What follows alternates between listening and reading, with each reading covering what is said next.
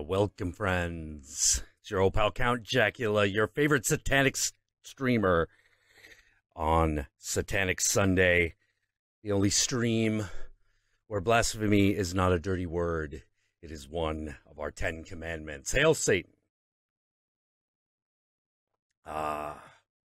Man, what a fucking strange week it's been. One of the things I want to talk about right now is, you may have noticed that background's a little groovier than it used to be.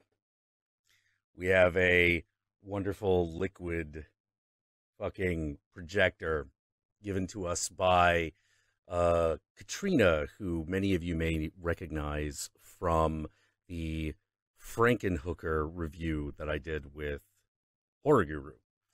She was the Frankenhooker. So I wanted to say thank you, Katrina. I really appreciate it. I think it adds a lot. It adds a certain ambiance. And, definitely you may have noticed that the streams are starting to take on separate appearances. Like this one is getting increasingly satanic, whereas Titties and Shrimp is getting more and more strip club, which that is entirely intentional, and I hope it continues. But as I was saying, it's been a strange week. One of the things I kind of wanted to mention and wanted to talk about a little bit was Antifa. Bunch of people claiming to be from Antifa started burning Captain America comics because the Captain America comic right now is doing this thing where they're moving between timelines and alternate realities. And in one of them, Captain America is good old Cap that we know and love. And the other, he's like an evil Hydra agent. And in one of the realities they've created, America is just purely fascist. And this is what they're doing right now over at Marvel Comics, which, if you think that don't got nothing to do with Trump, you're fucking crazy, because it absolutely fucking does. Thank you, House Rage. Thank you. That's right, it's time to get the motherfucking party started. And I have got to figure out a way to get that damn alert to stop censoring shit. I don't know if there is, but looking into it, it's there somewhere, I hope. Because we should be able to say fuck and damn and piss and shit and pussy and tits whenever we want. What is this? What is this? They think they can tame online bullshit. No way. No, I'd rather have it be crazy and blasphemous than I would nice and squeaky clean and just for kids. In fact, the ironic thing about that whole it's not for the children. Children love disobeying their parents. They love it. Can't get enough of it. And I certainly encourage such behavior because, no, you need to disobey sometimes, because if you don't, you're not you. You're somebody else. You're who they want you to be, whoever they are. Whether that's your parents, whether that's a company, whether that's the government. They want you to be somebody else. And that's why I hate PC, because that's trying to get you to talk like somebody else as opposed to talk like yourself. And yeah, maybe who you really are needs to watch his dirty fucking filthy fucking mouth. But that's your choice and that's your prerogative. No one has the right to take that away. Nobody. Yeah. So a bunch of these Antifa guys are fucking making videos of them burning comics. And I'm like, oh, that's fucking cute. That is fucking cute. You're going to protest fascism by burning comic books. You stupid pieces of shit. You fucking stupid, worthless, idiotic pieces of fucking gnat shit. You gotta be fucking kidding me. No way. There is no fucking way. Remember when I was saying back in that horror versus SJW videos where I'm like, this is Wortham talk. This is Frederick Wortham talk. This is seduction of the innocent. Yeah. Yeah, it was. I didn't even need to call that. I saw that shit. That wasn't something that I needed a lot of interpretation on. Like, oh no, it's the exact same fucking argument. The exact same fucking argument. They just got like, they just got like young white girls to say it, and all of a sudden everyone was suckered in. Or they thought, oh well, we really need to consider this because a nice white girl is saying it, and no woman would say something evil. It's like, oh come on, really, really. Equality means that they are equally evil, okay? And we all know that we guys are pretty fucking evil sometimes, so no. You don't get equality because you're of better moral character. That no one is, no, there is no qualification for equality other than being a human being who lives on the planet Earth. That's it. That is all that's required. And if someday we go to space, even that planet Earth thing will be lifted. So fuck that. Fuck that right in the goddamn ear.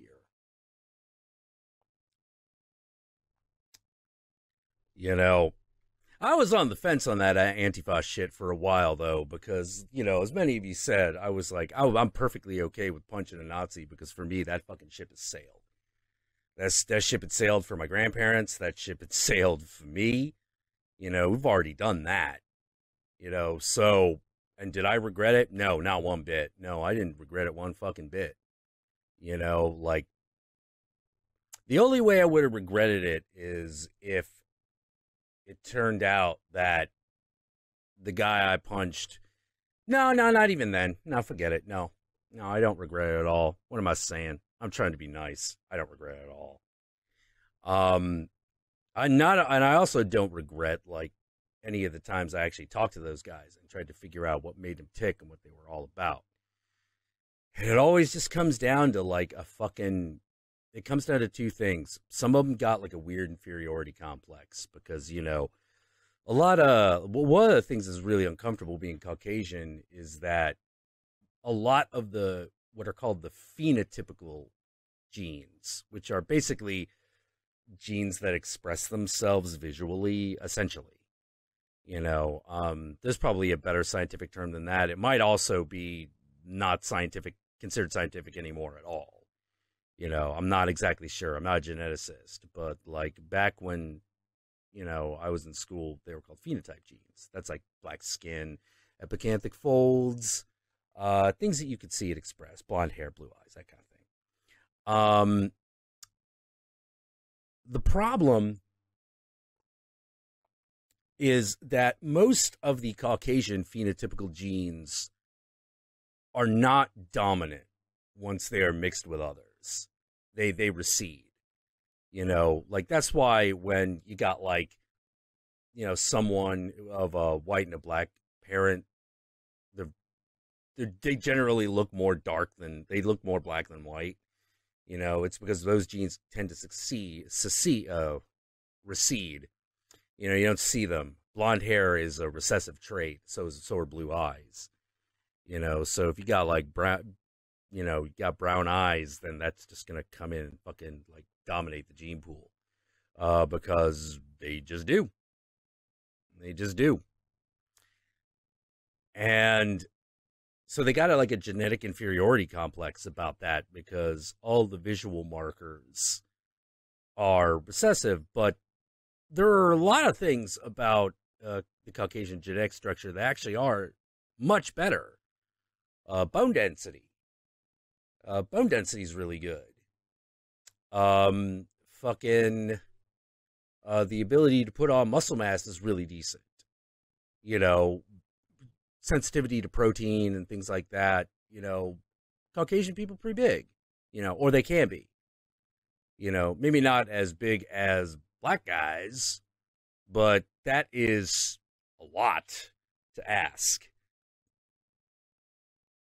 Because the African diaspora is an incredibly genetically diverse, with the exception of things like hair color, eye color, and skin color. That's why it doesn't look that way. The genes that you see on the surface, they're pretty solid because those are the dominant ones. But underneath that, the African diaspora is very, very genetically diverse, much more so than the rest of the world. So white supremacists got an inferiority complex about that. But the funny thing is that's not even the biggest. That's not even the biggest factor. That's not. The biggest factor is poverty. Absolutely. Absolutely, it's fucking poverty. You know, you'll see the occasional white supremacist in like fucking Beverly Hills or, Boca Raton or some shit. But not by and large.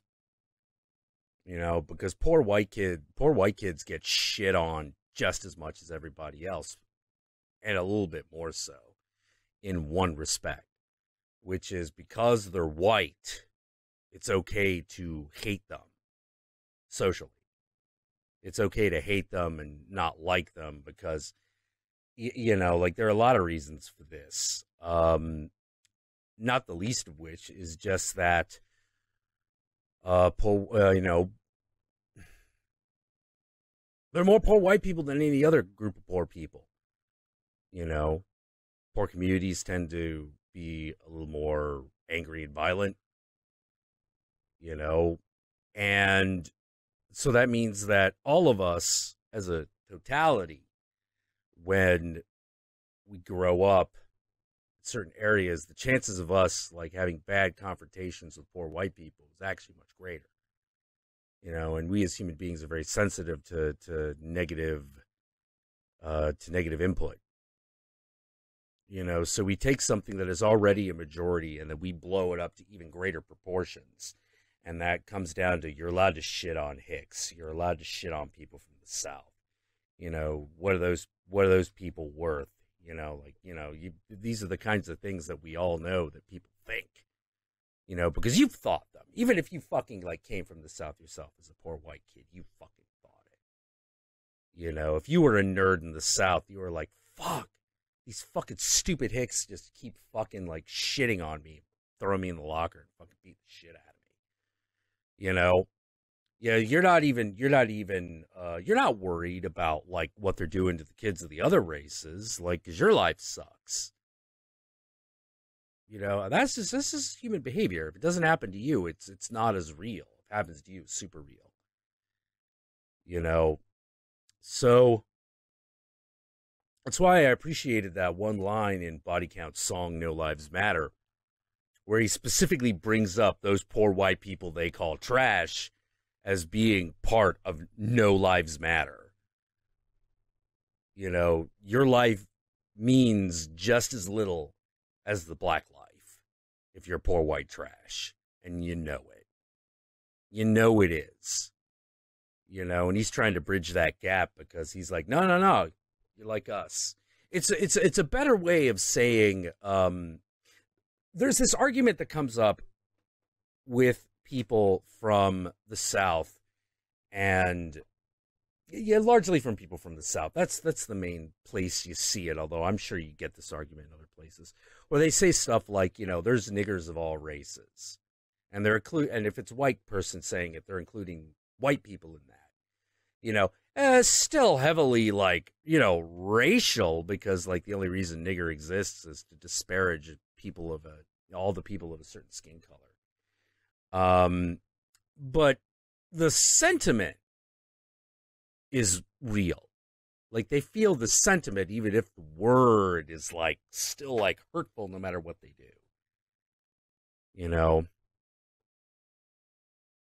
Oh man. So I've always had like, despite the fact that I grew up in a poor white trash, the area I grew up in wasn't as white trash as some, but it was more white trash than most. And I've always had a kind of a love-hate relationship with that. That world is not really my world, but I do come out of it.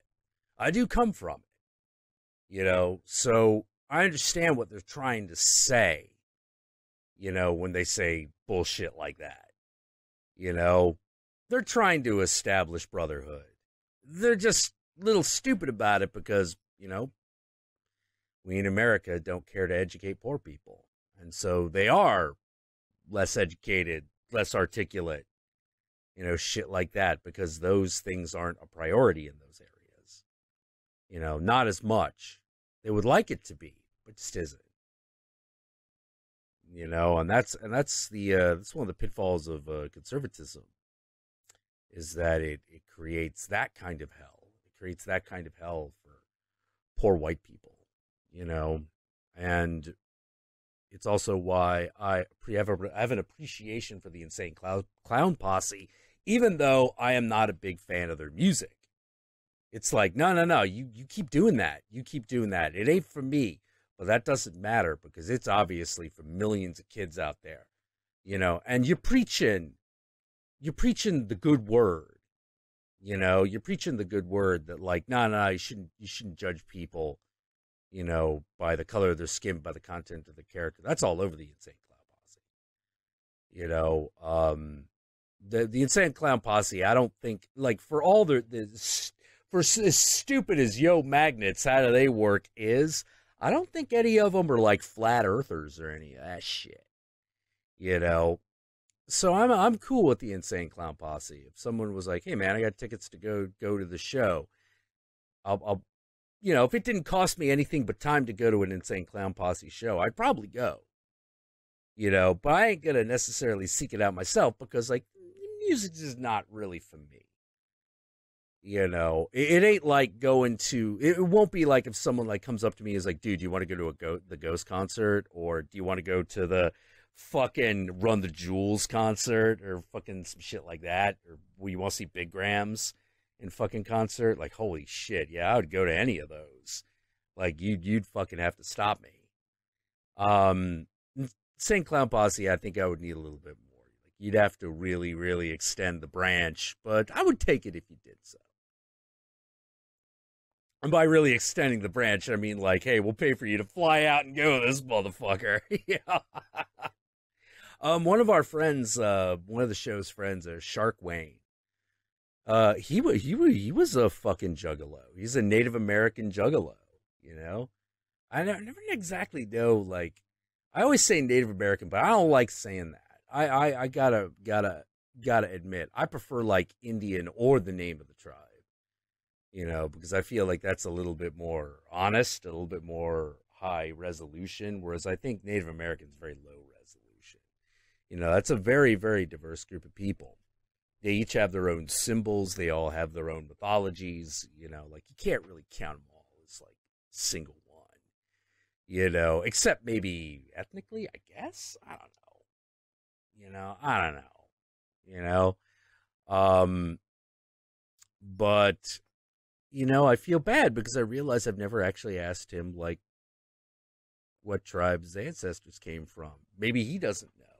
It's entirely possible. You put a bunch of people on the res, like, fucking things like your specific tribe may not matter as much anymore. I really want to have him on the stream one day so we can talk about this, but, like, he's sometimes hard to get a hold of. But I love that guy. I love Shark Wayne. I remember, like, Shark Wayne. I remember this one convention where we met him at. He fucking walked, what was it, like, fucking 10 miles? Like, over 10 miles from the airport to the hotel. He fucking walked that shit. Like, on foot. And I'm just like, and some people were giving him shit about that. It's like, oh, he's so poor, he's got to walk. I'm like, what the fuck are you talking about? That motherfucker just walked 10 miles. He's so determined to be here. He deserves his space more than anybody else. No, fucking, he turned out he left early because he was like, I don't know if anyone wants me here. But I was, like, not around when he said that, because if he did, I'm like, you sleep in my bed. You sleep in the bed that I fucking paid for. Like, you fucking walk here. You want to be here. You deserve to be here. But that year, I didn't hear about it until after the con was over. I was a little upset. I was like, no, man. You fucking, if you're ever in that situation again where you're at a con that I'm at, I will make sure that there is a fucking space for you, because I love that guy. Oh, man. Oh, having some issue over there, God. Never fucking let someone change your mind without your consent, change your opinion, or change what you say without your consent. This is really, really, really super important because you absolutely need to know who you fucking are. If you're young and you think you know who you are, you don't. But that's cool. That's fine. That's totally okay. It's all right. We're not born knowing who we are, strangely enough. You'd think we would be, but no. We gotta learn to get along with other people, and sometimes that means suspending your natural impulses in order to do what is good for other people. But we can always take that too far. We do take that too far. At some point, you just gotta be yourself. Oh, man. Oh, Mr. X, how you doing, dude? What's up, my man? Oh, man.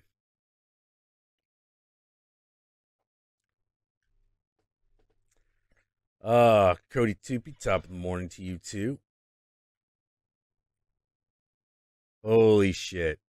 But yeah, one of the other things that, is fucking making me wig out is fucking Chechnya. What the fuck? Oh my God. That is a good example of how if you let other people make your decisions for you, everything goes fucking horribly wrong. Because there's some shit happening in Chechnya that I'm like, no, no, no, no. That's unacceptable. That's unacceptable by any moral standard. I don't care who you are. Fucking rounding up gay people, essentially putting them in camps. Fucking parents, honor killing them, throwing them off buildings and shit. Can you imagine being a parent and throwing your own child off a building? You gotta be fucking kidding me. What kind of disgusting person do you need to be in order to do that? That's gotta just be the most, that's just gotta be the lowest. You're not a human being anymore. You're possessed. You're possessed. And in their case, they're possessed by the ideology of religion and the ideology of the state. Possessed by it. That's what the stories of possession are really talking about. Something, an idea that gets in your head, that makes your decisions for you. And you're just like a passenger in your own fucking body, which is the metaphor for your life. You're the passenger in your own life. And this thing is possessing you, making all your decisions. And it's so easy because you have no real responsibilities. You don't have to think. You don't have to actually fight the horrible, horrible fights that you have to be a real person, to be an individual, to safeguard your soul and to safeguard your own children. You don't have to do any of that. It's all decided for you. The ideology, the Christianity, the communism, the National Socialism, and even the anti-fascism makes all your decisions for you. You don't need to think. You just follow. Follow. And, we promise everything will be just fine. Those people over there, they're what's causing all the problems. And you know what the bitch of it is? Even if they're right, that's still the road to real hell. That's the road to the abyss. That's the road that fucking Nietzsche is warning everybody about when he says stare too long into the abyss and it will stare into you. And if you fight monsters, you have to make sure you don't become a monster yourself. That is exactly what Nietzsche is talking about. Antifa is failing to learn this lesson. Failing badly. Poor marks. I'm sorry, Antifa. Even in the world of politics, you don't get a fucking trophy for just participating. God.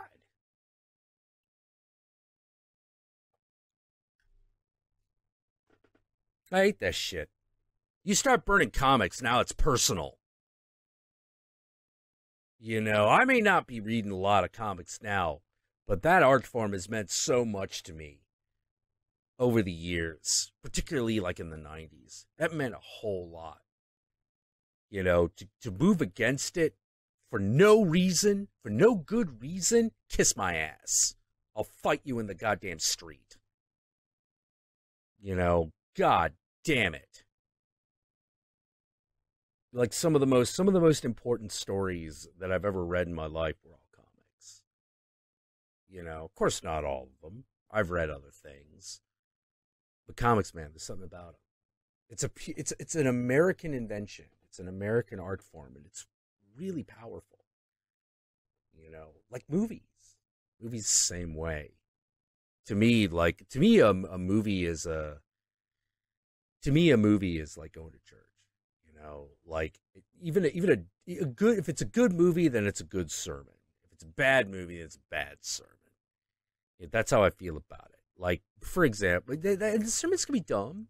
Sometimes they could just be like, hey, isn't it great to all be worshiping at the altar of movie? Yeah, it is kind of awesome. You know, like, you know, why front? Like, example. You know what some of my favorite non-horror movies are? Fast and Furious 5, 6, 7, and 8. Those movies are amazing. I love them. They're dumb as shit. They're some of the dumbest movies I have ever seen. And I watch them, I'm like, ah. You know, a lot of people are like, oh, they're just rap videos for like 2 hours. I'm like, no, you shut the fuck up. Rap videos is Fast and the Furious in 5 minutes. Or rather, at least Fast and the Furious 5, 6, 7, and 8.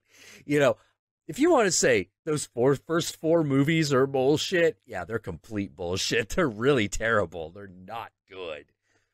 But if you say anything about Fast and Furious 5 and after, I will fight you in the goddamn street. I love those movies.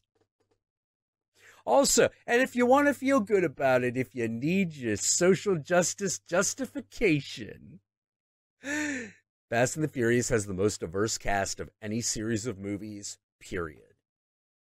Period. There's only one white dude. There's only one white person. It's Paul Walker. And that actor died. And they didn't replace him with just a white guy. They just gave The Rock more shit to do. So now there's not even like a white guy on the main cast of those movies. You know, it's majority Latino, which I'm cool with. I'm cool with that. I'm super cool with that. Because in my opinion, Latino, that's American. That's fucking American. You know? If you're like, yeah, but I'm from Mexico, it's still fucking America. Everything's legal in Mexico. That's the American way.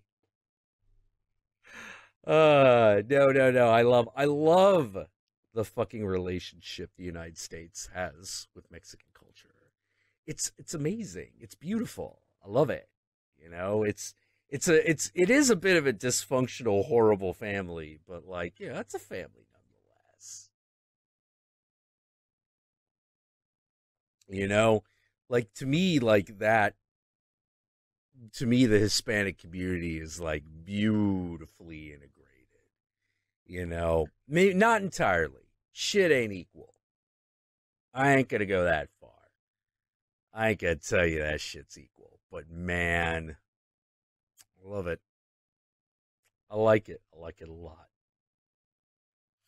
You know, it didn't hurt that when it comes down to the world of art and you know, big titties, Hispanic guys, Hispanic communities all over that. They still kind of like that shit. they still like the fucking like, you know, like fantasy album cover kind of aesthetic. Just put a little leopard print on it, you know? You know, maybe a fucking lowrider or two, whatever, you know? And no, I really appreciate that. You know, they appreciate a certain machismo and machisma, which a lot of people didn't realize. There's a female equivalent. There's a female equivalent in that culture, machisma. You know, that's when a girl beats up a dude. It's like, oh fuck it, no, I defend my own honor, you piece of shit. I'll fucking cut you. I will cut you. You know, that's something to be admired.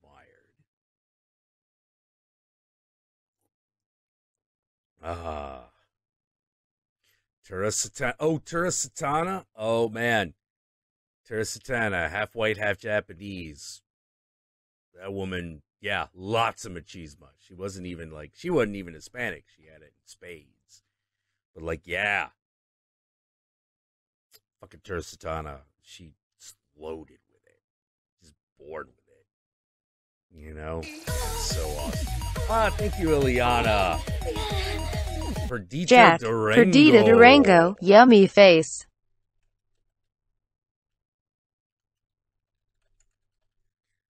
Oh man. Oh man. Let's take a look at her. Oh, wait, is that the name of the actress or the name of the movie? Perdita Durango.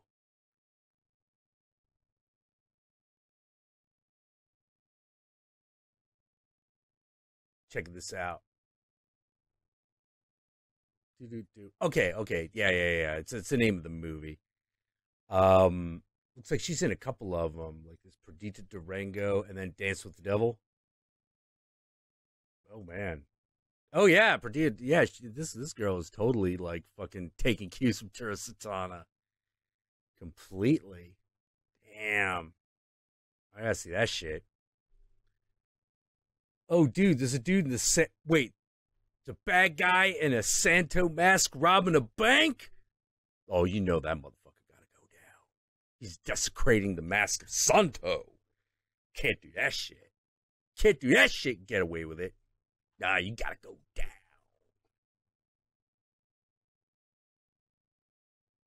If you're doing it in a blue demon mask, you gotta be doing it for your family, right? You know, because that's the thing I always like about Blue Demon. Like, you know, Azure Diablo. He's the bad guy, but he's not a bad guy. You know, he just lives by his own code. I love that shit. I love Blue Demon Jr. too. Like he's not quite the personality that fills a room that the original Blue Demon is. Like, that guy was incredible. You know? But Blue Demon Jr. is really good.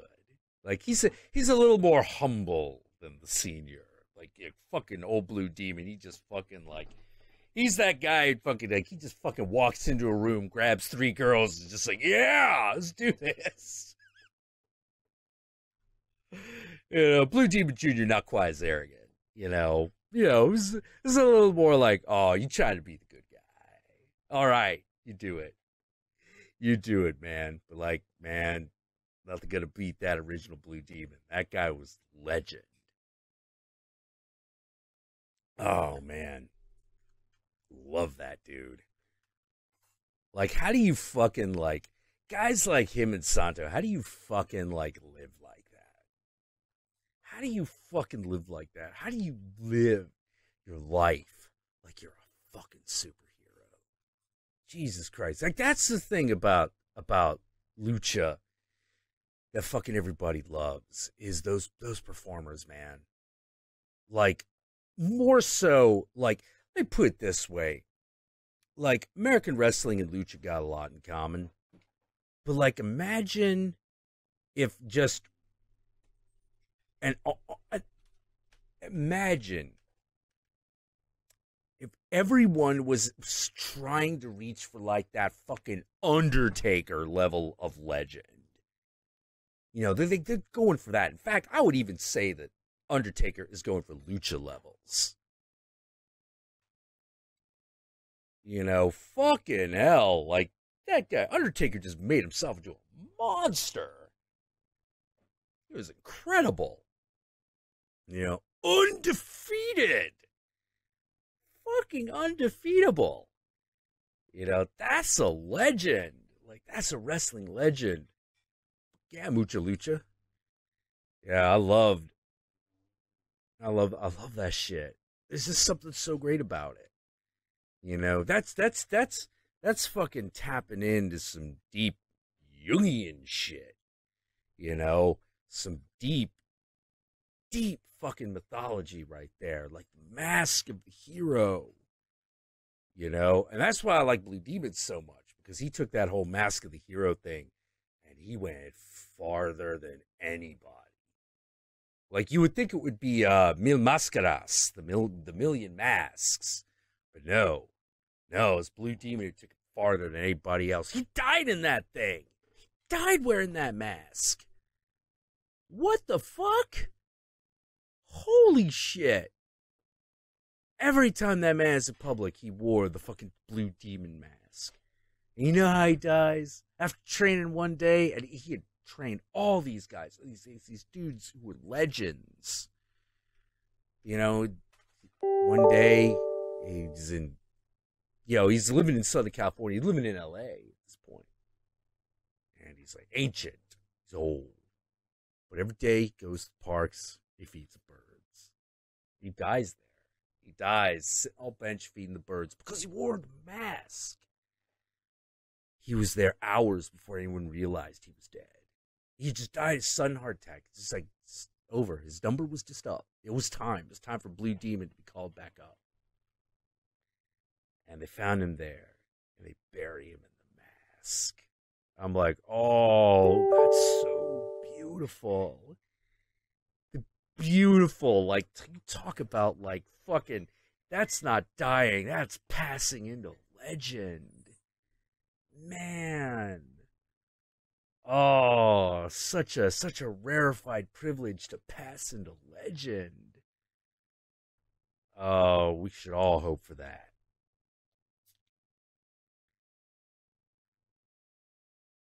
Oh man, so I talk about Jungle Fever. Holy shit, Jungle Fever.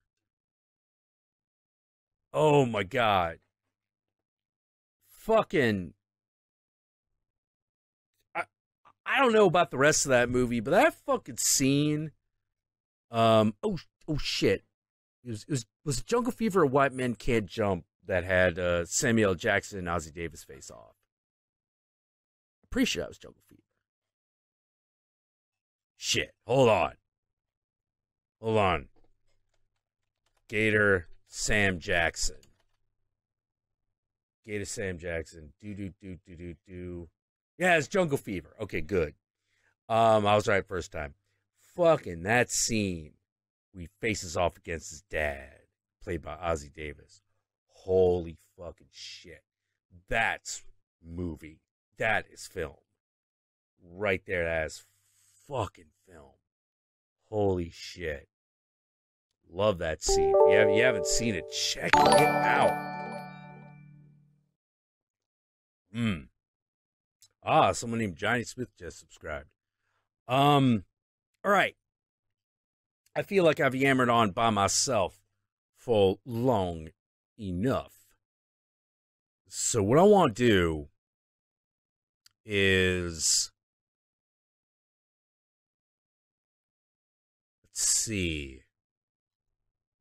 You know what? I want to get Mr. X and Yogi in at the moment. You guys up for that?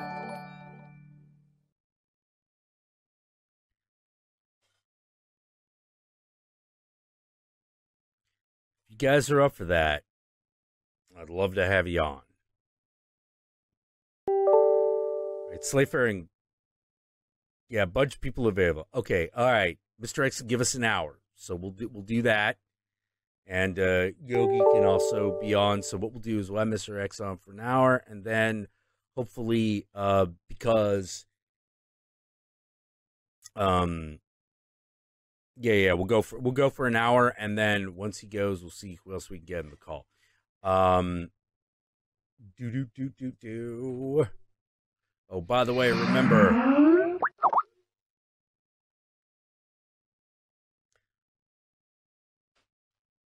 $20. Make sure that I make time to have you in the call.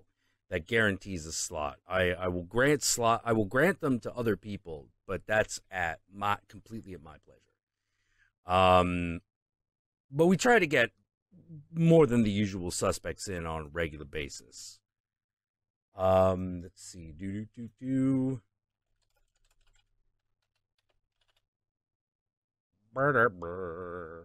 Bricky Bree.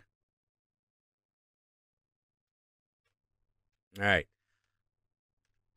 right. I have got to go handle something, so we will get this additional party started in like 3 minutes. I'll be right back. You know what? I'll just go. Fuck it. I don't need to cover the camera up. You can just look at the swirly pattern for a bit. Be right back.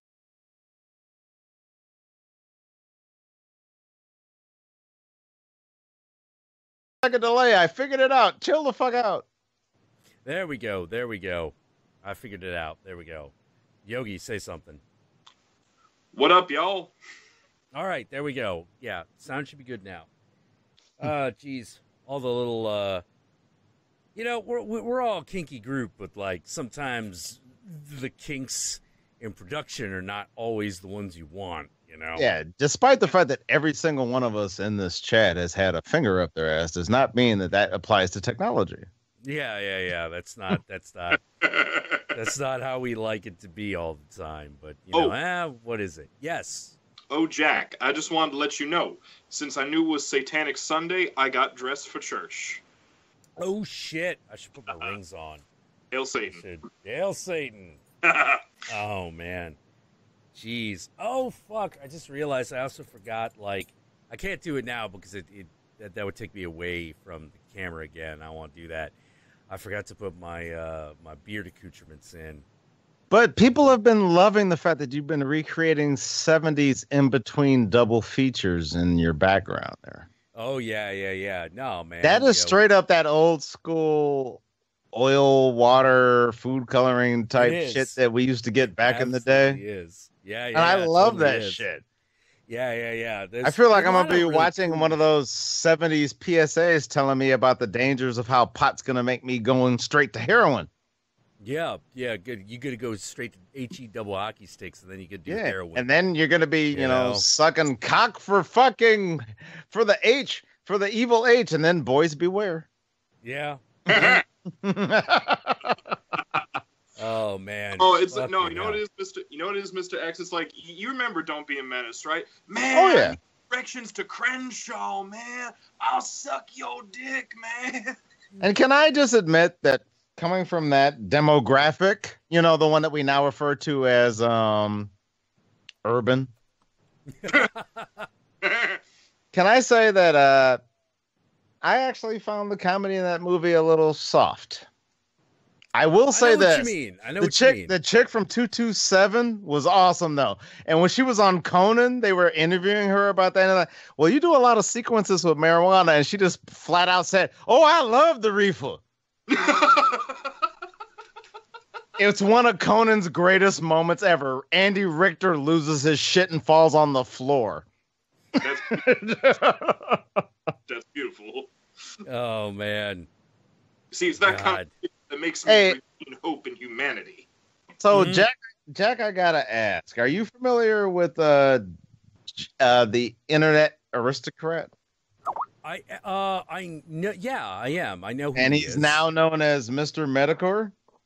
Oh, I didn't know that. I haven't seen one of his videos in a while. Actually, he finally decided to whore out and joined Patreon, and he flat out sold it exactly like that. He basically said, "I'm whoring out.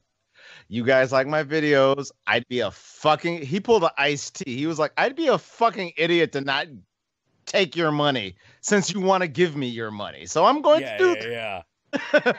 And he just started a series on a little, let's just put it, the first episode is called Hello, I'm the Nostalgia Critic. Are you fucking kidding me? And you know what? He went light on Doug. He basically just showed, he used Doug as an example of being trapped by your initial success. I'd say that's a little bit fair, actually. I don't know how far the Internet Aristocrat went with it because I haven't seen it. But just as a general rule, I think that that's actually true. I've actually been meaning to, I've left the site, but I've actually been meaning to ask Doug, like, what his plans are for the future. Well, I plan to next time I see him because I hang out with them all the time. Yeah. I like Doug. Yeah, Doug's a decent person. I will say that he's got some blinders I don't think are very smart from a business perspective, but he's a nice guy. Oh yeah. Nothing bad about him as a human being. Like, in all my time at Tigwatig, like the three people that treated me the best were Doug, Linkara, and Guru Larry. Oh, Guru's the shit. I love Guru Larry. Guru is so geek juice. I would offer him a site, except for the fact that he'd be like, "Why do I need you?" Yeah. I'd love to have him on at some point though, but I think it's the time difference. Yeah, like the only time I could ever I did one stream with a Film Brain once, and it was because I happened to come home from work at 9 a.m. Yeah, that's a little difficult. And yeah, Guru Larry, I think, has actually cloned himself like 15 times because that motherfucker, if there's something internet content related on the internet, you will find a comment from Guru Larry. Yeah. I really like him. Like, he was always a cool dude. He even knows about the dark side of the internet where they talk about these people. Oh, yeah, he does. I'll just say, Dead Horse. Oh God, I remember Dead Horse Exchange. Does anyone else remember Dead Horse Exchange? It's still around. They actually have a web domain now because they got kicked off the last server. Because they had a forum called InChick, Black Cocks Only, and apparently that violated terms and service. Ooh. Ow.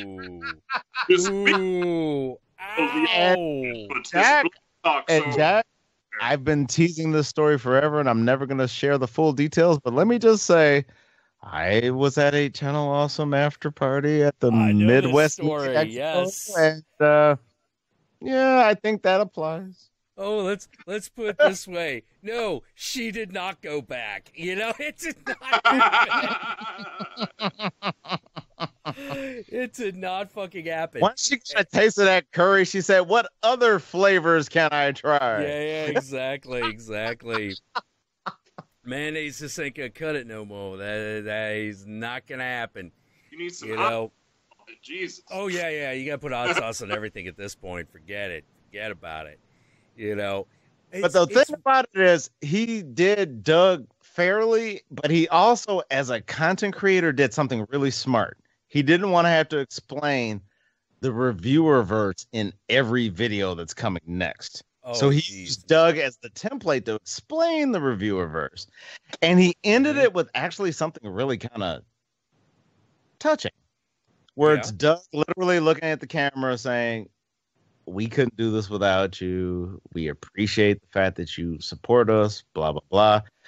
And then he implied, "Oh, yeah, next time it's going to be I think we're going to do forky," which is a term that only I've used, as far as I know, referring to a certain very famous content creator who at one point was getting $1,000 a month to do his dream job, and he decided to pull his pants down, put his webcam right up to his rectum, spread his ass cheeks, and say, "Fuck you, pay me for nothing, and enjoy my ass in your face."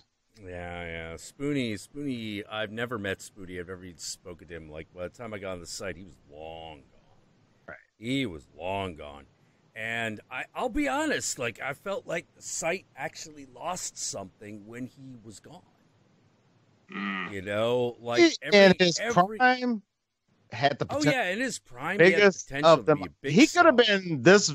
He could have been the reviewer versus PewDiePie if he. Oh yeah, absolutely, absolutely. But this motherfucker unfortunately fell prey to what I call net big balls. When you start, I can see that a little box on the internet, and somebody that's only got 70 followers makes a valid point about a mistake you made, and instead of you acknowledging that and saying, "Hey, thank you," you go, "Fuck you, block." It starts you on a path that eventually you don't want to hear any negativity, and you start creating a situation where you will only be surrounded by your sycophants. Yeah. The one thing that was known about Spoonie that I have a great amount of sympathy for, because it's something I share with him, is clinical depression. You know, that I had a huge amount of sympathy for. And to be honest, that concerns me is I'd feel more comfortable if I knew it was a doctor diagnosis and he didn't do one of those Tumblr test and see if you're autistic tests. Well, yeah, maybe, but like, no, I gotta tell you, no, that shit's for real. That shit is actually for real. Once you do know that, I'm pretty fucking convinced. And when you have that, you need to be smart enough and say, "Hey, Miles, you seem pretty well adjusted and understand how life works. I might need someone to be my life coach. I'm making $5,000 a year. I can toss you $1,000 a month to keep me in line."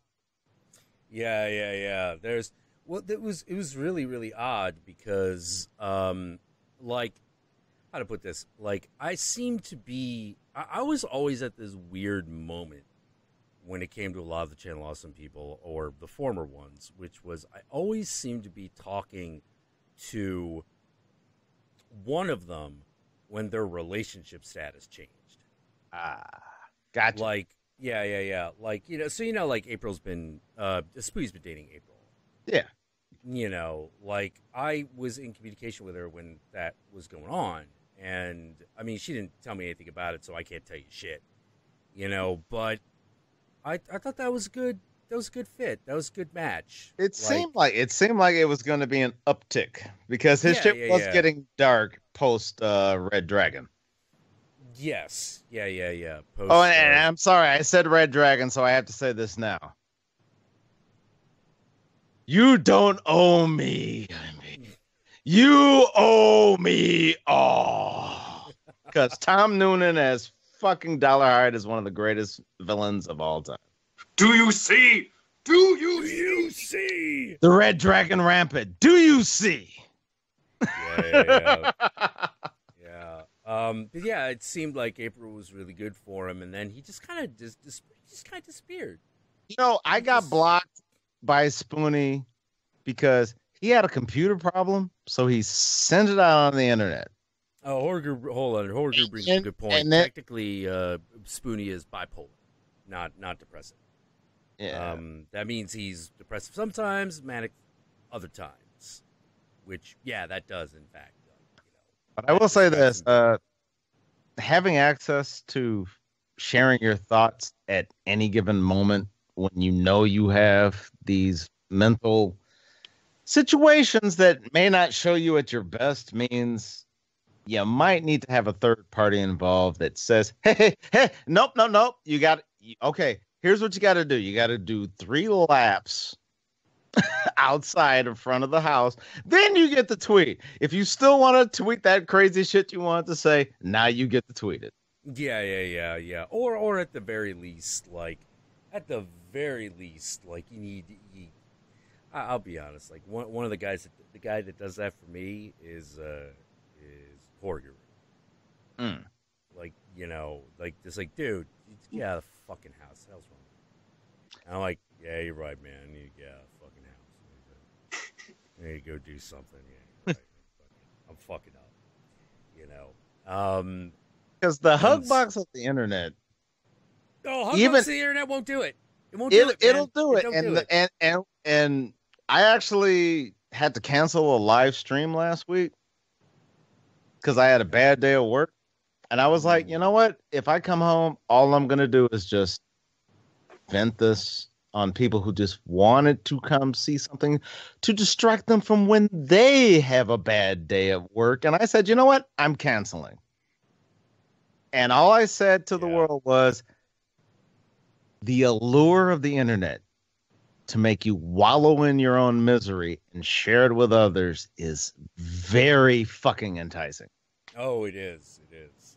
And you have to be very careful to realize when you've drifted from that point of sharing your problems to utilizing your problems to get attention. Yeah. What? Someone wants me to get Chris Chan? You got to be kidding me. No. No. Hey, what am I going to say? You have to make sure you have Taint Cam for that. Yeah, there are a lot of people I would have on even if I didn't like them. But like Chris Chan, that feels like a bad By the way, to me, what you just said, Jack, reminds me of when Bill Maher had Milo on. Oh yeah, absolutely. It was literally like, how can I not have this guy on? He's the polar opposite of me, but doing exactly the same shit. If I'm gonna stay true to my guns and say free speech matters. Yeah. Well, like Blues Brothers car pile up of typos there, but well, to me, having Milo talk against an angry anti-PC liberal, I'm like, dude, that's fucking SummerSlam on pay-per-view. Fucking yes. And I ain't gonna lie, I love Milo for all the wrong reasons. I think I know what you're talking Milo about. Because Milo is so transparently a motherfucker that is clearly pimping you. He is taking advantage of every. Oh yeah, absolutely. Spin it to his own end, but he does it in such a, I have to say it, fabulous way. Yeah, but the thing. Hey! I resemble that remark, sir. You resemble that remark, sir? Exactly. I chose that word specifically. Oh no! Can I just say I love shit like this. Okay, I'm used to just like anytime I'm on here, just like spewing and ranting and all that shit. Jack knows I talk way too much. But I love just sitting here and listening to you two go on. I'm like, this is beautiful. I just want to sit and listen to this all day. This is where all this shit was heading. Do you understand that this is the internet evolution? You had James Rolfe, then you had Doug Walker. Both of them inspired by MST3K. Yep. What slowly has happened is there's become this weird evolution where there are now people who can both riff and analyze at the same time and dance around that. It doesn't have to be just riffing a movie. It can be riffing culture. Yeah. And even more than that, there are people who've gotten really fucking, how to put it? They've used YouTube to let people in a way that no other internet platform allows. Yeah, true. Twitter won't let people in. And to me, the king of that is Boogie2988. That guy uses YouTube to let people in to his life and his heart like no other. I am like, oh God, yeah, I love that guy so much. Like he's one of those dudes where he starts crying. I'm like, oh God, go fucking break down here. like I'm just like, he's just got one of those demeanors when he feels bad, you feel bad for him. And it's kind of beautiful that this guy that guy got a raw fucking deal, man. That guy got a super raw fucking deal. My deal was bad. His deal was worse. And I can barely imagine that. And the fact that he's been able to use YouTube in order to bring people into his life and share himself and the love that he struggles to give to himself that he can give to other people. I'm like, no, that's beautiful. That's a beautiful thing. And that's why I am not real happy with some of the directions that YouTube seems to be going in. but we all know how this platform is. Sometimes they'll fucking course correct on a dime, so who knows how this is really going to go down. Jack, I agree with 99% of what you said. Oh, what's the 1%? The 1%, not again. Boogie has clearly indicated Mm-hmm. that he would like to change a certain part of his lifestyle. Oh, yeah. However, he seems to be only pursuing shortcuts instead of long-term goals. No. And I'm sorry. And I disagree. You know what I got to say now. You know what I'm going to say now. At some point, when you can't see your dick when you pee, you have to ask if some of that was your fault. Oh, yeah. Well, here's the thing, though. He knows it is. He obviously knows it is. You really hear him talk about it, he's like, yeah, he knows he's done it. He knows it's happened. You know, I don't think he has any illusions about that. But the thing is that when whatever it is you yourself can bring to bear isn't enough, if I tell people that it is okay to indulge in hallucinogenic compounds in order to reach a higher state of consciousness, I cannot get mad at a guy who's like, dude, I need some fucking surgery. And I'm like fucking 500 pounds. Only thing I'm going to say is this, Jack. Yep. The kind of upbringing I have, let's just say, when I went to high school, fat people got shunned. I ain't going to lie. It's what happened. And you know what happened? When you came to your 10-year reunion, all the people that shunned the fat person were fat. And the people they shunned were in amazing shape. That's all I'm going to say. I can see what you're saying there, but like, I think there's a point at which you just like, if you are that broken, basically emotionally and physically, whoa. I have a family member who's in the same place, so I get this, Jack. Yeah. Sometimes the shortcut's the only fucking path you can take. You know, so I always reserve judgment on that shit. Besides, I am a man who thinks that there's nothing wrong with the girl having breast implants, so obviously I think surgery's good for something. I can't get mad at that. Yeah. And also, they're not my tits. Well, until I say they are. Yeah. So, and you know, I can't get mad at a woman who wants to do that. Yeah. And I can't get mad at a guy who's like so big he can't get around pursuing a gastro bypass or whatever it's called. You know, we all know what we're talking about. I can't also say this: the shunning and the either fat shaming or nigger shaming, or you seem like a dyke shaming that happened during my upbringing, which was 80s, 90s. It's amazing to me that as I see these people popping back up into my life on Facebook, the ones that were on the lower tier of the social strata seem to be the most successful now. Almost as if, I'm not trying to say that bullying leads to this. I'm just simply saying that if you see the world treating you like that in this small social strata, you probably will reevaluate how you want to be perceived by the world and focus on what is you.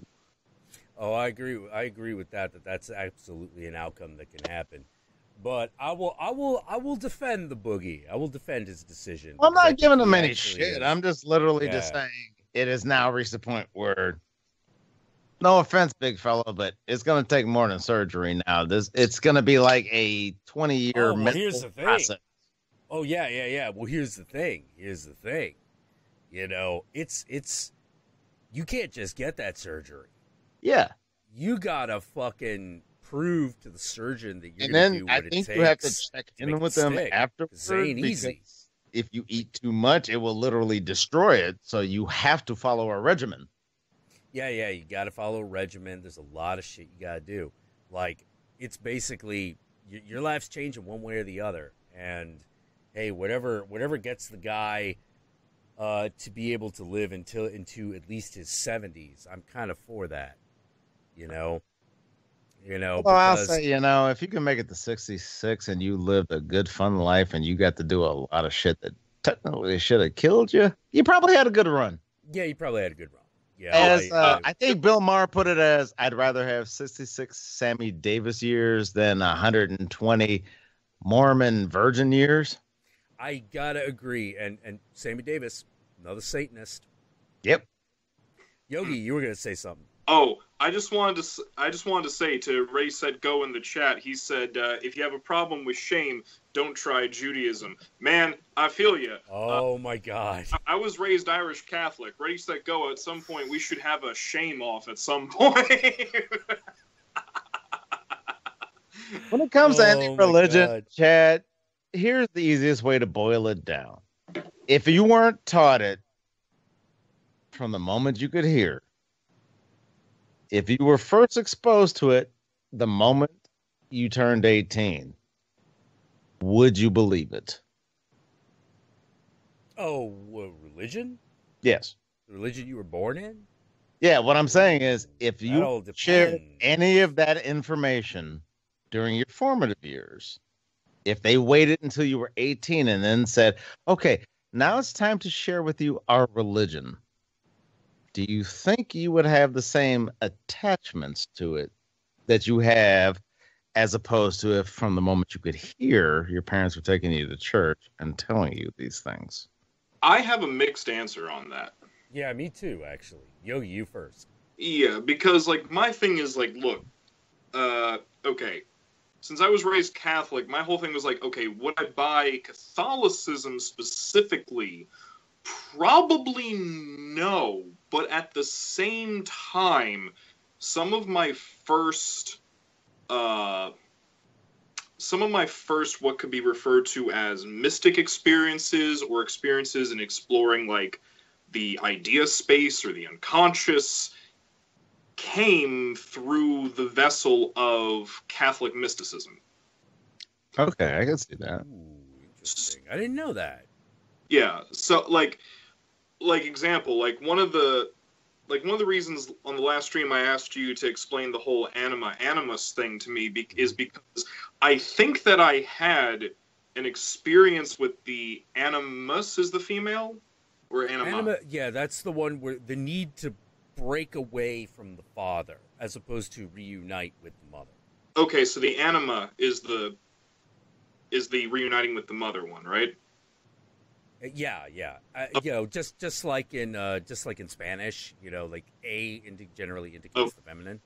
Okay, because I'm pretty sure I had an experience with that, because I remember one time when I was I had to do we had a private prayer in the chapel, and I'm pretty sure I went into a prayerful meditative state, because meditation is something that's in more traditional forms of Christianity, like Catholicism and the Orthodox. Oh yeah. I am down for the shame off. All kinds of up for it. All right. What? Let's see. What? Damn!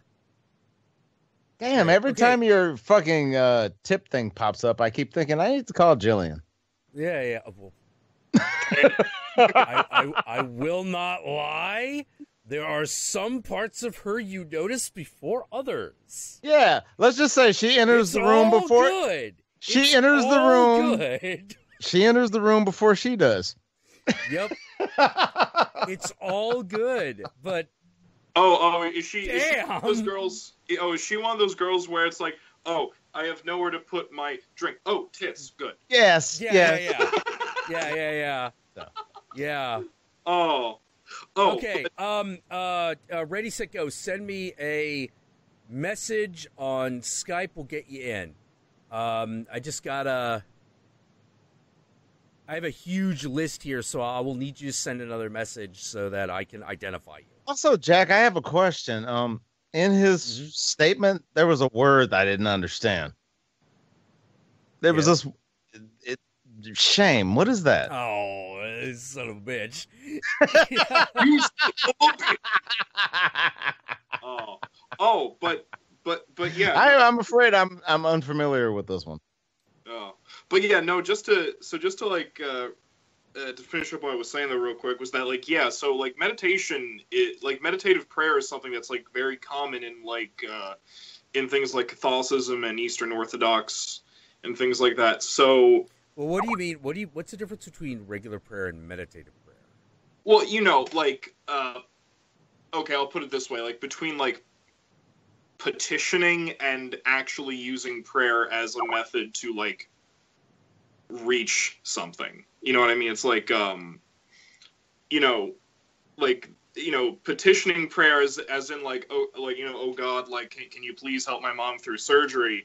And then like meditative prayer as in like going into like the chapel and starting to use the prayer as a way to go inward and become reflective and reach the divinity that's within you and that kind of shit. Oh God, I just flashed back to Catholic school so hard right now. Oh, don't even. I memorized the catechism. I can catechism your ass all evening. Right. Bringing in Ray, Set, Go as we speak. All right. Do. Right, hopefully this will. Oh, Shin Satan, my favorite Chappelle, no doubt. I'm Rick James, bitch. That entire concept for an entire 22 minutes was really good. Art. It was art. I think my personal favorite, the one that sticks with me the most, has got to be all of the haters. I was actually going to say, Mr. X, you must be a time hater, because if I remember correctly, last time I was here, you came all the way from the other end of the internet just to call me a cracker. Well, I mean, look at you. I don't know. I'm not What's up? I'm not blaming you. And yeah, all the way from Dahlia onion and twice as sweet. And again, I have to mention, you do realize there's this thing on your forehead. Just grab a napkin. Oh, you see, I have that, so my reception's good. If you wipe it off, it just fucks up everything. Shit. Yeah. After that, you got to wrap some tinfoil around them so he can get the signal, like a TV antenna. No, you see, the tinfoil is so the other Masons can't read my mind. Oh, and here's the fun part. Did you know that you could talk about black Masons and white Masons? Oh, don't even get me started on the Prince Hall Mason. Because black Masons are even worse. No, that's Hang on a second. Ray, Set, Go. Like, I've been trying to call you. Did you get you got me, bud? Oh, yeah. Now we got you. Now we're good. Oh, yeah. All right. I didn't want to break into that. Wait, you can see black and white Mason shit. You can see his screenshot, and he's like, "Oh, you're tearing me apart, Lisa." Don't even get me started on the Prince Hall. Oh, man. Dude, you have no idea. My last name in another language actually does mean Mason. So. Oh shit! Are your family actually? Karma just means setting up a perfect punchline. Yeah. Actually, my family was like historically in the Masons. But then, like, a big part of it went over to Jehovah's Witnesses. Oh, dear. That's dude. Very different. Yeah, so... the people that killed Prince. Yeah, dude. Yeah. Let me tell you something, man. White people are crazy. Oh, yeah. Oh, geez, everyone's nuts. Everyone's got their own brand of nuts. It's kind of amazing. Yeah, white people are crazy, but honestly, people are crazy. Yeah, people are way true. nuts. Because I'm here to tell you right now, there are certain parts of Africa, don't go there. Yeah. There are many parts of Africa that I say don't go there. Well, me personally, because they still burn people like me as witches. So, yeah. like you. Yeah. Yeah, it's bizarre. One of the things I found very interesting is the more you study about the Freemasons. Me and Yogi talked about this before. There's that whole thing about like, well, is America a Christian nation or not? And I find myself going, actually, the real question is, the real model is, it's a Freemason nation that tolerates Christianity. Even though definitely. Christianity is not specifically forbidden in Freemasonry, it's just that the Freemasons were the one that had the big idea of equality. That was their big contribution. They believed in democracy. They believed in equality. They were the ones who did it. And the fact that all the founding fathers were Masons is not an accident, because they came over because the New World needed building. Guys, it needed building. It needed people who were skilled in making shit. And who else were you going to call except the people who build churches? Is it time to just ask, is there a gene in the brain that just requires people to be in clubs? Yes. Actually. Absolutely, there is. Because that's the only thing that makes sense to me at this point, because I never understand this lemming-like follower in need of humanity. Okay. Well, go on. I just have to throw this out right now. Ultimate Ninja Boy in the chat. That's my bro right there. He's a master mason. And Gilhern Sabino, who's in the chat. You're D Malay, brother. What chapter were you from? Because both me and Ultimate Ninja Boy in the chat were Capital Chapter in Jersey. So where are you from, bro? Oh shit, man! Shit. Man, he's pulling like a. Are you OG? They are among us, man.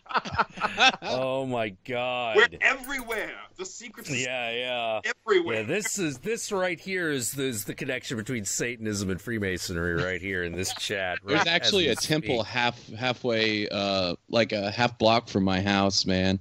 I walk it like every time I go get comic books, man. Oh, dude, fucking San Francisco was almost entirely built by Freemasons. Oh, yeah, definitely. There's especially after the big earthquake, man. Mm-hmm.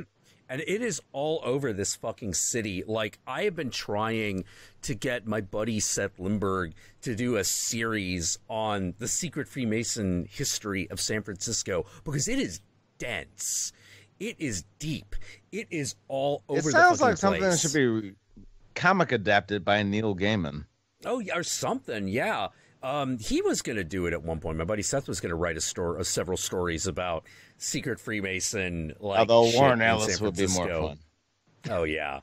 But, like, one of the things that Seth pointed out, he's like, okay, do you see that symbol right there? And I'm like, the one on that one block on the foundation of that building. He's like, yeah, that means that the Masons built it.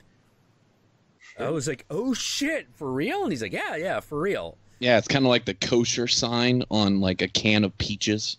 Exactly. Yeah, we kind of like to imprint shit ever. Oh, and let me just for 1 second get both the ring and my Baphomet necklace at the same time, so someone can eventually screen cap this and say, "Look, conspiracy." See, let me just add fuel to the fire here, because Jack, you know I love you Satanists, but that's your fucking fault that they associated fucking Baphomet with us, you motherfucker. God damn it.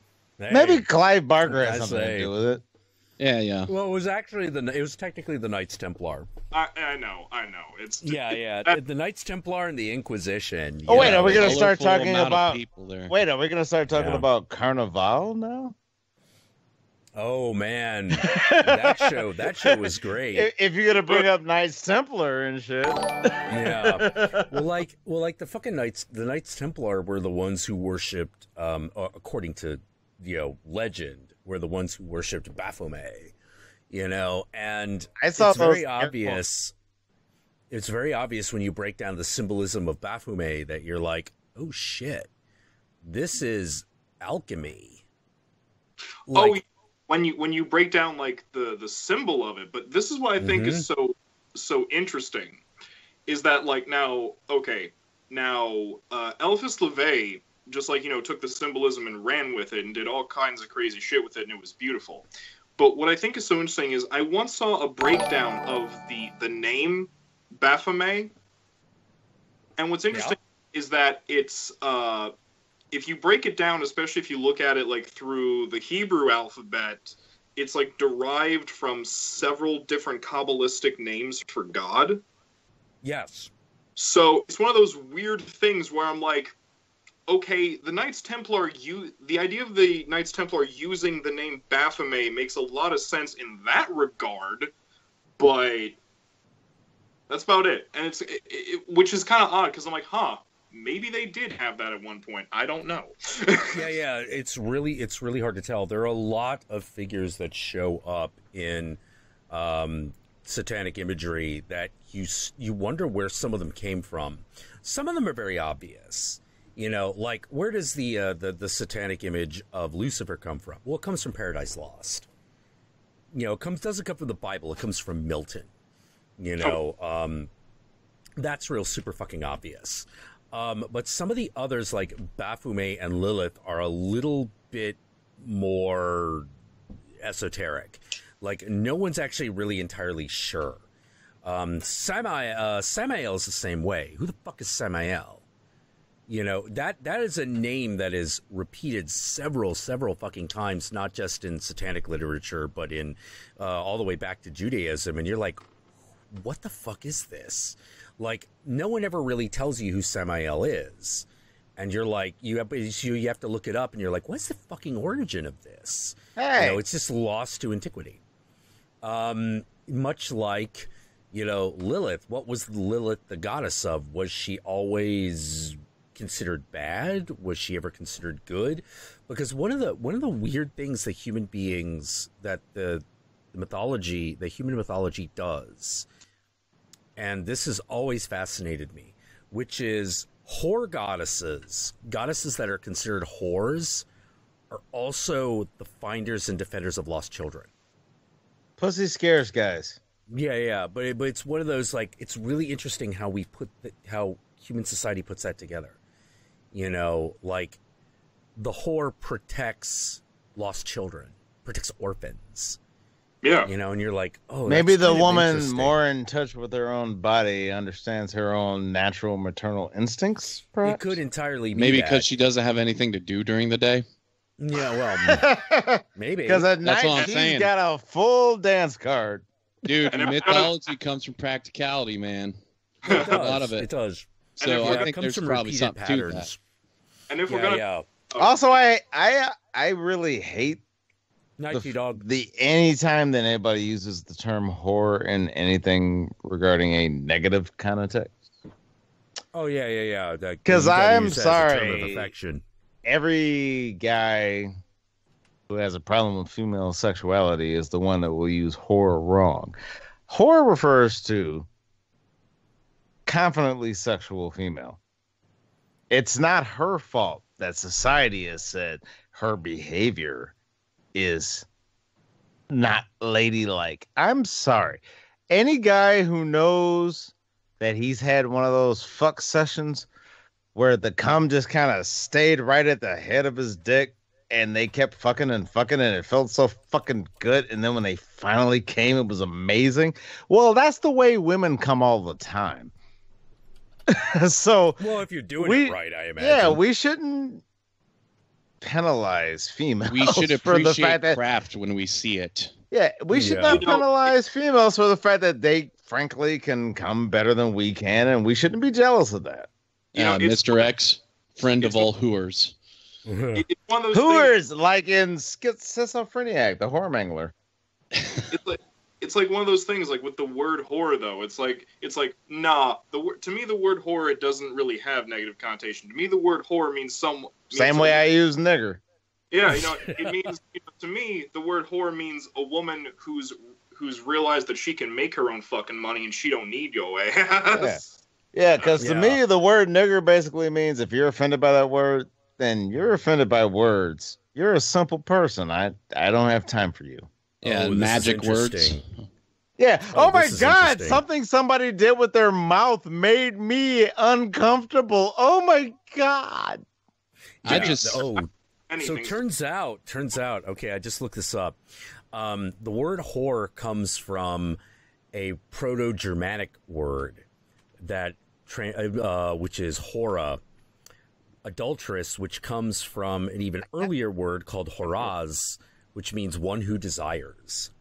It's the feminine form. We got to take it back. That's what it is. Yeah, I'm gonna start calling people horas. I'm down, dude. I'm willing to take a few slaps. All right, man. Interesting. Like in fucking. I complimented you as you rub your cheek after 400 years. In over 400 years, the fucking sound of the word whore has remained fundamentally the same. Well, you know, Ready, Set, Go. That's the thing. You got to be careful when you're calling people a whore, because they'll go like, "Wait, do you mean the German word, or do you mean the chair dance with you? Which one is it?" Oh shit, that's right. Yeah, that's right. You know, and I should know this because I'm a quarter German, but other than my mother being named Ingeborg, I didn't get too much of that. Well, don't feel too bad. It's Proto-German, not proper German, so don't feel too bad. You know. Well, anytime that I don't have a problem jacking off to Ilsa, She-Wolf of the SS, I figure it's due to my genes. Yeah. Yeah. Oh yeah, and yes, fucking Lord Flash Shatter. You are. Because let's be honest, we don't want to come on Thorn's tits. Let's be honest. Well, like that's the beauty of the symbolism and outlook of Satanism, which is no, like this is a thing that people do, and we can choose to feel good about this rather than bad. Because ultimately, it's kind of neutral. If you don't fuck up the world by believing in what you believe, I feel you should believe in whatever you want. The minute you affect someone that doesn't believe what you believe, your belief is a problem. Yeah. Yeah, exactly. Someone's recommending that I look up the word slut and the etymology of that. Well, Shin Satan, I would love to do a Nazi uniform, but Sam Jackson beat me to it in the spirit. That's right. Holy shit. Perfection. Slut first appeared in the written language in 1402, according to the Oxford English Dictionary. That's Mallory introduced it, probably. Yeah. At that time, slut meant roughly what one's sense of slattern means today. Oh, slattern. I love that word. Yeah, it's one of my favorite words. I try to drop it in conversation, and it's always awkward. What the fuck? Oh my god, like this is weird. Like, no one's quite sure where it comes entomology from. Is a bitch, isn't it? Once you start looking into this shit. Oh, don't even get me started on entomology is a bitch. Do you know? Okay, one of my favorite episodes of South Park is where they had like the bikers look up the history of the word faggot. Yes, and they're like, "Wait, we're wood? We're to set a fire?" It's like, wait, you mean? So wait, the word faggot has been used against poor people, old people, ethnic people, and wood gatherers? It's like... not to mention women. Kind of like how I love to call rednecks niggers. I mean, to me, that's just fun. I like to call them cunts.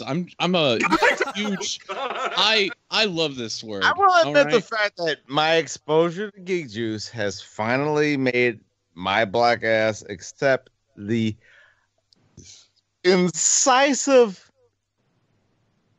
venom that the word cunt brings to it. Oh, especially when you use it referring to a guy. Oh, yeah, dude. It's worse than bitch. Oh, well. Oh, yeah. Can I just... I fell in love with that word cunt, when I was overseas. It's making a very specific statement. Yeah.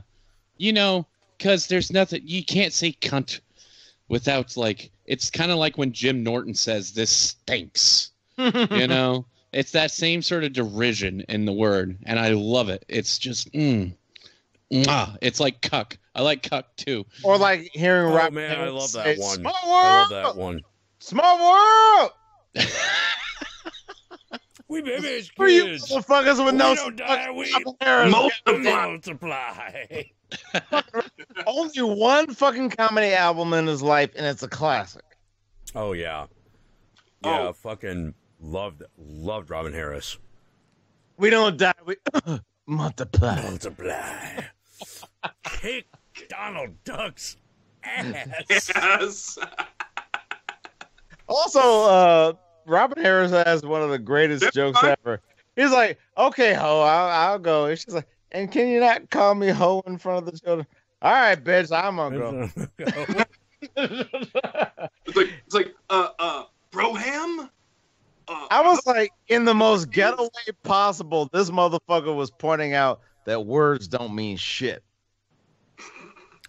Dude. About Robin Harris. By the way, speaking of Robin Harris, I have a friend, Jace. He's black, as they say. And Wait, do they say that on the down low? They say that on the down low, you know. He's black, you know.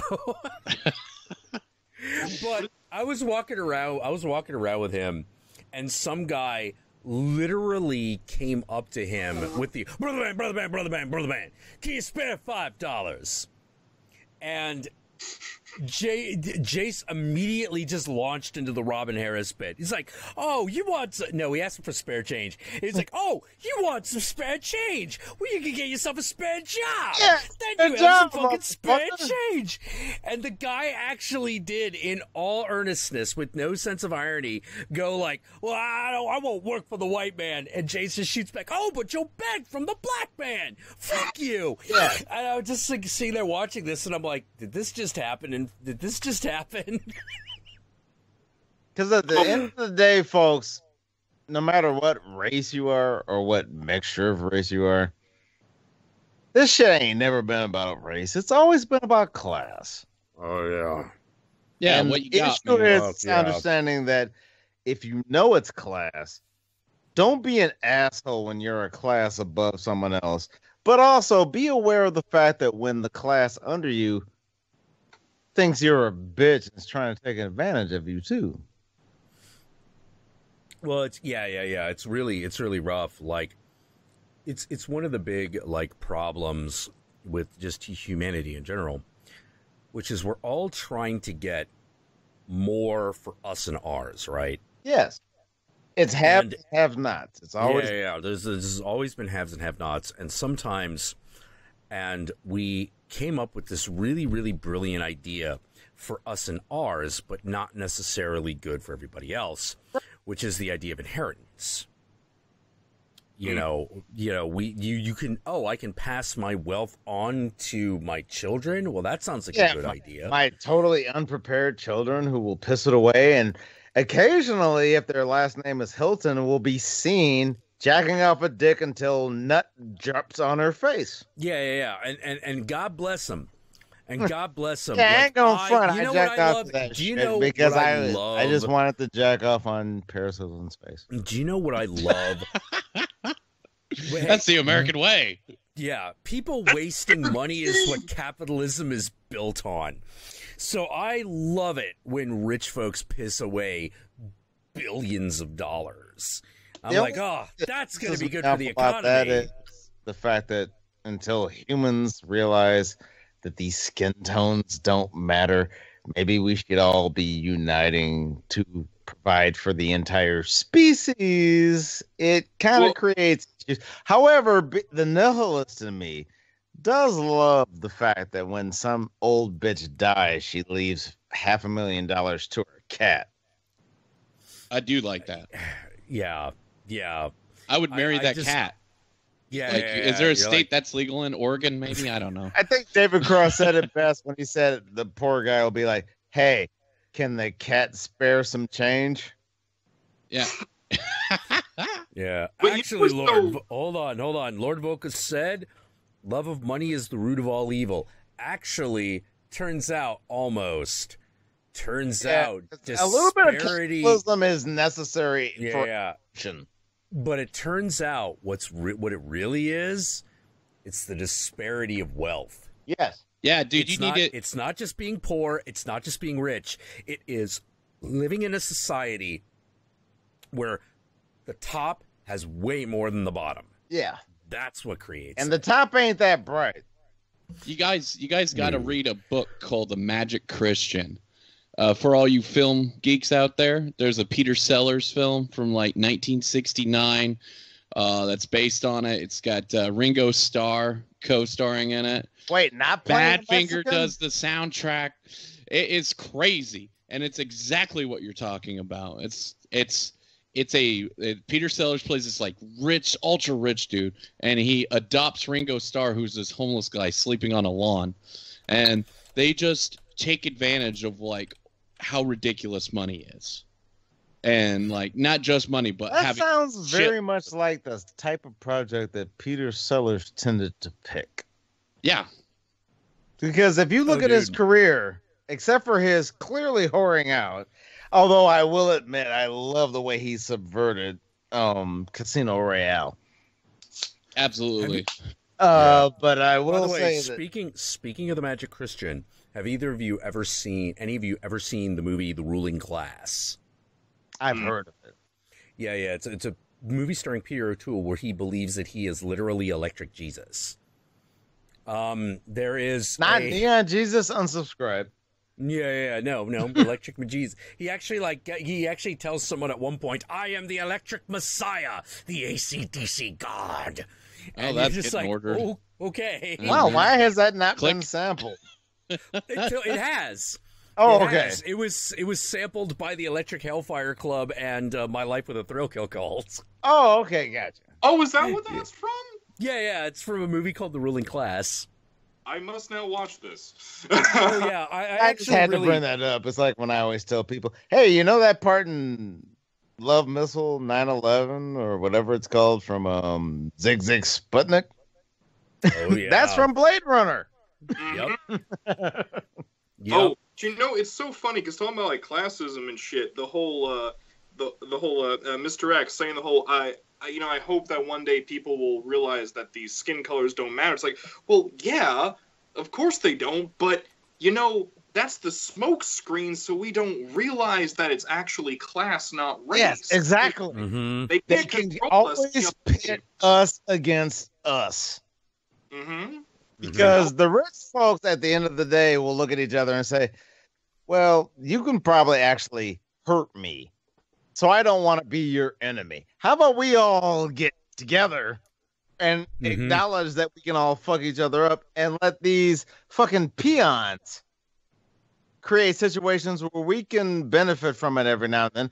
Every now and then, one of y'all gonna have to lose for a little while, but it's okay. It'll come back in about 10 years and flip back and keep these fucking proletariat fighting amongst themselves. Well, it's very pernicious how it all starts, how it really operates.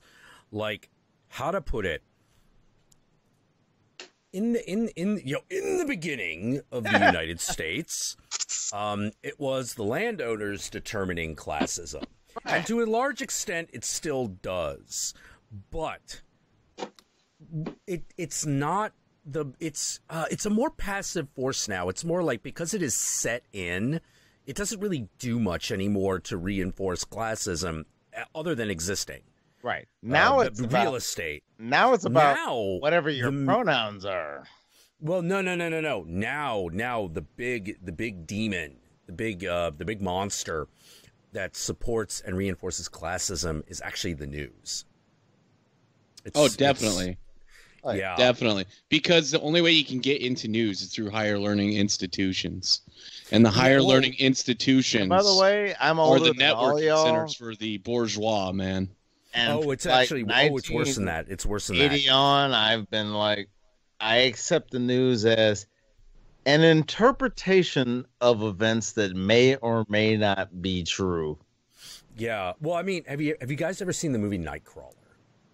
Yes. Yes. Okay, so that line that one really tired, like kind of haggard, like, you know, female news anchor tells Jake Gyllenhaal, which is, you know, and she's like disgusted with herself for having to say it, but basically, okay, we need a victim, preferably female, definitely white, you know, preferably white, definitely female. We need to fit these demographics for our race. Killed by someone who's not white. Peace out, Rick Classic. Yeah. And yeah, peace out, man. And that's how the media runs. And the problem is that's true. Yeah.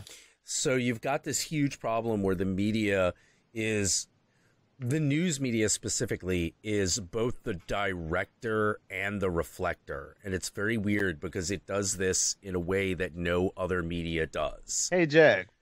Yeah. In 1989, this exchange took place between Edison Carter and his producer Murray on Max Headroom. Edison Carter says, "Since when has news been entertainment?" Yeah. And Murray says, "Since it was invented." Yeah. I was like, "Holy shit! This just played at 10 o'clock on a Friday night on ABC," and I don't think they know what he just said. Yeah, the Max Headroom fucking television show was amazing. You know. Oh, by the way, Juan Borges in the chat, Mr. X is low-key wise as hell. Yeah, he is. He's the token magical Negro of the chat. Yes, I am. I am the magical Negro of the internet. Haven't you guys figured that out? Now let me grab your golf club so we can go hit 5 more. Because, you know... Oh, shit. Oh. All right there, Bagger Vance. Oh, damn, dude. Fuck. Let me just get you a sun hat. It'll be complete, yo. I'm sorry, I figured this internet. I did porn first, so I already figured out the internet. The internet is all about subterfuge and being subtle, where you realize you've been playing an ARG you didn't know you subscribed to play. All this shit makes sense in time. Oh, Trev, how could you? Oh, no! Oh! Oh, no! Oh, shit! You went, he's not black, he's OJ. Oh, no! Oh, no! Oh, man. Wow, wait. He's going to make me go into my shower and cowling. No, wait. Y'all, I know y'all seen, like Dave Chappelle's, like, latest 2 specials. Like, the 4 times OJ, the last time. That nigga did that shit. Yes, and I'm sorry. I felt so bad that the internet didn't exist then, because I really wanted to be one of those people saying, yeah, that motherfucker did that shit. I didn't like this whole... When Chris Rock did his OJ routine, you don't understand that was a catharsis for the black community. It was him basically saying, yeah, for all you motherfuckers that know that motherfucker did it, but we had to be on the public side. Yeah, black guy finally didn't get immediately convicted for murder. Because that's the fucking dance that was happening then, and that was some bullshit. Oh, yeah, it was bad. Well, like the thing, oh my God, they recently, like not too long ago, they released the crime scene pictures. Oh, dear. Oh my God. Like, how to put it, that is not just a stabbing. That Holy was a fucking shit. That is brutal. Like, it was like an epileptic seizure with a knife. Well, from what I heard, it's intent in physical form. Oh my God, yeah. There's no fucking way that was not completely intentional. By the way, in the chat said, who the fuck is Movie Bob? If you can keep that innocent, stay that way as long as you can. Oh, dude. Yeah, but man, I had a good dinner too, man. Fuck you. Didn't we all used to love that guy? He used to be great. No? Oh, no, shit. He's always sucked. From day one, he struck me as that one nerdy motherfucker in every conversation who wanted to always have a little more trivia than I did and tell me that I was wrong, as opposed to me telling him, well, we can agree to disagree. And he's like, no, you're wrong. Movie Bob is so fucking phony from like day one, dude. Here's the problem. Instead of having a Patreon, he should just literally say, can I get the $10,000 hooker that will make me understand that I am not worthless in society? Because this has clearly not had sex since like the Ninja Turtles were. Hey, Mr. X, did you ever read his book? Yes, and why would you do that? Wait. You read a book. You read a book. And Q points doing it because I'm a big believer of I can't criticize you unless I've actually seen what you've done. If you have actually created a product, it's in my realm. If I'm going to say I'm going to criticize your work, I have to check out your work. And unfortunately, that meant reading Movie Bob's pretending to talk about the history of Super Mario 3, but it was really an autobiography about the saddest motherfucker that ever existed on planet Earth. Yeah, well, oh man, Bernardo the Bard, like how to put it, like Movie Bob is liberal in the way that like Sargon of Akkad is a liberal, but on the opposite side. Motherfuckers are fucking Nazis, and they don't even see that they are criticizing shit. No, oh god, no, they don't. They really don't. Yeah, he sounds like, if you look at his tweets out of context, he sounds like a eugenicist. It's so which one, Sargon or no, not Movie Sargon, Bob, or both? Like Sargon will have a conversation with you. You know what I'm saying? Yeah, he's done that. Movie Bob is Sargon's like 2 levels from Steve Shive's level of blocking. Okay. Sargon has let NetFam get to his head. He sometimes has valid points put at him that he swats away because he doesn't want to deal with them, as opposed to actually debating them. Whereas I'm a riffer. You throw anything my way saying I said something wrong, I want to interact with you because hopefully I'll make my point and make a joke at the same time. Yeah. That kind of stuff is usually the best. But yeah, it was so weird. Like it. Oh God, just watching Movie Bob. Just he was definitely the It was definitely the equivalent of like a Twitter badass. Yes. You know, like the kind of person that can say whatever online, but if you meet him in public, he's gonna go. Yeah. He's actually in public. To be fair, he's very agreeable, and this is where all of his problems come from. He really, it's very odd. He harbors a lot of resentment. It's very obvious, but he's super agreeable in public, and so you find yourself going, "Whoa, that's interesting." You're like, I'm used to it kind of being the other way around, where you got a guy who's putting on an act where he's being like, you're just super offensive asshole, but you meet them when they're really nice. And it comes down to, it's like, well, why do you do that online? And they're like, well, A, people laugh, and B, like, these are like, you know, the dark feelings I'm having. So if I express them and release the tension for everybody, that's really good. But Movie Bob was kind of the opposite. Yeah. You know, he was really agreeable, but there was this feeling like he was a super pushover in public, like a super pushover.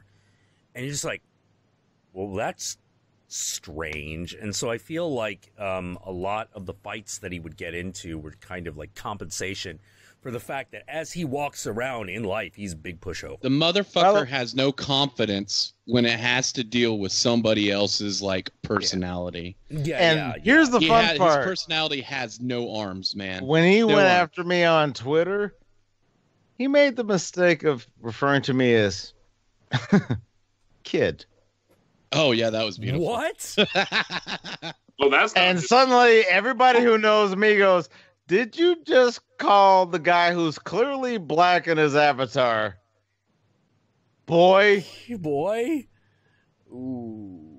And the fact that I'm clearly older than Movie Bob, despite the fact that my wonderful genes make me sexy till I die.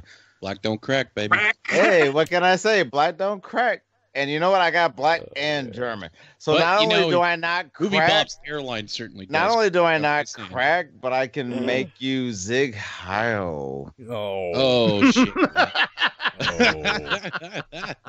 I was gonna go legit for a second and be like, oh, you know, and you also have that amazing jawline now. But no, you I have to say, there's something about that just unchecked liberalism Yes. That just makes people go, what do they call it? Full Macintosh? You can care about other people. It's really bizarre because what it really is you've got a generation of people who are actually very conservative in temperament, yes, you know, in attitude and in upbringing, who believe in liberal values, and that's what's causing all of this bizarre shift. You're presenting it's liberalism, white self-hatred, man. It's crazy. In a literal, hardcore conservative perspective. The way that we had to deal with the religious right back during the time of don't open till Christmas and shit like that. Oh man, somebody. But so now the liberals are bring using the this. same fucking tools, and they don't realize. Don't use the tools of your enemy if you want to make your point. No, don't do that. Don't ever do that. Oh, by the way, I just want to point this out because it's about me. Guilherme Sabino said, I maybe do this channel, but is that alternate reality Markiplier? I take that as a compliment. They're both equally Asian and equally sexy. So yeah. Oh, thank you. And they're both more than likely to kiss you full on the mouth with tongue. Shin Satan in the chat. What is this thing? Well, I had extra pieces of wood lying around, and I said today, okay, I'm just going to craft a simple walking stick, and that'll be it. But then, like, the imagination took hold, and the blue Kundalini serpent appeared on it, and I was like, I can't do anything simple, can I? It's got to be a bong, right? Problem. Huh? It's got to be a bong. Oh no, that's in the closet. That's in the curio. That's where my mind went. Yeah, yeah. I thought it was a bong. And I thought you were going to be imitating Peter Lorre, implying that he's gay in the Maltese Falcon with dude, constantly twisting his cane. And look at it, because that shit was so awesome. It was. Do you mean the whole? There's a certain. Mm-hmm. There's a certain. Exactly. That I wish for you to. From Laurie, that literally looks like he's got a dick on his lips. Well, yeah, that's the whole thing. That's why, like, his business card is scented with, like, gardenias and shit. I give John Huston a pass when he shows up in tentacles, because he made the Maltese Falcon. Damn straight. You know, like Bernardo the Bard, am I officially a wizard now? What the fuck do you mean now? Now. Also, John Huston is in full ape makeup at the beginning and the end of Battle for the Planet of the Apes. And he was Gandalf. Yes, in Bashki, right? Yeah. Well, not in the Bashki. No, John Huston was Gandalf in the Raken Bass. Oh, no, he was in the Bakshi.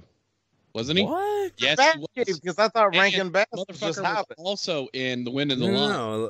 No. Like Rankin Bass. John Huston. You're talking about John Huston, right? Yeah, John Huston. I'm sure he's John Huston was the voice of Gandalf in the Raken Bass animated I think he films. did. I think he reprised the role in the Bakshi. What? Yeah, dude. Hold on. All right, let's check this out. No, we're wrong about this. I'm wrong about a lot of. Has John Hurt, and I swear they based the character. No, John Hurt was Aragorn. On John Hurt. He looks just like John Hurt in that cartoon. All right. Because that was one of those fucking what do they call it? Rotoscoping? Yeah, rotoscope, dude. Okay, and let's see. I will say this: as a kid, seeing that, there was a lot more fucking blood and violence and sword death for a PG movie than you were used to at that time, because it was animated and the MPAA probably didn't watch it. They were probably having lunch while it was happening. All right, so I'm going to look up the Lord of the Rings back sheet. Lord of the Rings back sheet. It's not John Huston, I guarantee it. Let's see. Voice cast Gandalf. It's William Squire. William Squire. Wait, is he the most English person ever? William Squire. William Squire of Yorston Dinkton. William Squire Esquire. William. Oh man, so fucking British. He's shit. fucking British that he largely is famous for playing Nazis in fucking BBC productions. That's British. That's really British. Chad, I gotta give you appreciation. Fire and Ice, and that little fairy's erect nipples are visible in every fucking shot. Fire and Ice. I have, dude. Fire and Ice is not very good, but I love it. That's one of those movies where I'm just like, do you? You really like this movie? I do. Good, so it's good. No, it's not. That's how I feel about Zardoz, man. Avengers not a great film. I will defend it till my life.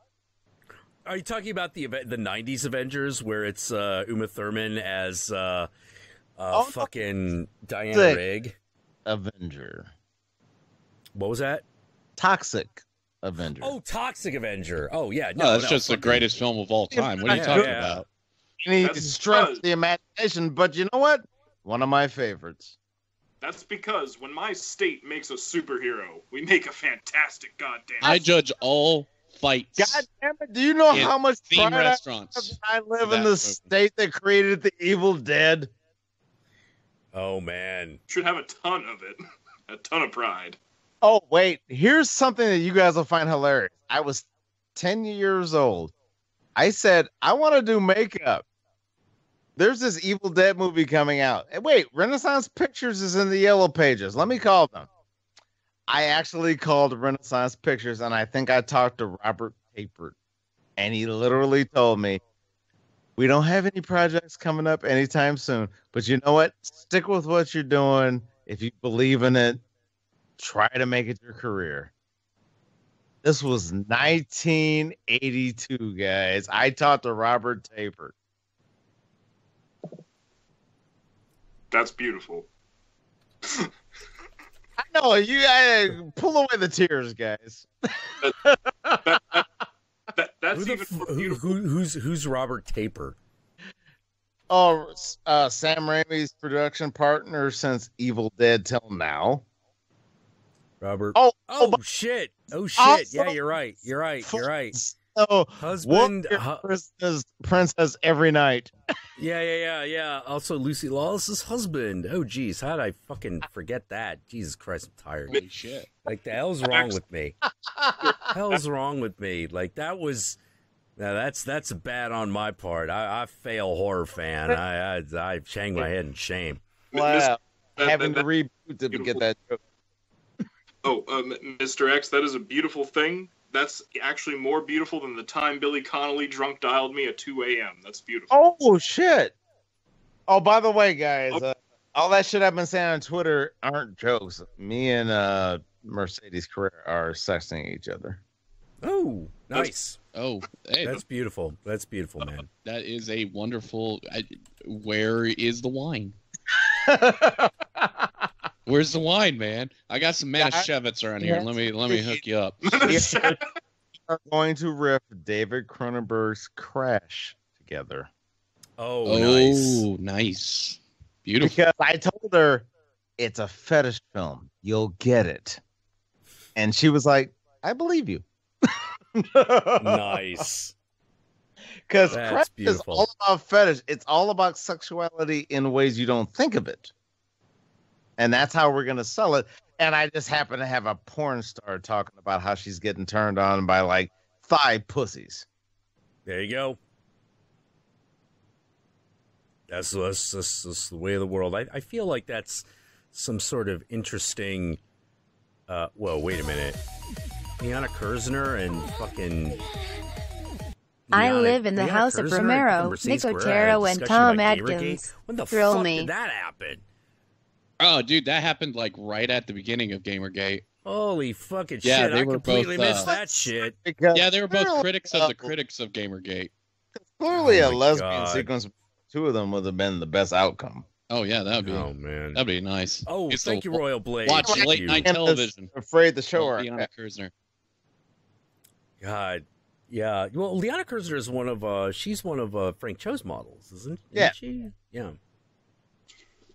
And of course, There we go. Oh, thank you. Thank you, August Anderson. Thank you. Always thank you. You're beautiful. Hail Satan. You beautiful people.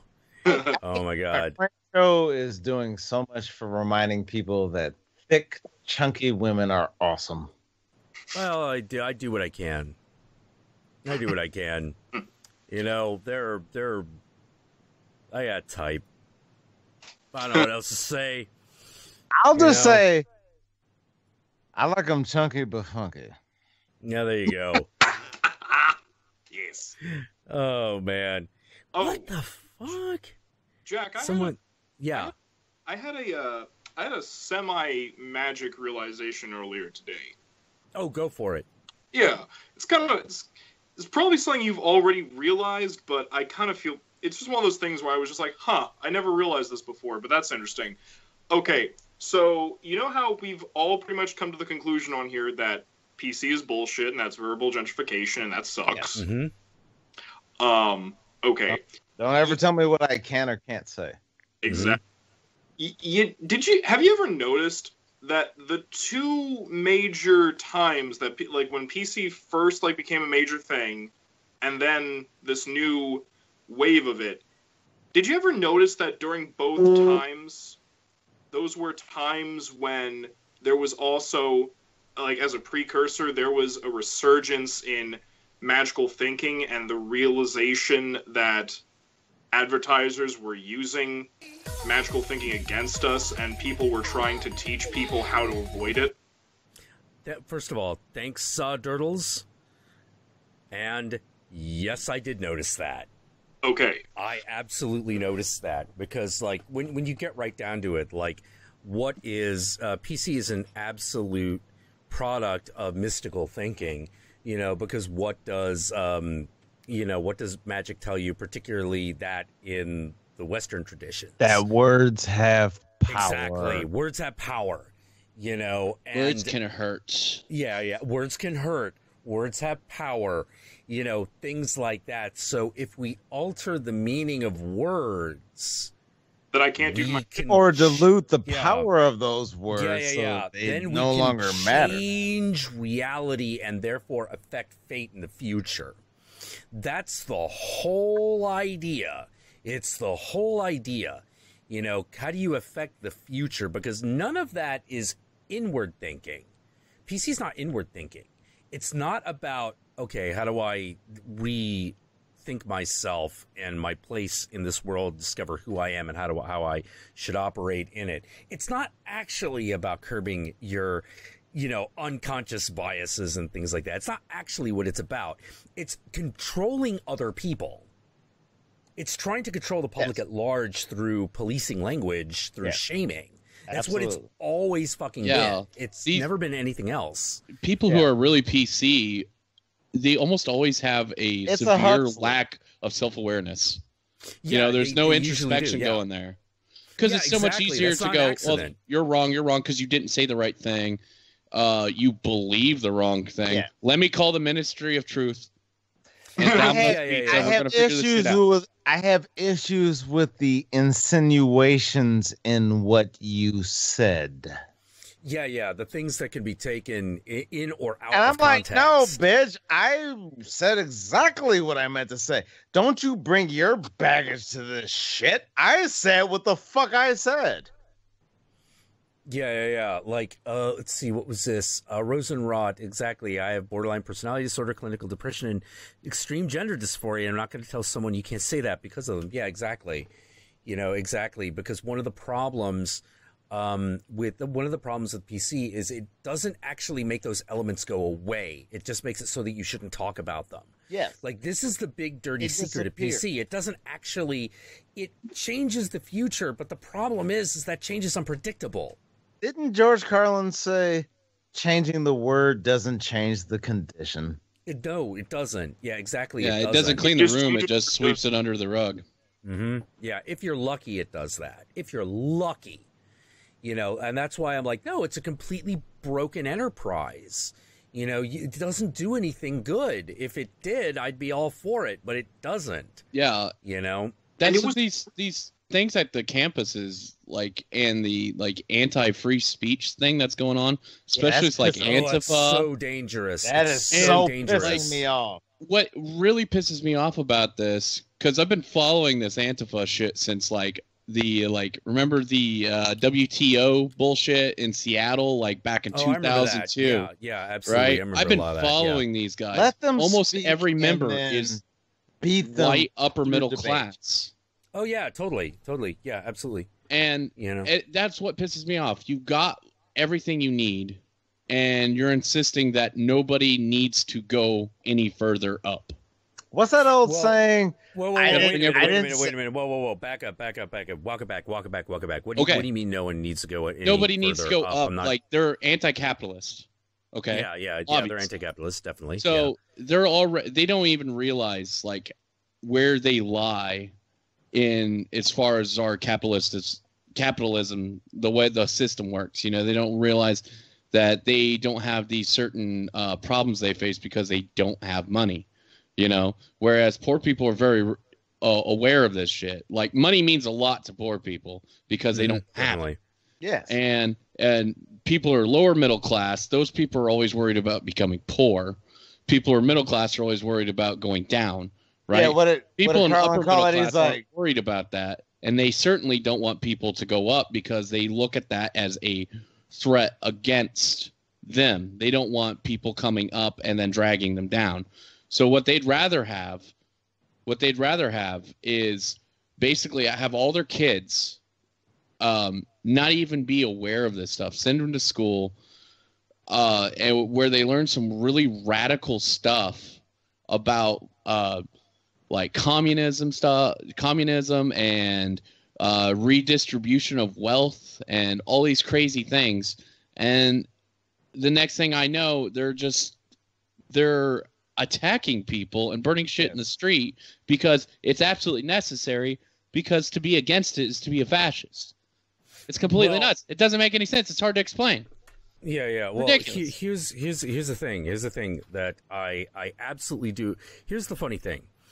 I absolutely agree with the idea of redistribution of wealth, because I think that creates economic stability to a point. Like, for example, it's okay to have a top. It's okay to have a bottom. But it is not good for the top and the bottom to get so far away from each other that it creates unrest, because it does create unrest. Yeah. And that's when the rich are unchecked. Yeah. That's what happens. That's what happens when the rich get in control of capitalism. It stops. Oh, you mean the 80s? It starts being an oligarchy, and that's a fucking problem.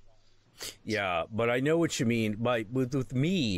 With me and the anti-fascist movement, I have my one big complaint really is about this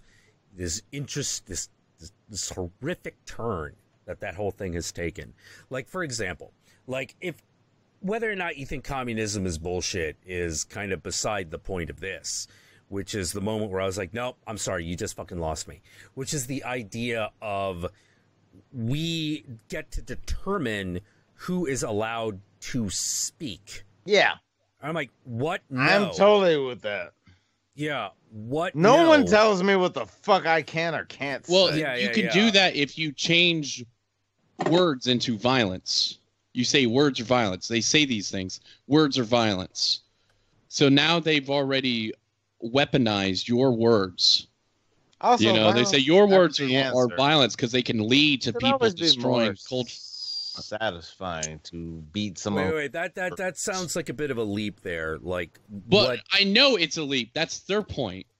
It's a leap. Well, what I mean is, like, I'm not entirely satisfied that is what Antifa specifically is, because it sounds like there's a lot of stuff on the left that is getting conflated here. I feel that for example, the anti-capitalist, anti-fascist stuff, yeah, that's absolutely connected. Like, a lot of those are the same people, so we can connect those very easily. But some of the other stuff I think is actually a little bit separate. Well, you think they're like they're taking advantage of the situation, like these protests that are happening from these ultra liberals, and they're just popping in to. If you follow 4chan and 8chan, you realize both sides have been taking advantage of this and giving each other tips. Yeah. That is completely true. Antifa is on Reddit, man. They don't hide it. You can read their stuff. and they clearly they're like after the last Berkeley thing, they were writing about how they could change their basically change their system so they can fight against an organized mob, because they said, oh, we're going to have leaders. I know we don't believe in leaders, but we're going to have leaders because there's no way we can fight a well-organized mob. And the minute you get a leader, you're going to have a leader with an agenda. Yeah. Let's see. Oh, geez. This is going to take fucking... Sorry, I went to the Antifa, subreddit. Oh, God. Why would you do that? Hey, man, if you want to know, what's going down, you want to be fucking... Yeah, but if you also areas. know you have 4 or 5 hours, you have something else to do, you don't go to Reddit. Yeah, exactly. Yeah, because, let me tell you, just how much of a confusing mess the subreddit is. All right. Antifa versus supporters, New Orleans, Louisiana Confederate Monument, 5717. That's one of them. ISIS, Islam, Antifa, religions and movements of peace and tolerance. You are all bigots. ISIS is now aligned with Antifa. Based Bierman versus Antifa. Antifa Austin made a fail. Make America Great Again. Down with Antifa. These are all the individual topics in the Antifa subreddit itself. What the fuck? Jesus Christ, how do you fucking make any goddamn sense out of this pandemonium? A realistic question. Sure. If we could all agree on the entire planet, don't kill nobody and don't fuck kids, couldn't we all just get along? You would think that. You'd think that. You'd think it'd be really easy. No, there's one here called Top Keck, which I gotta say actually makes me laugh. Well, if it's got Keck in there, I'm motherfucker. sure there's gonna be some names that'll make you laugh at least once or twice. Antifa protest, Nashville. What the fuck? I have to point this out. I'm a fucking anarcho-syndicalist. I'm in the anarchist spectrum, and even my shit is more organized than this subreddit sounds. My god, this thing is why attack the homeless? Thought this Doesn't that belongs shock here. you when the mainstream America, who is not right, takes on deciding Antifa that they're in this, thug, can fuck shit up that bad? Is cuck supposed to be offensive? These are the topics, ladies and gentlemen. I'm sorry. Do you need to have a link to some Shakespeare? Oh my god, you know it's even better? Chaucer. Most motherfuckers don't realize that the whole cuckold thing is from Shakespeare and they don't get it. Yeah, it's older than that, man. It's from Chaucer, too. Yeah, Chaucer. Yeah, Chaucer, he did the whole thing, the Miller's Tale. If you read the Miller's Tale, he's like, it's got some dirty ass fucking jokes in it, dude. It's great. Yeah. It's great. You know what's funny? I just remembered in high school we had to act out the cuckold's tale. Yep. That's I don't one know of if them. it was called that.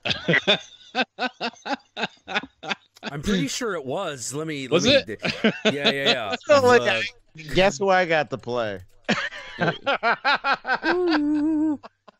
Did you sneak in the door? In the window, I mean? I snuck in like a Moor in the night. Oh shit! Oh shit! Yeah. Okay. So it looks like basically the Miller's Tale is sometimes also called the Cuckold's Tale.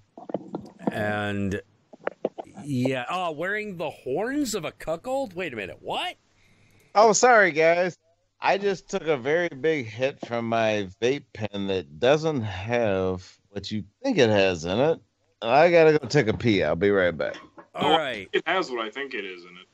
Okay. Actually, Jack, you probably need a cigarette, don't you?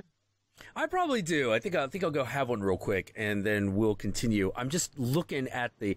Oh, yeah. Okay. It's not. Okay. Yeah. It's not goat horns in the horns of a cuckold. It's stag horns because. By the way, stags will do that. I just totally Eric Idle his chat and just said, "You a goer? You a go? I've been streaming for fucking 3 years.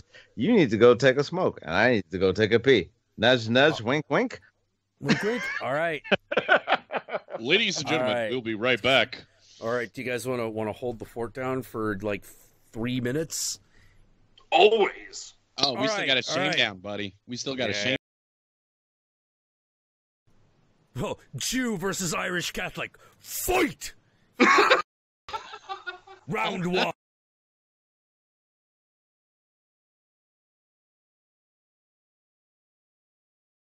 So by the way, us black folks don't get that Jew shit at all. No, you don't. No, you don't. When you try, we just don't, especially black people in America, because you know our shit's all fucked up. I mean, hell, I'm quarter German. Well, I just want to say this though, like you see, when black folks try to get the Jew thing, you do weird shit with it, like form like the Lost Tribes of Israel shit, and it's like, what? Oh man! Hey man, are you trying to give me shit because we was kings?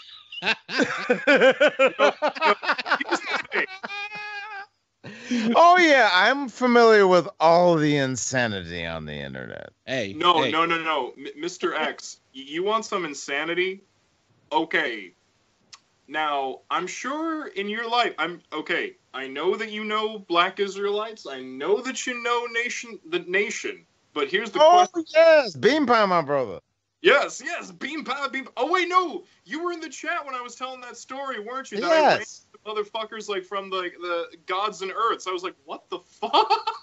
Yeah, Bean Pie, my brother. Shit.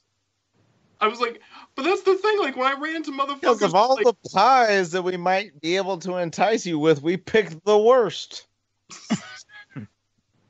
But that was like the best part, though. That was like the best part of that day was me making a Muslim-style bean pie, but making it vegan, and then bringing it to work and having the one black Muslim guy go, "You fucking made this? This is delicious." And I'm like, "That's right. The white devil stole your recipe, motherfucker." And then at the end, you should have told, "Oh, by the way, there's pork in there." Final call, my brother. Final call, my brother. My brother. Oh, okay.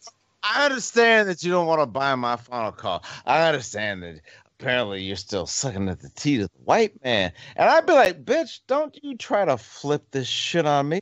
No, I just don't have your narrow view of how humanity should work. That being said, though, the one time that I've seen like a reference to the Nation of Islam or something related to it that made me just fucking like go, yes, that's amazing, was, you remember that that episode of the Boondocks where Granddad opened the soul food restaurant? Yes. And Huey was like trying to pass around copies of he was trying to keep them healthy, and they were like, "Fuck you, motherfucker." Yeah, but this thing was he had Elijah Muhammad's How to Eat to Live. Yes, because for all of Elijah's faults, that is a good book. I'm here to tell you right now, I don't eat red meat. I do eat poultry. I just don't like fish. So all I eat is poultry. And frankly, pizza. But you're a Midwest boy, aren't you? But here's the thing. Is that the fish thing? Is because like no one in the Midwest likes fish. I don't get it. No, here's the thing though. Remember, I'm black, so yeah, you should like fish. Shrimp comes into the equation at some point, and I'm at events. Yeah, you're back, Jack. Okay, I'm having some problems with the cam at the moment. Looks like I'll have to re-import it. Webcams have given me some weird problems lately. I don't exactly know what it is, but I am happy to announce we have not. What the fuck? Wait, is it imported? Like, you know, the cocaine? Well, like, for some reason, it's giving me crap. Like, you can't actually see me. I'm sitting down in front of the. Yeah, I was about to say, I still see it's an empty chair. A background image from Fantastic Voyage, and I don't see Raquel Welch's ass, so I'm very disappointed. Yeah, well, I would be too. All right, so what I'm gonna do, we're gonna reconnect this fucker. I can hear you, so keep going for a minute, and but I might get a little distant because I gotta put the mic down. Hey, keep going. Okay, well, it's time to finally break this shit down. It's time to kill all alpha males on planet Earth. except me. No, I'm totally kidding. I'm one of the most alpha males you'll ever fucking meet. If you bring a woman around me and you're not showing alpha instincts, I'm gonna flirt with her. That's cool. I actually don't mind if like dudes like Here's the thing. I don't have any. Mind. I love watching her like I have no intention of following through. Yeah. Oh, but you know what? Remember that part in Fight Club where he says single serving friend? That's how I treat when I go out in social events. I will flirt hard with somebody, like to the point of where like they're literally rubbing the imprint of my dick. And then I'll just go, good night, and then go away. You see, my thing is that like I guess I have more in common with women, because my thing is I trick dumb guys into sleeping with me. Wait, Milo? Oh. Yeah, I peeped that shit real early. Yogi's the kind of guy that carries a lighter and doesn't smoke. Peeped that shit real early. Milo got him some gamer ass he should not have gotten. Oh, man. Ready, set, go. What'd you say? I said you're the kind of guy that carries a lighter and doesn't smoke. No, I'm the kind of guy who carries a lighter and smokes more than anyone in the room, just not tobacco. Touche, sir. Yeah. There's a reason these glasses are on. My eyes are so red, it's not even funny. Okay, Yogi, as I hit my vape pen full of weed oil. Mm. See, that's the thing. I just can't do that on camera. And that's why you only see a still of my face. And that and the fact that my dick's just helicoptering right now. No. I'm glad I wasn't the only one. I'm sorry. Let me make it right. Flappity, flappity, flappity, flappity, flappity, flappity. It makes the sound when it connects to the thigh. It's like that part. Neoprene. Yeah. It's like that part. It's like that part in Larry Clark's Kids where the black guy just keeps plapping his dick next to his thighs, and you just hear plap, plap, plap, plap, plap, plap, plap, plap, plap, plap. Luckily, this album also comes equipped with Big Jim Slade. And the capital of Wyoming is Lincoln, or whatever it is. I throw Big Jim Slade into any opportunity I have. Oh, man. Fucking Kentucky Fried Movie, dude. Like, I miss those. Oh, I'm sorry. Fucking Danger Seeker. I Dude. use Danger Seeker all the time. It's one of my favorite go-to jokes, because if you get offended by that, it's us telling you in intermission time, you don't want to watch Live New Geeks, because we're really going to offend you, because we figure, like South Park said in the Manatee episode, either it's all good or none of it is. Yeah. Oh, yeah. I totally agree with that. I agree with that wholeheartedly. Yeah. Yeah. Either in comedy, it's either all good or it's not good at all. And I tend to like laughing, so I fall in the camp of it's all good. Yeah. You know, that's definitely the way I feel. And between humor and malicious intent, you can usually feel that difference if you're being realistic. When the you could definitely feel when the joke isn't funny anymore. Yeah. Like, example, like one of the guys, you want to talk about a guy who got trapped in his own success. Andrew Dice Clay. Oh yeah. That guy got trapped. When he came out, he was amazing. That first special he did changed comedy. Mm-hmm. Yeah, but the problem was once that joke wasn't funny anymore. Yeah, he kept doing the same joke. Yeah, because no one wanted anything else. They didn't care about the rest of his act. Yeah, because there was actually his impressions in that first special, where he does Al Pacino and John Travolta and shit. They're amazing. Yeah, but the only thing people remembers is Hickory Dickory Dock. Yep. Yeah, pretty much. I was always really impressed with, like, for example, Carlin. Hey, Jack. Yeah. Is the stream down? Stream shouldn't be. Oh, yeah, we shit. only see live stream offline. Live stream offline. That's what I'm seeing right now. Oh shit. Fucking with Mulder and. Okay, God, we're back. Jesus Christ. I'm on board. Super sexy bug chick. You know? And he did the one where they went to the colony of freaks with the Jim Rose circus. Oh, that was one of my favorite episodes, actually. All of those were written by Darren Morgan, and they all stand out because he was fucking amazing with the X-Files. Yeah. All right. So I don't know exactly what the hell happened. I think just rebooted. But yeah, XSplit crashed. And I had crashed so bad I had to restart the streaming computer. Now, the ironic thing is that until it crashed, we had in fact dropped 0 frames, and that's really good. You know, because we finally fucking got this damn thing working pretty well, but god damn it. Oh, it was like you, dude. Yeah, I know fucking dealing with this shit for 3 weeks. But you don't understand what it means to not drop frames, motherfucker. Oh man. I think it's very clear what happened. I think it's very clear what happened. Obviously, the government is watching us, and they were like, nope. Oh, shit, New World Order and shit. Yeah, they're fucking watching, dude. They're everywhere. You know? all those old 60-plus Republicans were terrified of the combined omnisexuality of all the people in this chat. Oh, man. Are you kidding me? Just the people in this conversation could form the real world Invisibles. The fuck are you talking about? Of course we could. Yeah, largely. I guess that would kind of make you King Mob, okay, I think. Okay, I'm gonna I'm gonna Morrison your Grant there. You got the bald head, and you're the bald headed Hindu guy.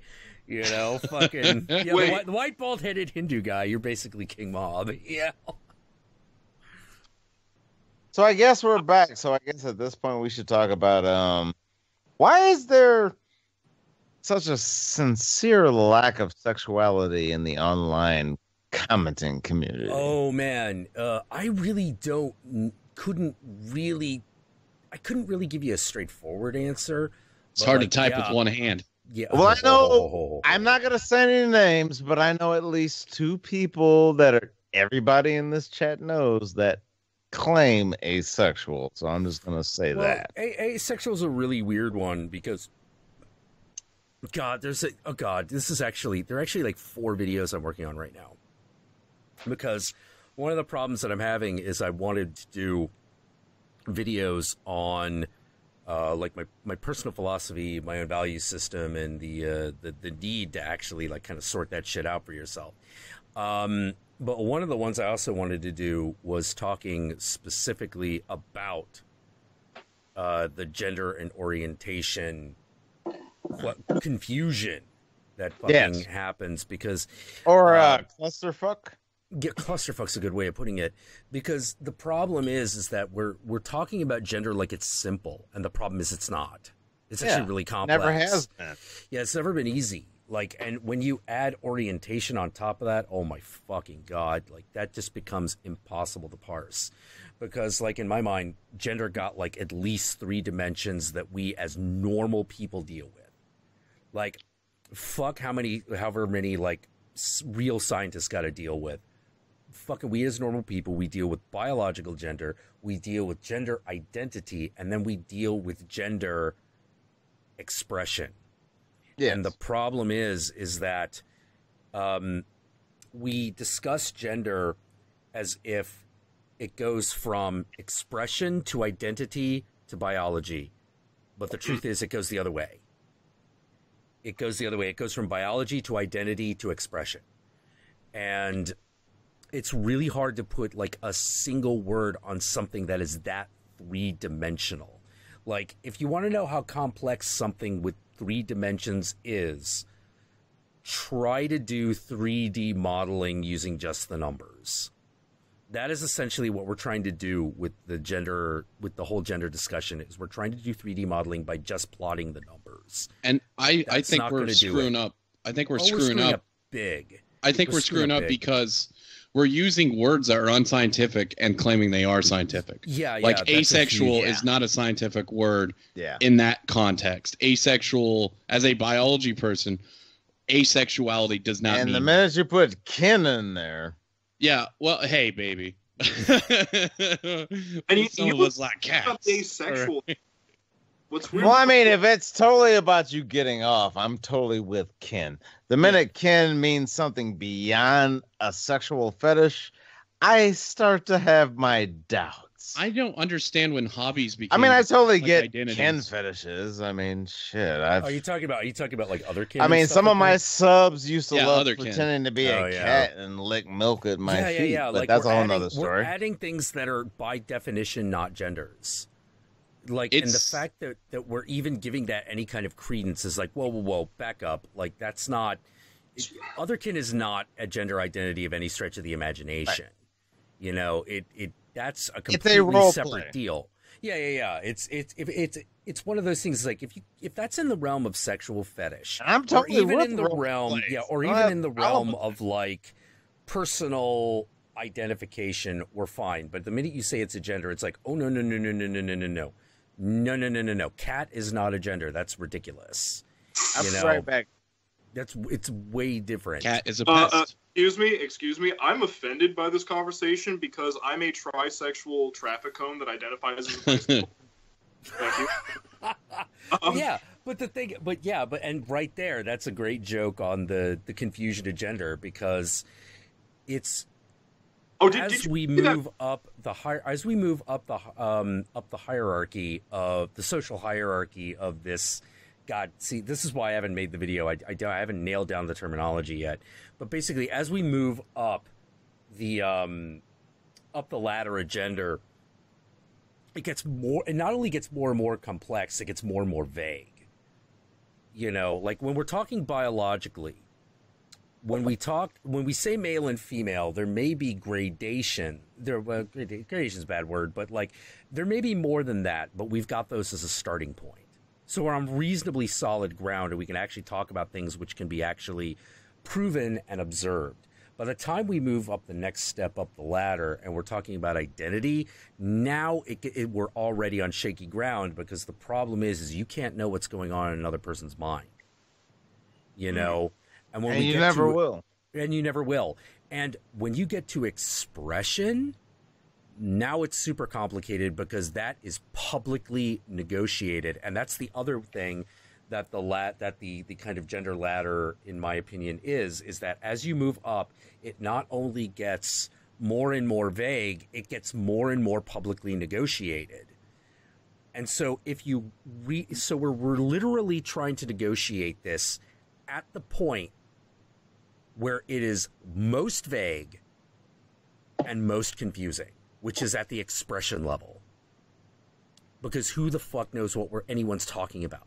You see, you know what's so odd about that? Couple things. Number one, just let me offhandedly say, Shin Satan in the chat, why are you asking for pictures of me with my long hair, you creepy Russian fuck? I love you. Bye.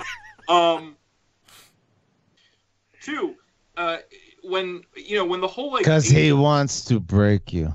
Yeah, he wants to hold you behind. Grab that mane and then ride.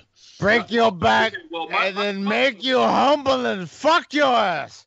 You see, my problem with that is that don't fantasize about the hair that's not there. Work with what I got and just grab my shoulders instead. But no. Tell him to grab your bald head like it's like a joystick controlling the Enterprise E. No.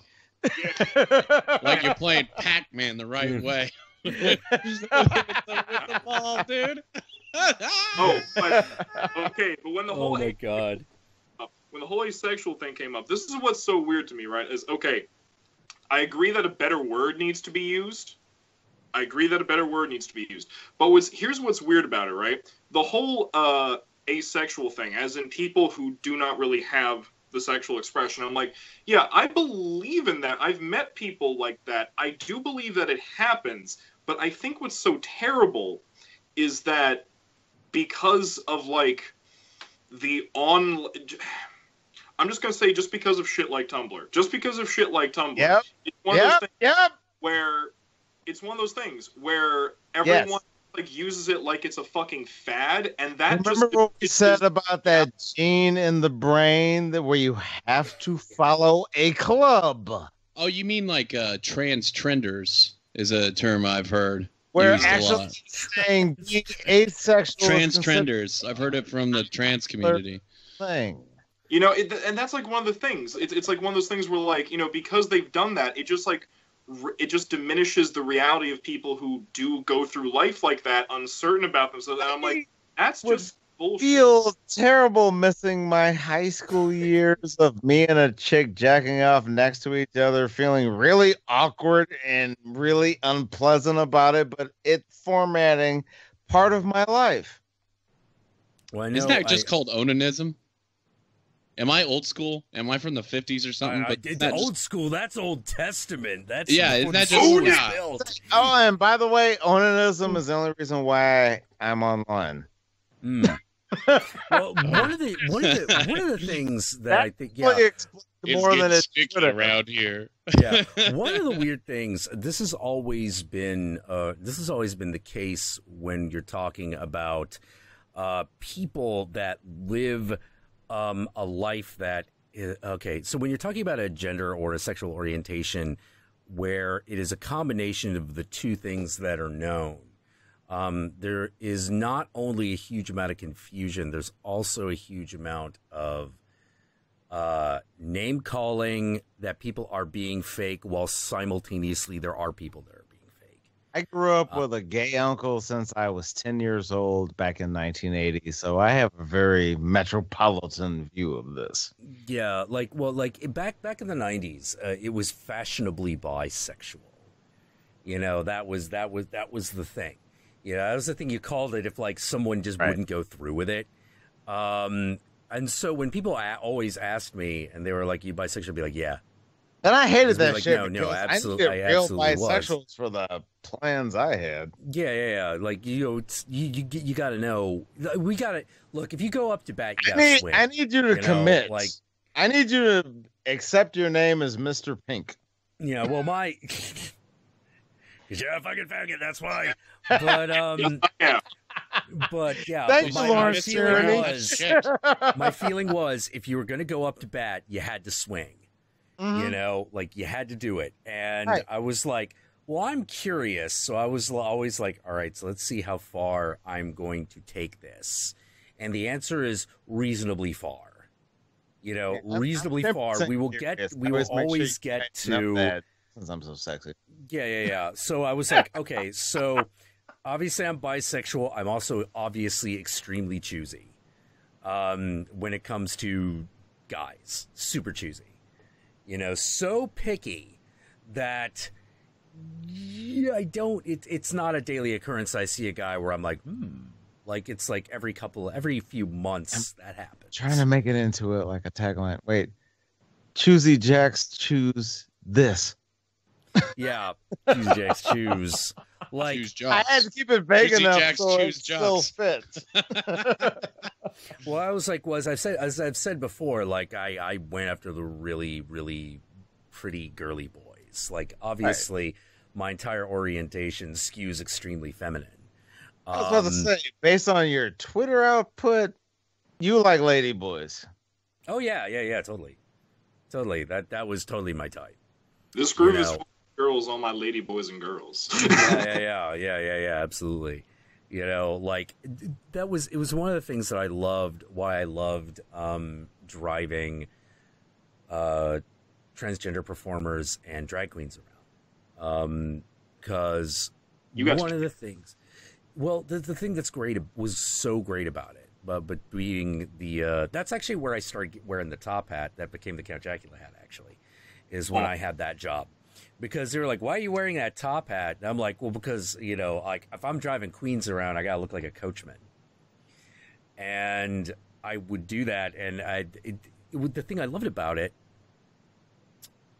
they just wanted to be treated like a lady. And I'm just sitting there going like, I could do that. I could do that easy. Right. You know, and that seemed to make everyone very happy. Everyone seemed to be really okay with that. Except this one other transgendered person that I worked with who, worked in the same carpool. And she was really young, and we didn't have a word for it at the time, but she totally would have been a Tumblrina.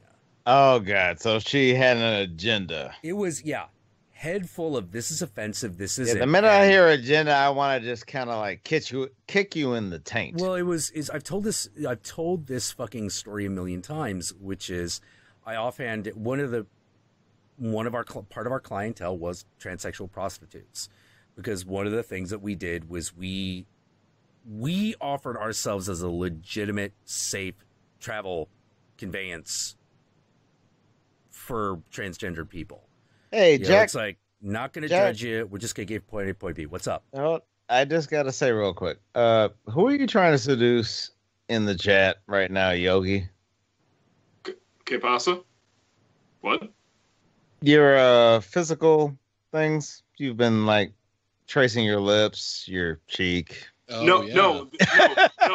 This is looking at my avatar, baby. Oh, I figured you were hitting on somebody. No. Oh, no. My whole thing, I don't know. It's weird. It's like, I don't even need to be like, try to be hitting on someone. I just know that if I am visually being seen by people, I just like to be a captivating individual. I try to be. Oh, so you're like me at the bar where I'm trying to turn on whoever's looking.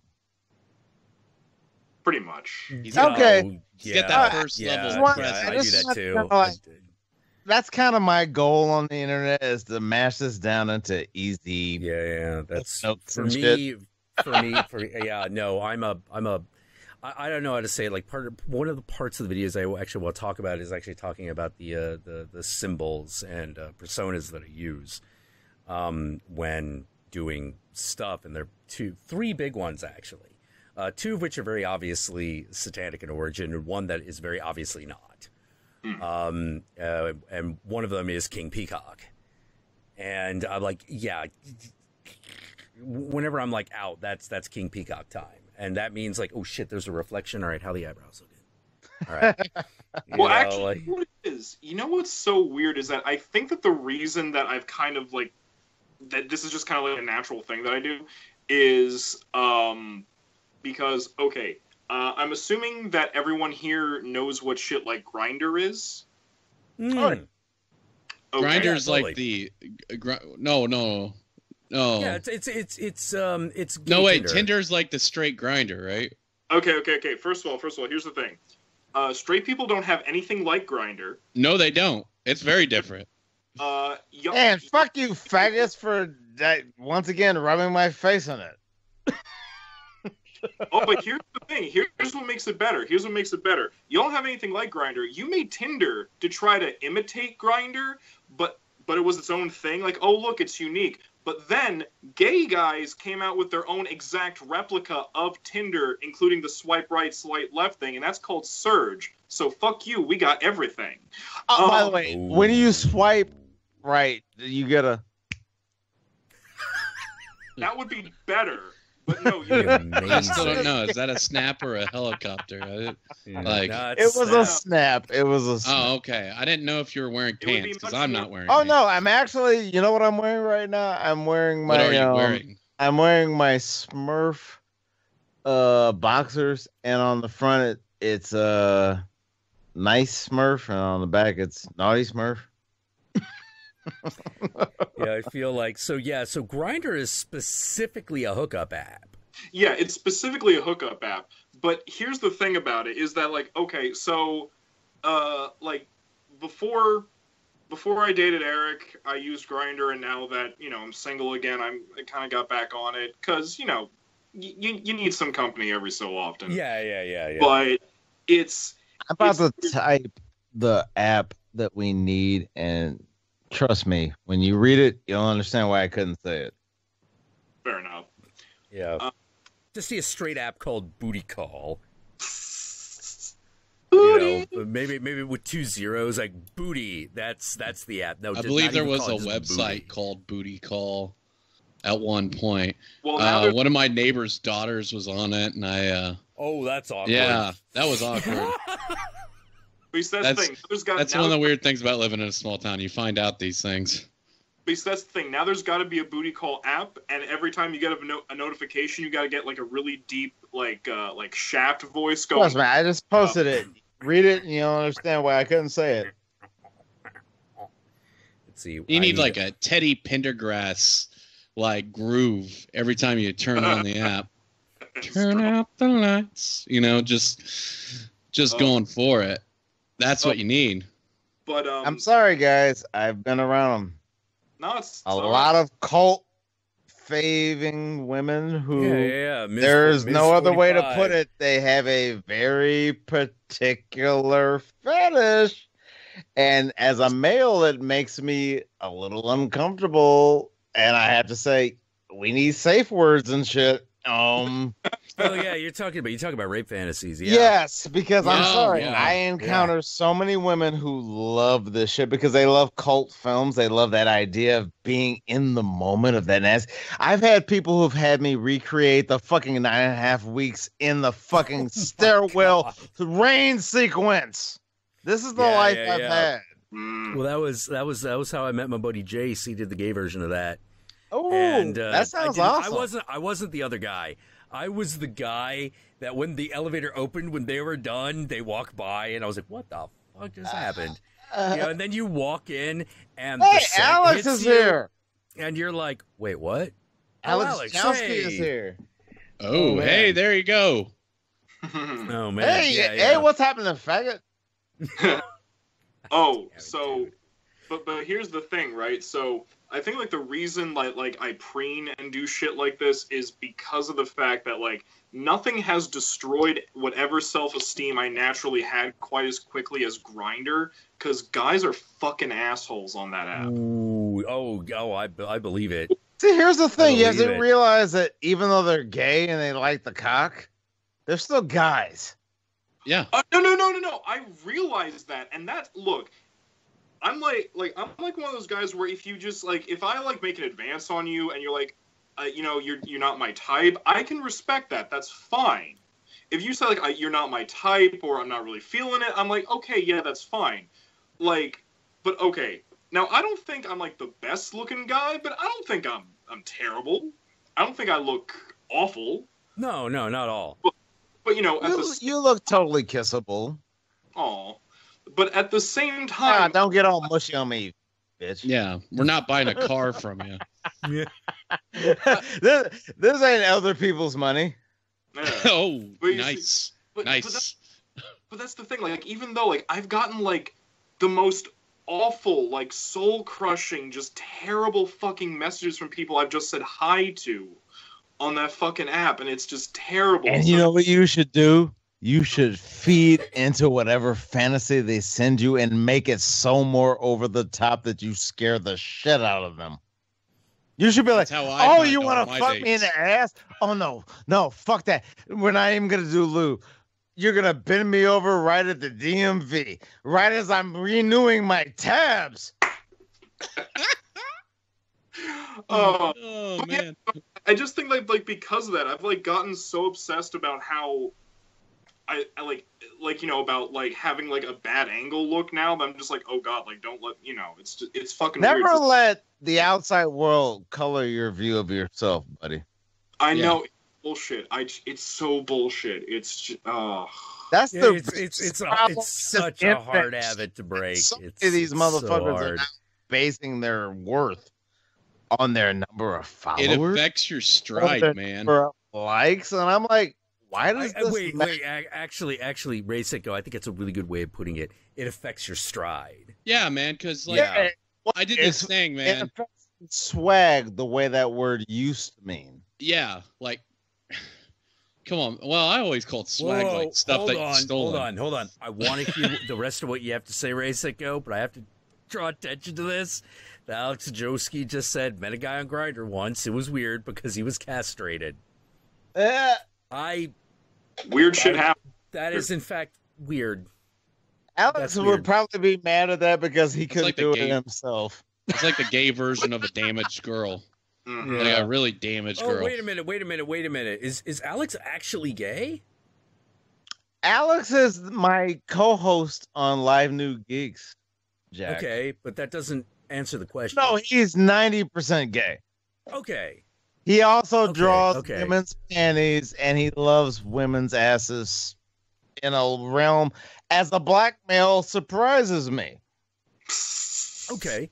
All right. Yeah, I didn't realize, because I'm like, wait a minute, he's actually talking about like actually using Grindr. I thought you were just always giving him shit. I didn't realize he was actually gay. It's different. He's trying to find anywhere he can find somebody he can relate to. And sorry, Alex, all I'll do is kiss you.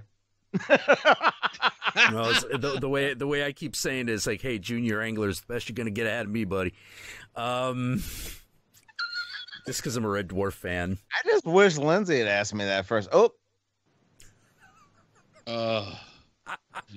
Damn. Yeah. I heard that story. I heard the tale. The shade. Yeah. Some shade. Dirty little whore. Help that story is all I'm going to say. Because God damn it, Trev. I could have said so much. God damn it, Trev Apocalypse. He said he's gay, but pansexual. Oh, that's perfect. That's Alex in a nutshell. Holy shit, that is Alex. That is. Oh, man. Alex is pansexual. But you know what's so weird? Here's what's so weird, right? And believe me, I'm trying really hard to break that fucking mental habit, because I was like, I actually like sat down with myself like the other week, and I was like, wait, hold on. Why am I fucking doing this to myself? I'm the guy who, in my last year of high school and all my years of college, I got so much fucking action because I was the guy who bi-curious guys could fucking trust. You didn't spill the beans, huh? He had an angle. I got everything I ever fucking wanted that way. Why the fuck am I doubting myself? Fuck this bullshit. Dude, you never outgrow that, though. Jesus Christ, Yogi. You're white Jace. Yogi? You've got to come out to California. You've got to meet him. Yogi, you have said what a lot of online people need to hear, which is, don't let followers, don't let likes, don't let anything else like that color your perception of yourself. If you believe in yourself and you think you're the shit, go out there, be the shit. You see, that's the... And you think I should have known better because I'm a fucking magician. You think I should have known better? It's some tricks are harder for some of us than others, man. You have one of those hampers you have to take on stage with the tricks? Oh, wait. Not that kind of magician. No, not a magician. Well, I could be that kind of magician. I've done both. I'm terrible. I'm terrible at sleight of hand. Talking that Warren Ellis. I found out that the chick I've been giving a quarter in front of the store every time is actually Mad Hetty. Oh man, but yeah, like oh god, how did that get? Yeah. So you talk about like not it affects your stride. Yeah, and it's a real trick to not let that happen. It's really weird. Like it's one of the things I find really interesting is that you have to. You have to pretty much control your environment. It's very odd, you have to scrub clean. Scrub clean is the wrong way to put it, but you have to carefully monitor your onlineness, not because you're going to offend people, but because you need to be managing your self-perception. Exactly. That's actually the big trick. The trick of like avoiding terrible people. Like that's easy. That's actually frighteningly easy. I'm always like really, really surprised when people are like, "Oh, I keep running into these assholes." I'm like, "This fucking block them. Who cares?" Like who fucking cares? Mute them. I don't give a shit. Yeah, exactly. Who cares? You can manage this very, very easily as long as you don't have a lot of guilt about doing it in the first place. And I think that's what the real problem is there. People feel guilty for like blocking people, like, oh, unfriending someone on Facebook is the worst thing to do. And I'm like, I don't give a shit. The hug box creates a situation where people don't want to even. Well, I have unfriended actual friends on Facebook. You know, I've unfriended actual friends and just be like, dude, I'm not fucking dealing with you on Facebook anymore. I'll see you at the party on Saturday. Jack, why'd you fucking unfriend me on I Facebook? Unfriended, you're an asshole on Facebook. I get that when there's a reason for it. I will always respect you that. What? I unfriended everybody off Facebook. I got a Facebook. I changed my name on it. I changed my gender, my sexual orientation. I'm now into bats. All right. Okay. I'm just saying, I changed everything. You know what? Like, bats help you. That was affecting my stride. Flap. Oh, now we're helicoptering again. Okay. Yeah. No, what I'm saying is like all that negativity that you get can physically manifest in you. Yeah, it does. And what I mean by it affects your stride is it will actually affect the way you walk. Yeah. Because you start thinking about the way you walk. But also keep in mind, guys, at the end of the day, the internet gives any old stupid motherfucker who has no cognitive recognition at all to say, you gay, bitch. Yeah. Well, sometimes you have to look at what you got and go, yeah, I shouldn't really let this affect my personal ego. Yeah, one of the things, well, like I've constantly said, like one of the things I really like about Los Angeles is walking around that place thinking you're the shit. Everyone will basically look at you and go like, hey, there's a human being. Like, there's a person. There's another one. There's a person who thinks he's the shit, just like all of us. Obviously, he belongs here. Which I have to say, I actually kind of appreciate. It's like, did you have that one moment, Jack, where like you pictured the camera was spinning around you as it slowly spins out, and you saw? No. My camera started at my shoes and slowly panned up as I was walking down the sidewalk. It was that shot. Oh, like, were you carrying a paint can? Was that going on? I wasn't. The only thing you were missing was a old school hobo bindle, and maybe some overalls. See, no. But I was wearing sunglasses, and let me put it this way. Imagine that scene in Spider-Man 3 where Peter Parker thinks he's the shit. Oh God, I love that scene. No, I love that scene. That scene's great. You're making me think of this. Yeah. Now, imagine people are legitimately amused at you. Oh God. Like, they're not like, you're a dipshit, but they're like, oh, you're just so into that, I gotta smile. Like, that's what it felt like. Oh, look, a young man with a twinkle in his eye and a spring in his step. You know, but in a bag full of dreams and hopes. Yeah, exactly. People figuring out exactly how they're going to rape you. Oh, yeah. Yeah, absolutely.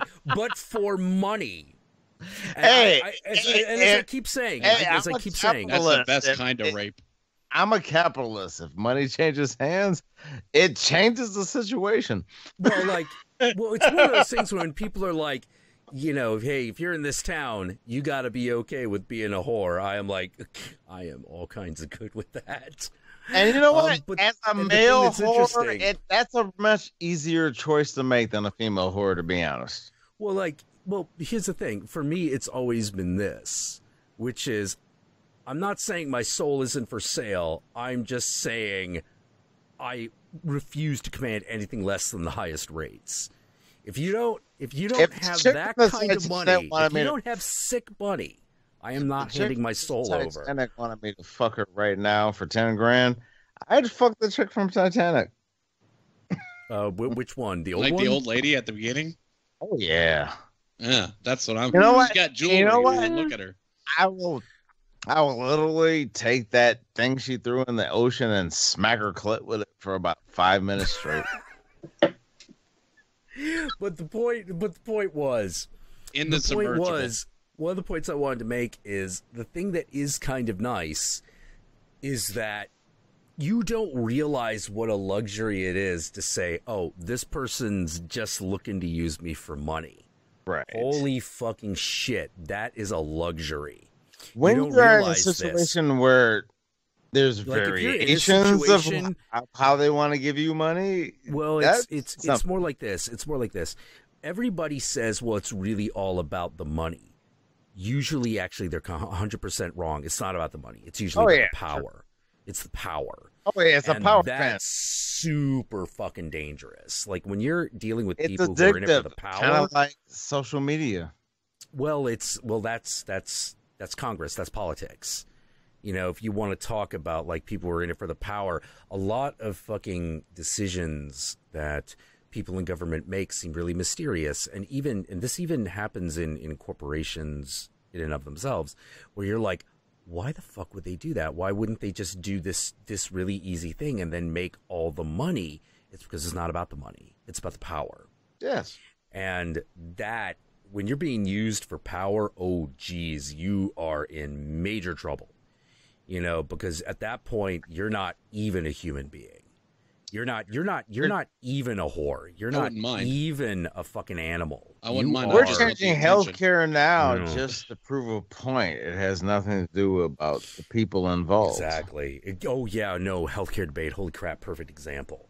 Like that is all about power. That's all about power. That's all about saying you fucking peons know your fucking place. Yeah, know your goddamn place. The culture will not change. We will not help you unless we only want the help that we ourselves used to get that we no longer get anymore, because that entire fucking system has collapsed. And the fucking Wall Street Journal put on their front pages that the new tax code helps the rich, hurts the poor, and they didn't even sugarcoat it. No, they didn't even. You know, we've reached a point where we've really reached that point where remember the Simpsons joke where one of them... We have a king now. That we do not have a president.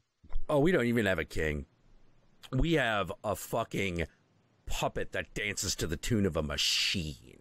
And that's really super fucking dangerous. And knowing based on all the evidence we have from his previous ventures into media since 1984, including Ghosts Don't Do It. He's in a fucking Bo Derek titty flick. That's a great movie. And he's Don't you talk shit about it. He's our president.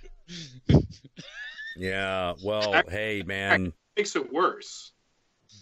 Jack, you know what makes it more dangerous? He's not just a puppet who dances to the tune of a machine. That's correct. He is. Yeah. But he's a puppet who dances to the tune of the machine while mistaking that he himself is the Pied Piper of Hamstead. That's what makes him so much more dangerous. Super dangerous. I'm sorry. We're all people on Twitter. We've all known when to stop a battle. This motherfucker is our president, and he can't stop a Twitter battle. Yeah. Like, basically, what do you got? You've got straight Milo Yiannopoulos as president. Yeah. That's what he is. You know, you could also think of Milo Yiannopoulos as gay, less wealthy Trump. Well, sorry, I'm black, so of course Milo will blow me, but... Well, yeah. But the thing is, I don't know what to say, but Milo all of a sudden got smacked in the face with reality, and I was surprised by it. Because he was getting a little big for his britches. Oh, he was getting way too big for his britches. Because when you got right down to it, when he finally got his smackdown, looking at his response, I was like, oh, you thought you had real power. Yeah. Oh, shit. You didn't realize what you were. I was like, you didn't see the expiration date on this the minute it popped up? What you had was real.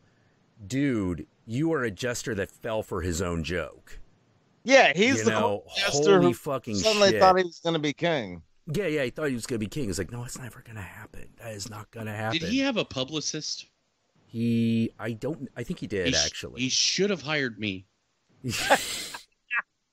Now, I'm telling you, dude, that Bill Maher show, I would have been like, Milo, just chill at this one, all right? Because Milo take a downer, slow down. I was impressed with slow your roll, just fucking smile and look pretty for the camera. Don't be insulting. Wrote this for years. Give it back. When they give it to you, give it back. It's like because it's like between like him on like that Bill Maher show and then him on like that thing of Drunken Peasants. It was like, oh fuck. Oh yeah. between the well, two. I mean, he would say some weird stuff when he was on Joe Rogan's show, man. The great thing about Joe Rogan's thing, if I can pump him a little bit. I love Joe Rogan. He has that really long I want to get high format. with him. That really long format that you really get to know, like you get to cut through the bullshit. Yeah. And because of that, I can see the human part of Milo, even though he's kind of a bullshit artist. I kind of appreciated Milo's William Castle-esque approach to this shit. Well, the thing I cannot take away from Milo Yiannopoulos, nor would I ever attempt to, which is I never thought he was so much of a monster that he renounced his humanity completely. Yeah. You know, like, was he a liar? Yeah. Was he a prick? Yeah. But he was a very human one. You know, and it felt like he was kind of self-aware about it. Yeah. To a certain extent, he was. He was very self-aware, except I don't think he really realized the game that he was playing. I think he thought that most of the world operated by the social rules of the internet, and it does not. No, it does not. Absolutely fucking does not. There are many other levels. So many people we have issues with. Oh, yeah, it is. It absolutely is. Because it's one thing to have people agreeing with you publicly. It is another to be in a social situation. I think he was dealing with people in the academia world as well. Oh, yeah. And it was whenever he got to the professional level. Well, whenever and the power shifters. Whenever he got to the people that did not dance to that tune, and there are a lot of them. Once you get to an anti-PC liberal like Bill Maher, he had nothing. He had absolutely nothing because you can't offend Bill Maher. Yeah, Bill Maher's gonna look at you like, oh. Yeah, and he's gonna be like Eddie Murphy talking about that Italian guy in Raw, going, "Come on, come on." Exactly. Yeah, just bring it. And he did. That's exactly what Bill Maher did. And I was like, it was no wonder he fucking went down. He tried to pull the same bullshit. It's not gonna work. I won't deny for the first half of Milo's interview, he kind of did it. Then he lost it. Well, when he did the one part where he said, when the audience went, ooh, and he was like, oh, you're so easy. I was like, I got that part. I was like, he's not Christopher Hitchens. He can't do that. Christopher Hitchens could insult that audience because that guy had pedigree. Right. Well, Milo comes here with nothing but internet cred. He did. Yeah. Christopher Hitchens had the intellectual muscle to be able to make that stick, whether you agreed with him or not. Like, he could dominate people socially. Right. Yeah, just with the power of his intellect. Milo wasn't that smart. You know, in fact, he was actually kind of dumb. I think he leaned on the gay card a little bit too much, too. He did. He really did. I was disappointed with Milo's performance. I was like, based on the internet, you should have been prepared. You should have been prepared for this. You should have known you need to be able to counter the trolls, even if they pop up in real life, in real time. One of the things that was really interesting discovering, it was really interesting finding out about his entourage. So, like a lot of media celebrities, he had an entourage. And being a gay guy, you're like, oh, you can imagine what this entourage would be like. Now, imagine this detail. Because this was revealed. What incredibly later. Gay guy just ran in the background of somebody's microphone? Sorry. that was here. It was this. His entourage is made up almost entirely of young straight guys in their early 20s. Mm-hmm. And I mean, like, straight guys. Oh, yeah. Do you realize how many straight fraternity guys Milo basically raped during his tour? Oh, I wouldn't know about that. I'm not even gay. I would have been doing that. Yeah, exactly. It's a lot of them were like, I'm not really gay, but I love Milo so much. He was posting pictures of him kissing straight guys who would retweet it, saying, I'm not gay, but Yeah. That was interesting. But the problem is there was one person I always wanted Milo to fucking face off against because I wanted to see it. I was like, oh no, I wanted this step to the throne moment. I wanted him to meet John Waters. Oh, that would have been beautiful, fucking perfect. Yeah, because John Waters would have looked at him like, "Oh, you're precious." He would have looked at him like, "Oh, that's so cute what you're trying to do there. How about let's get real for an hour?" Well, I think the thing that was really like Milo was really transparent for like I've been following him since the whole Gamergate thing, and if like you can look at an older interview he did with David Packham on the David Packham show, and he had like dark hair. He looked very professional. He spoke very like slowly and professionally. And he was making very salient points about this whole issue. And then he started doing his Dangerous Faggot tour. He dyed his hair blonde. He started he also tweeted bagging it up, letting you know that it costs $1,100 to get that blonde hair. Yeah. And he became he just like he just became Barbra Streisand for a few months.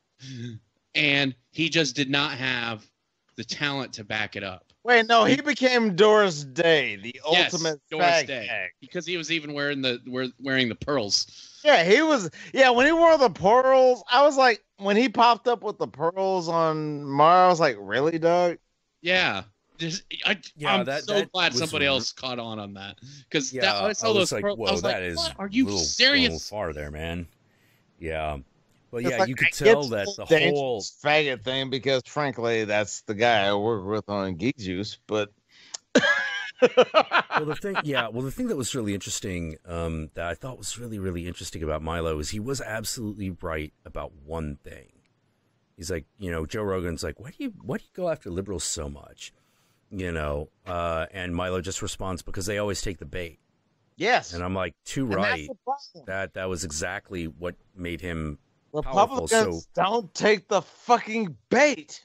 No, they don't care. And they don't embarrass themselves. They just they create this whole little like shed of this is what we are, and we're not going to deal with anything that goes beyond that. Yeah. The reality is that will take any fucking bait thrown at them because they're fucking pussies.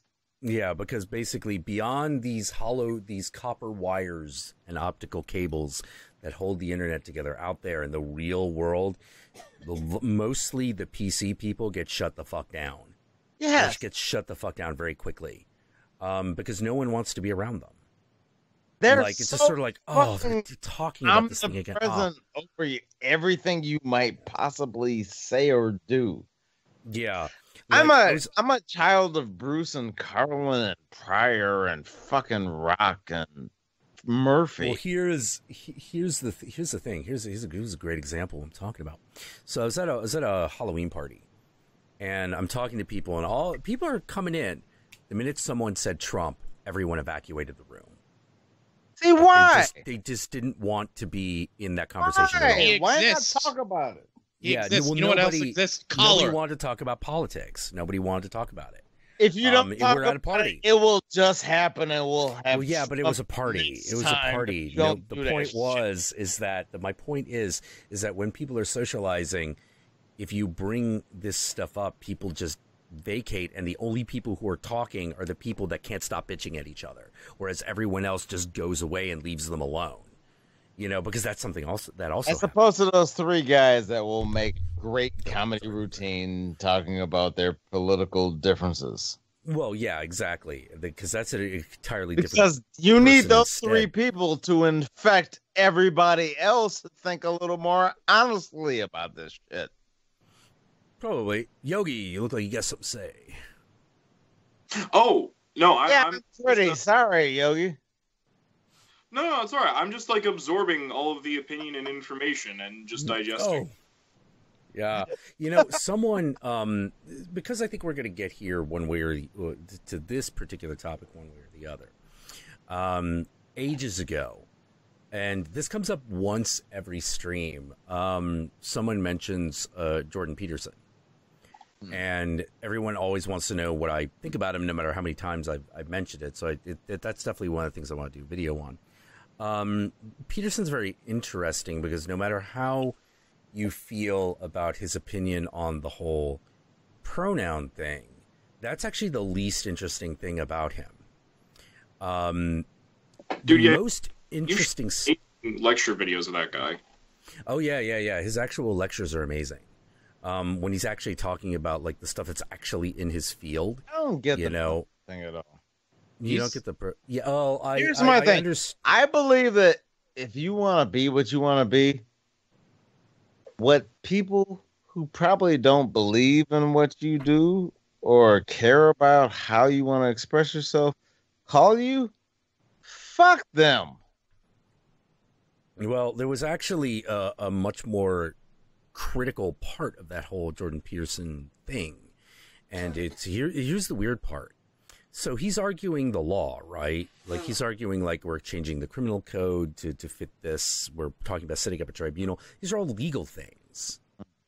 No lawyer ever debated him, and it turns out that the reason that they didn't is they were afraid of getting in trouble.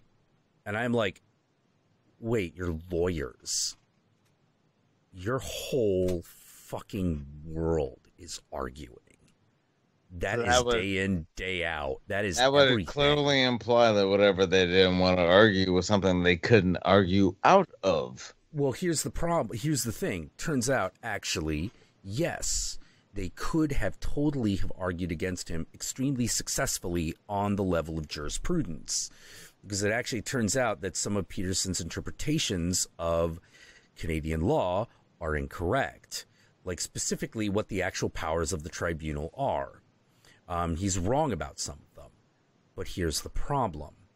The fact that that no actual lawyers showed up to debate this when he specifically invited them, they all declined. And he's like, why isn't a lawyer debating me on this? If I'm wrong, then you have to prove that I'm wrong. And the only way you can prove that I'm wrong is legally. Is through the law. And no one fucking would dare. No one would dare be in the same room because and I'm like, oh shit. If it's too politically dangerous to be in the same room as your opponent, oh my God, that's horrific. That is where I'm like, that's where I absolutely agree with Peterson, where he's like, I did this simple thing where I'm like, nope, not going to use these pronouns. No one should have cared.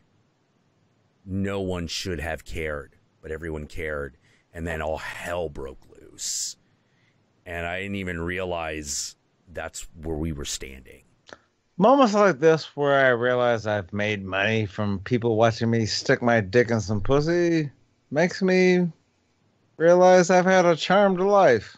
It's an honorable profession as far as I'm concerned, But yeah. So how do I feel? That's part of how I feel about Peterson. But really, it's really his psychology and mythological lectures that are the most important thing. And the thing that really wigged me out when I was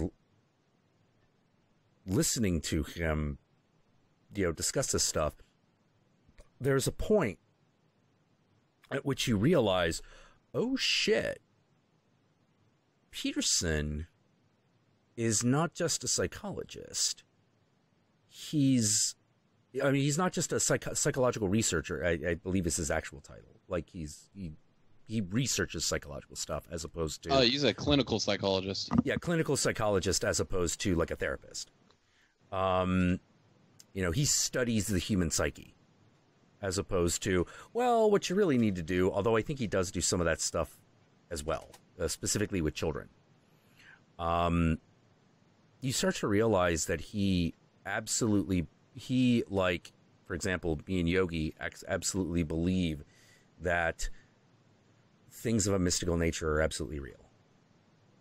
Yeah, Peterson seems more in like Jung's area. Yeah, he's absolutely in Jung's area. And that's exactly where he's like, no, whether or not it is physically real, which it probably isn't, it is psychologically real. He's really into Joseph Campbell's definition of truth. Yes. Yeah, absolutely. And it's really interesting listening to him because, like, he did this whole talk where somebody mentioned Arthurian tales and like the problem of chivalry for a knight, where you have 3 different powers that you have to serve. You know, a lord, the lord, and a lady, and they all contradict each other. Yep. And he was talking about it in the same way that Joseph Campbell would talk about it. And this is the guy that refers to say they. You know, this is the guy who refuses to use the word they in the singular. You know? Yeah. Okay, guys, you ready? What? What happened? What now? What? I'm sorry, I just heard a whole bunch of white people plot points. Wait. Oh, you're talking about Arthurian legend and shit? Yeah. Sorry. I'm not talking about throwing it out there. Well, here's the thing. Just throwing it out there. All right. Well, if we want to get into other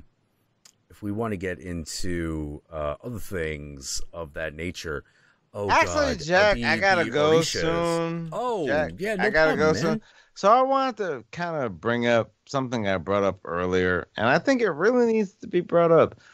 Why is there such an asexuality in so much of the online review community, despite the fact that being able to talk to people in such a specific way about your little kinks and to be able to let other people know your kinks aren't kinks, you're cool. It's such a big fucking deal. Yeah, well, it's because when you get right down to it, there is separation between the nerds and the geeks.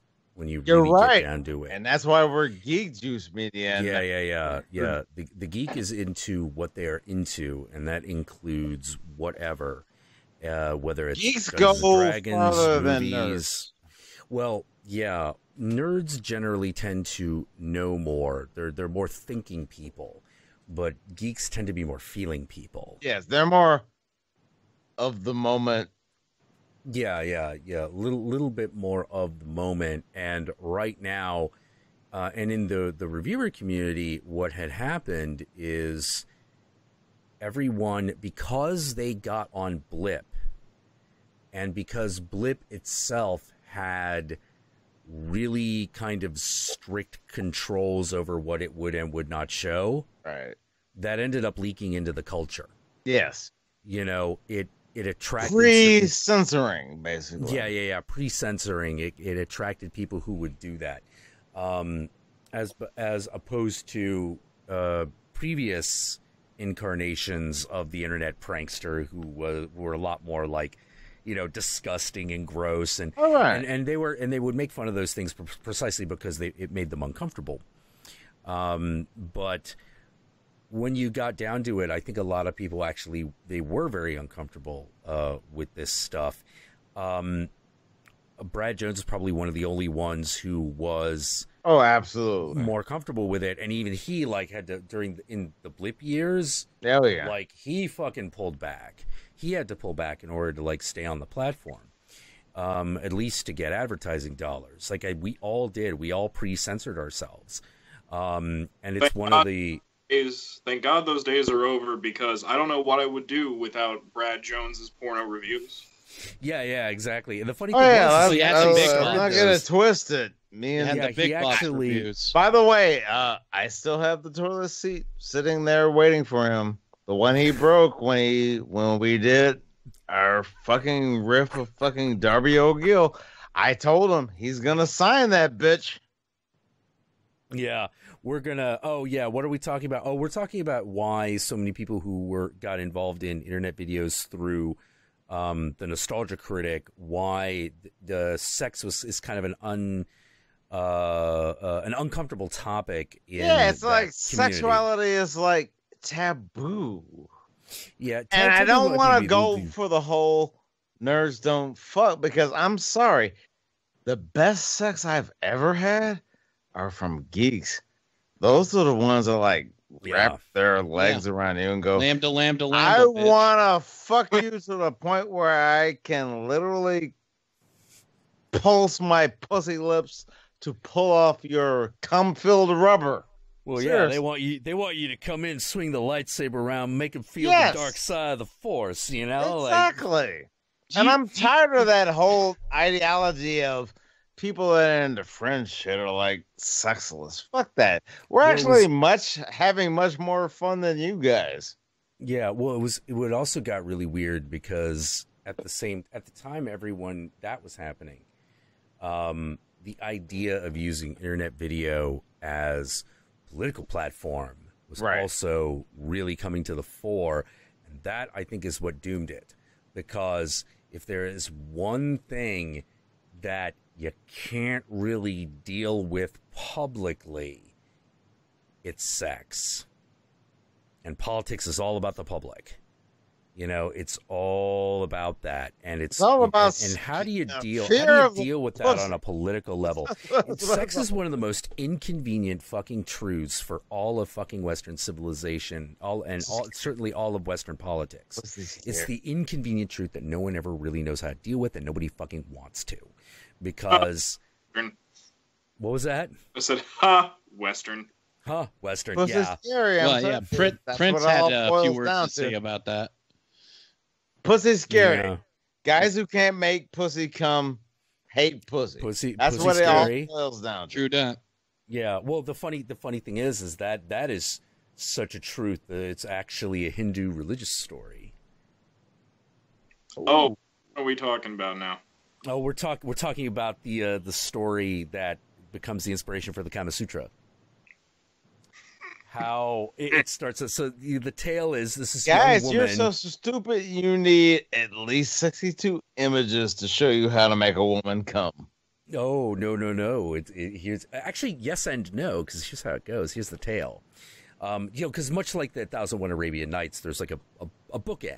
And well, of course, she didn't want to get her head cut off. Right. Well, no, she actually. So there are these really, really powerful dudes, and there's this one young woman. She's married, and she goes right up to the goddamn king, to the Indra, and is like, Indra, no man has ever satisfied me. And he's like, okay, what do you want me to do about it? And she's like, you're going to fix this. And he's like, why should I fix it? And she takes all her clothes off. And she's like, because if you don't, I will be nude all the time.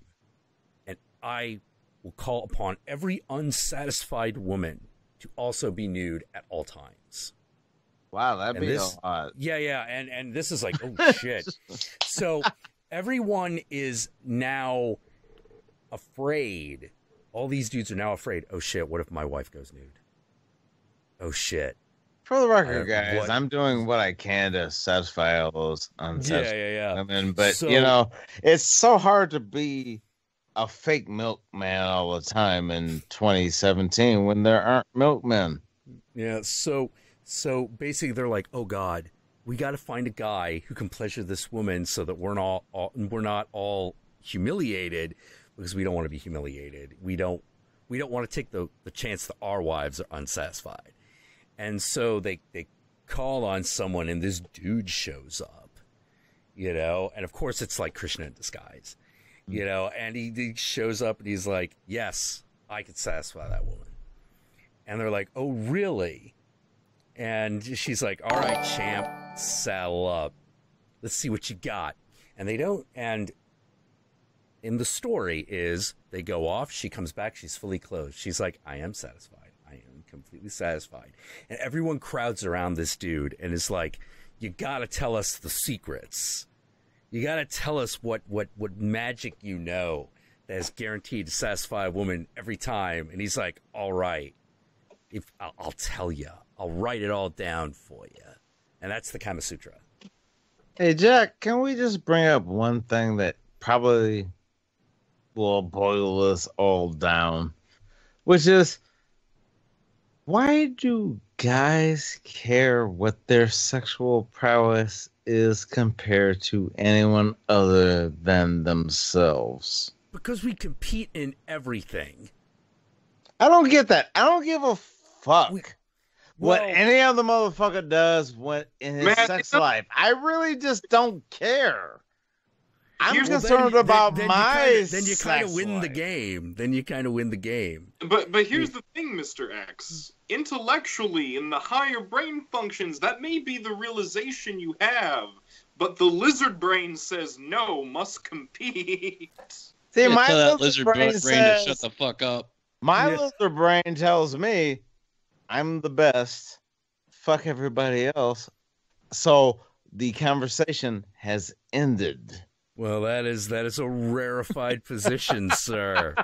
Just say, should we all reach so rarefied a place? And if anybody else in the chat just realize that their life has just taken a turn at this moment, you're welcome.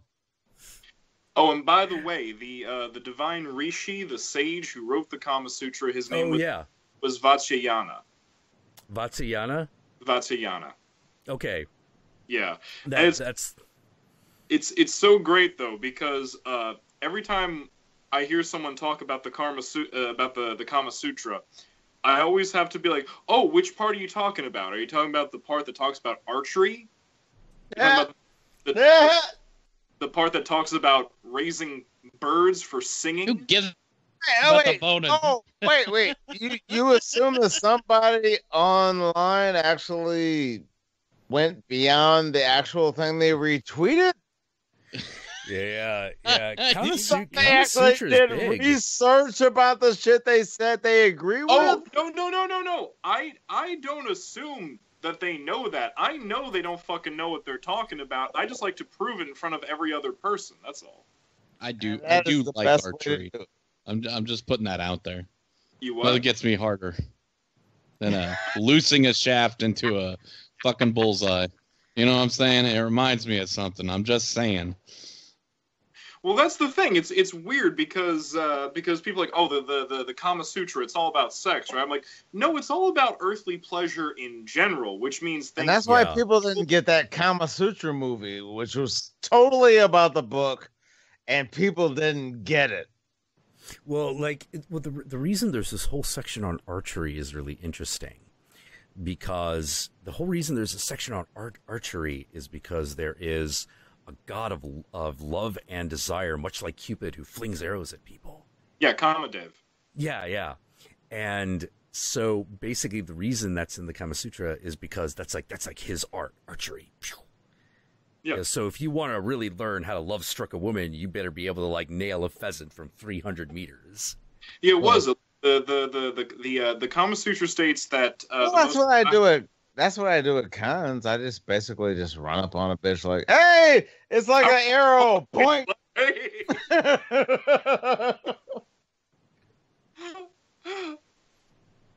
That's the new top track off Mr. X's new album. I run up on a bitch like, yeah.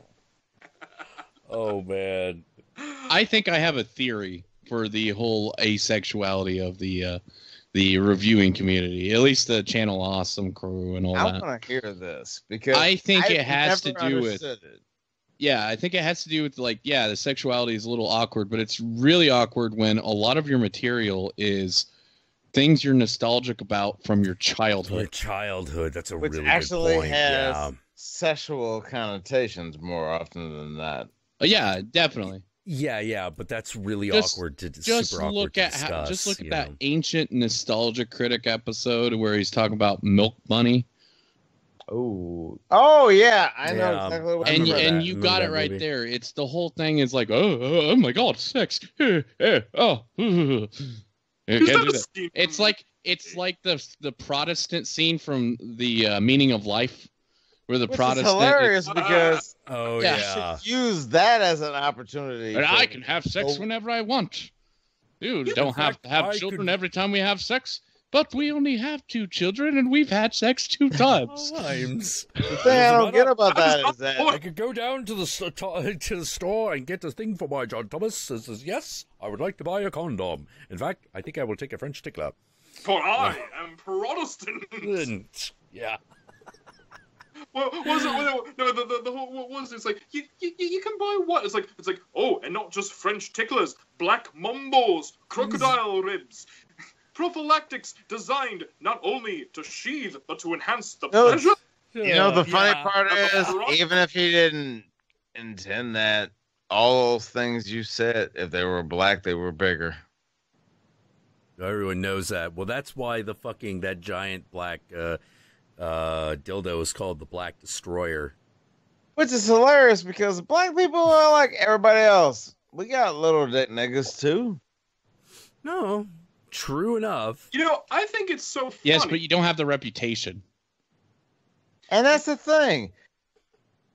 The problem is that if you know anything about a woman, you realize that women that really understand sex, they really do know it's not just size, it's how the fuck you wield this shit. Do you wield it like a Hanzo Taro sword, or do you wield it like a motherfucker that drops his lightsaber? You don't want to wield your dick like a Hanzo Bane. That's no. Yeah, it's not gonna go well. Yeah, I handle that like a Zweihander. You know what I'm saying?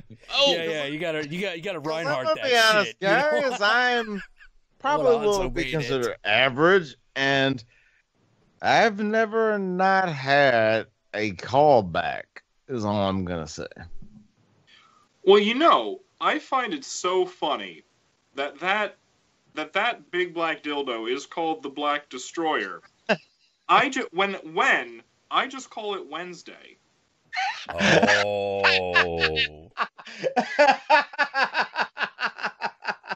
You know what you call the white version of that? The white oppressor. Oh.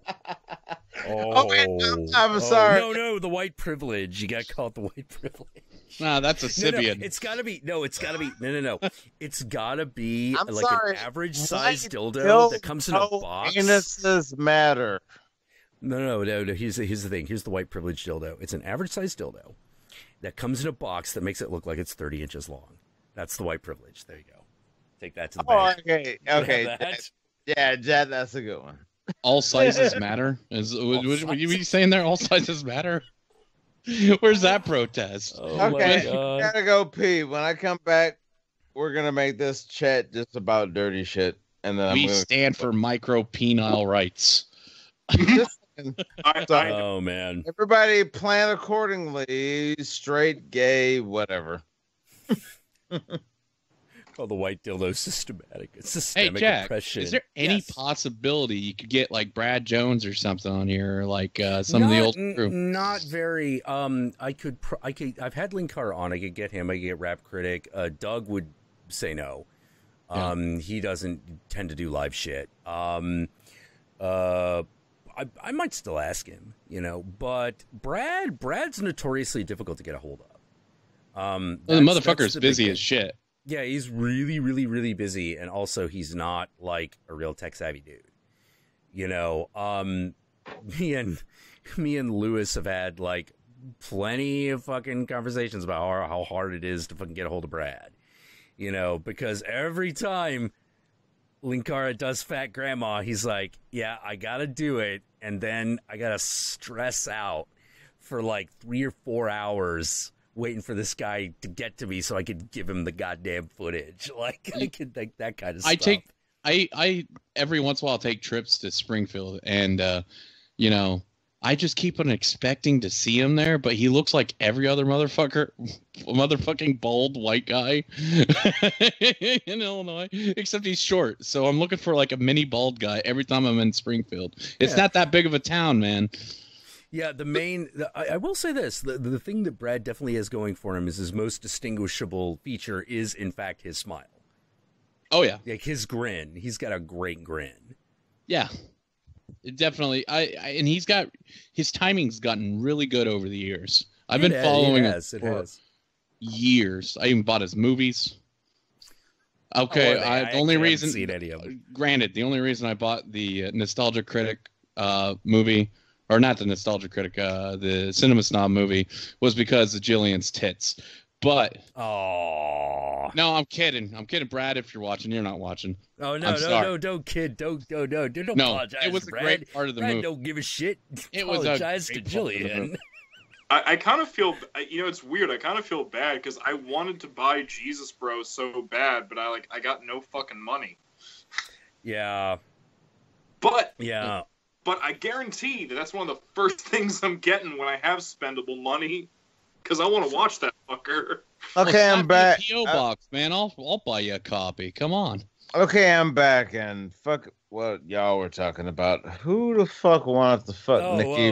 We were talking about your dick. So okay, forget that. We're not talking about that anymore. Yeah, who wanted to fuck Nikki Brand Short the moment? Topic. The minute that he put that needle through her ear. Nikki Brand, hold on.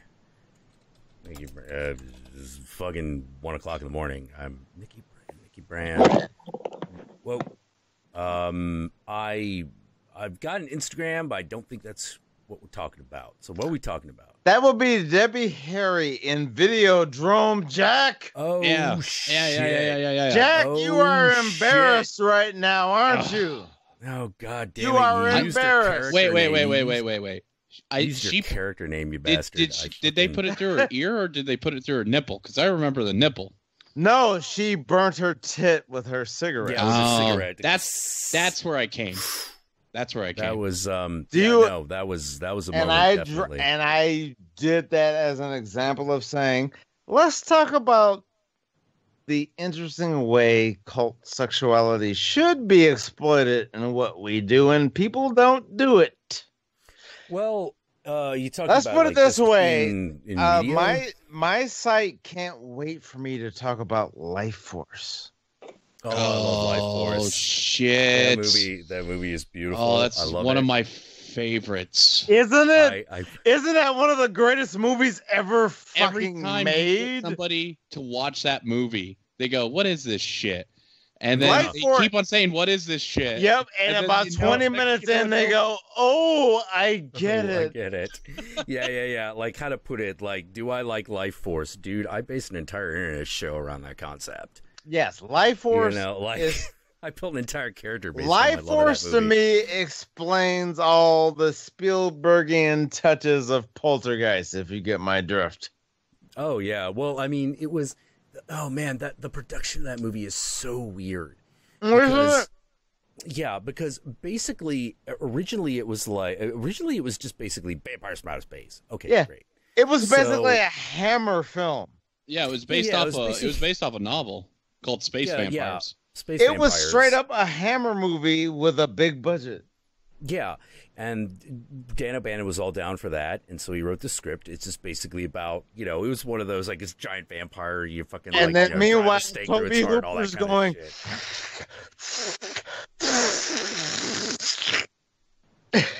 well, actually, turns out what happened is everything about that movie is explained. Like, first of all, Toby Hooper, yeah, he went a little overboard. But the reason things got so out of control was literally because of Golan and Globus. Oh, well, that does not surprise me. Yeah. Okay, Jack, blame it on the fucking Jews.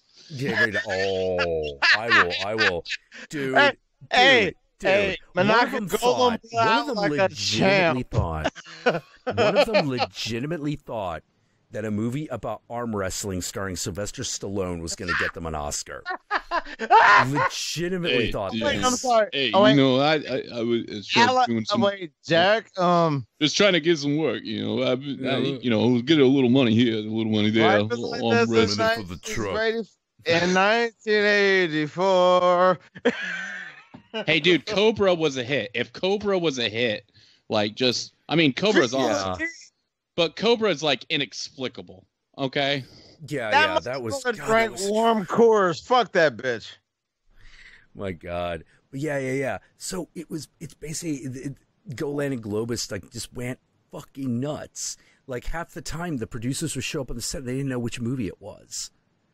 you know, and then you definitely felt that and that was what was going on with Life Force, because they were making this movie. They had this budget that kept inflating and inflating, and finally they didn't have a completion bond. And for those of you who don't know what a completion bond is, the completion bond... The people that are giving you the money to make the movie decide how the movie ends. Yeah, basically the completion bond basically guarantees that someone's going to pay to complete the movie. If you film without a completion bond in a big budget, you are in trouble. So Tobe Hooper didn't realize they didn't have a completion bond because that was the producer's responsibility. Also, well, look who's in that movie, dude. I am not gonna fucking blame Tobe Hooper for fucking, oh god, how do you pronounce her name? Matilda May. Matilda May. My God, she made me a man. Yeah.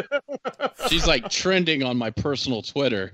Matilda all the time. She still looks awesome as fuck now, like Helen Mirren. Oh, yeah, she still looks great. Holy shit! Because I'm here to tell you guys, I will fuck Helen Mirren the way she is right now. Oh yeah. Yeah, definitely. Yeah, that's easy. That's easy. Yeah. But yeah, like Matilda May, like how to put it, like Matilda May will always look great, but in the filming of Life Force, Matilda May was in her prime. But here's the thing. Like, she sounds like a character with nudity and facial glances. Yeah. That's a hell of a job to do with almost like 3 lines. Oh, by the way, I just want to point this out. Everyone keeps asking, what does a big budget version of Plan 9 from Outer Space look like? It's Life Force. Yeah, definitely. It's Life Force. Like, that's what Life Force is. Life Force. You know, like that's one of the things it is. If you explain Life Force was going plot, for, if you explain the plot of that movie, you sound like a 5-year-old. I'm a little mad that there are not Rocky Horror Picture Show reenactments of Life Force at midnight. Oh, fucking yeah! Communities. Because wouldn't that be fucking amazing? It would be amazing. When you want to see the guy that pretends to be the giant bat creature at the end with his little local shit. I gotta watch this movie again, dude. You're getting me excited. Man. I'm sorry. Life Force. Life Force. Man. Just fucking. It's a beautiful fucking decked out neon disco train of pure bullshit. It's amazing. At once with the vampire space people. Yogi. Okay, I just need to point this out because I just saw this in the chat go by because I think that Son Bobby Dunny are talking about Hinduism and trans people. Go to my channel. Go watch my episode on LGBT people and Hinduism. Answers all questions. Yeah. Because it actually turns out there is a great legacy of that question actually being asked within Hinduism itself. Yeah, it's just one of those things where, like, unfortunately, these days it's not that great in India, and that's mainly because of the penal code influence from England and Islamic invasion. But Hinduism in and of itself, very progressive. Go watch the episode. Answers all questions. Well, let's go ahead. Let's just throw it out there, Jack. Mm-hmm. Most of the people that do this online shit are scared of the pussy, right? I think a large degree of everyone is. I think they're fucking, dude. I think they're fucking, dude. No. I don't think they're afraid of the pussy. I think they're afraid of the vassia pussy. You know what I'm saying? Like, they want to get personal with one, but they're not friend. They want to get real deep into one, but they don't want to, like, dip their toes in the sea of pussy. And I think that's legitimate, but I think what it really is, when you really get right down to it, is we have a lot of fear of sex for a host of different reasons. I still don't get it. And people who can talk about it honestly are both intriguing and scary. You know, because you're talking about the big taboo, right? You're going against the Garden of Eden, all that shit. But for example, if you're a straight guy, what's most likely your big hang up? Your big hang up is most likely how big is girls my don't dick? want me. No, girls don't want to fuck me. I was gonna say Blumpkin. Yeah, Blumpkin.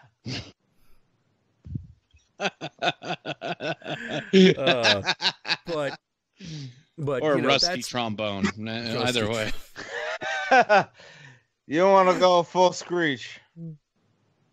Oh, Never man. go full screech. Oh no, don't do that. Your dad ends up stealing all your money and you end up being homeless on the streets of Los Angeles. And rubbing your shit underneath somebody's I think nose. he's actually in jail for stabbing someone. I believe that is correct. But I I'm know sorry, he went to jail Jack. for something. Jack, I think you're giving some of your compatriots more credit than they deserve. I think some of the people in this world are not as sexually active as people like us because, you know, you're into the good. You're into the good shit. You've had a finger in your ass. Oh well, I have. I've been around. Like as I've said, like I've been around the block a few times. So I'm just not. There's a lot of stuff that I don't want to do, but there's very little that shocks me sexually. Right. It's it's not for me, but hey, you have at it. Yeah, exactly. You know, as long as it doesn't involve children, I don't give a shit. What's your orgy limit? See, that's where I put it. Is like, what's your orgy limit? How many people before it becomes awkward? At a party or in a for single me, bed? I would say like at an event. 300. Oh, at an event? Oh, yeah. See, because if you don't have 300, you might as well say you don't have a limit. Yeah. Right? Yeah, pretty much. Yeah. Like I say, my limit is whenever it starts to smell I might overwhelmingly. Okay. Yeah. I kind of actually agree with that, but that would have to do more with the chicks who were like, "You knew you were coming to an orgy, bitch. Why didn't you douche?" Yeah, well, it was like that has to do with more like personal hygiene and proper ventilation in the event area. Yeah. Exactly. I don't know, man. You can only stir so many sticks in the chowder, man, before things get gross. All right. And that's why it's you would not believe. He's like everybody's putting their fucking straw in the fucking wine tasting. I'm just saying, dude. Every time you go to one of these parties, there's the one girl everybody likes, and she's up for it. But no. And she's the pivot. How it really goes. She's the pivot of the party. You can't have a pivot at a party. Everybody's got to share. And that's the you never get with. Here's the thing. Here's the thing. I need to feel special. Here's the thing. One of the, shall we say, responsibilities of the hosting people is the cleanup crew. You if you're at a really well organized event, then everyone takes turns where it's like, all right, I need you to do a walk of the house. Just tossing all these used condoms to the side, and some of them have things in them. Yeah, well, here's the thing. You always have, you always wander around with surgical gloves, and so here's how. Now I wish I had a pair of rubber gloves so I could demonstrate. There's actually a very proper way to pick up used condom using surgical gloves, which is you got the glove on, you pick it up with one hand, and then with the other glove, you just pull it off, and it's in there, and you throw that one away, and then you take this one off, throw it in the garbage, and then put on another pair of gloves for each individual, for each handful, you know. And that's how you remove it. No towel is allowed to be used more than once. Yeah. So most of these events usually have like industrial fucking washing. Why not a vacuum? How Jackula They are vacuums. Real shit. Yeah. No, totally. I would use a vacuum. How do you? No. You don't use a vacuum. Because that still has to be cleaned out, and the vacuum has a vent in the back so it can fucking splatter out, and you don't want to do that. Sabatone was amazing. How y'all doing, fam? To a certain extent, right?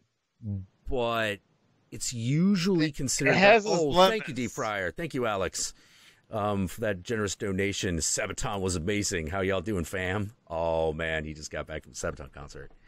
Doing fine. We're talking about sex parties and cleanup duties. I'm just saying, you use the vacuum. They don't even have to take them off.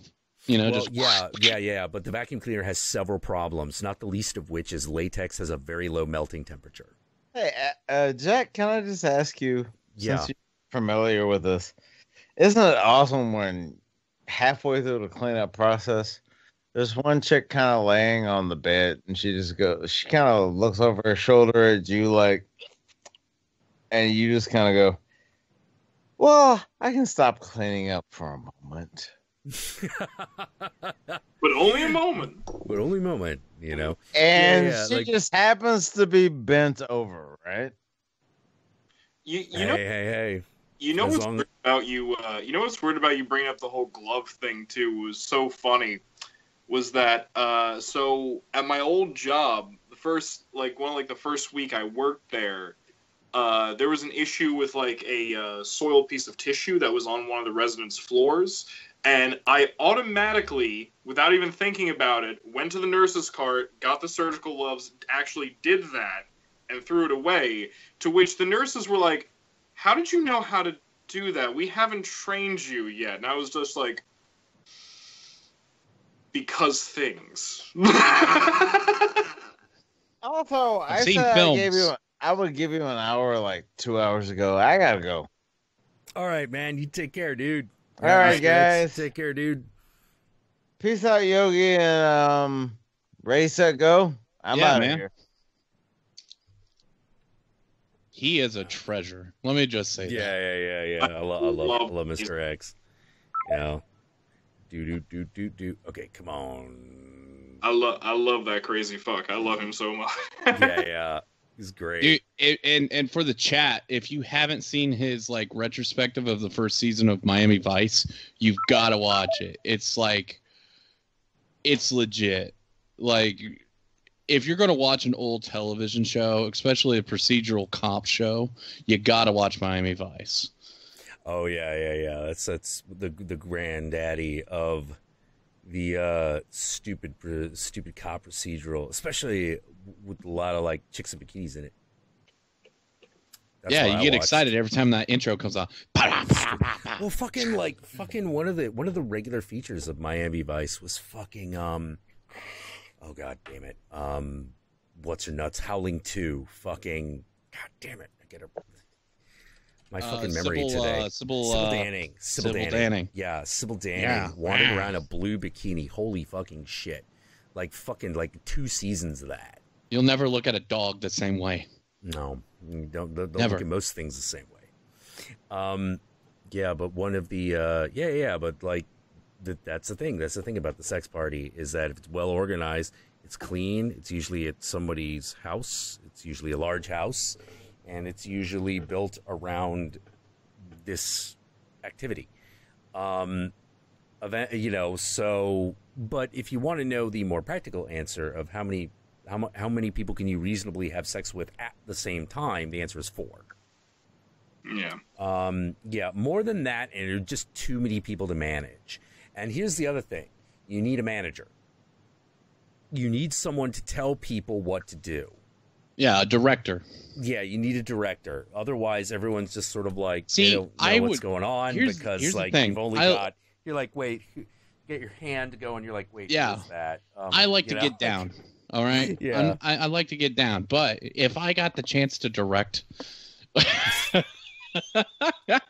oh man, I will tell you this though: it's almost always a woman.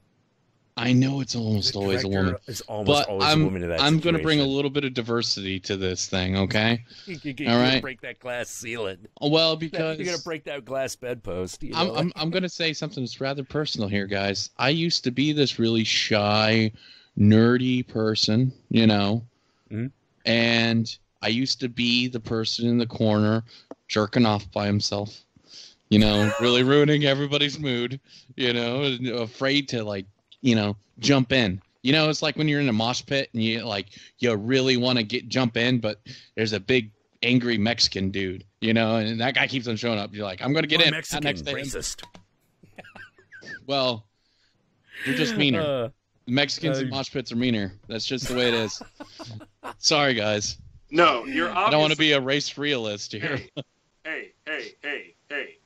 I'm not going to take any of that racist bullshit from a filthy Jew. Now stop it. Oh man.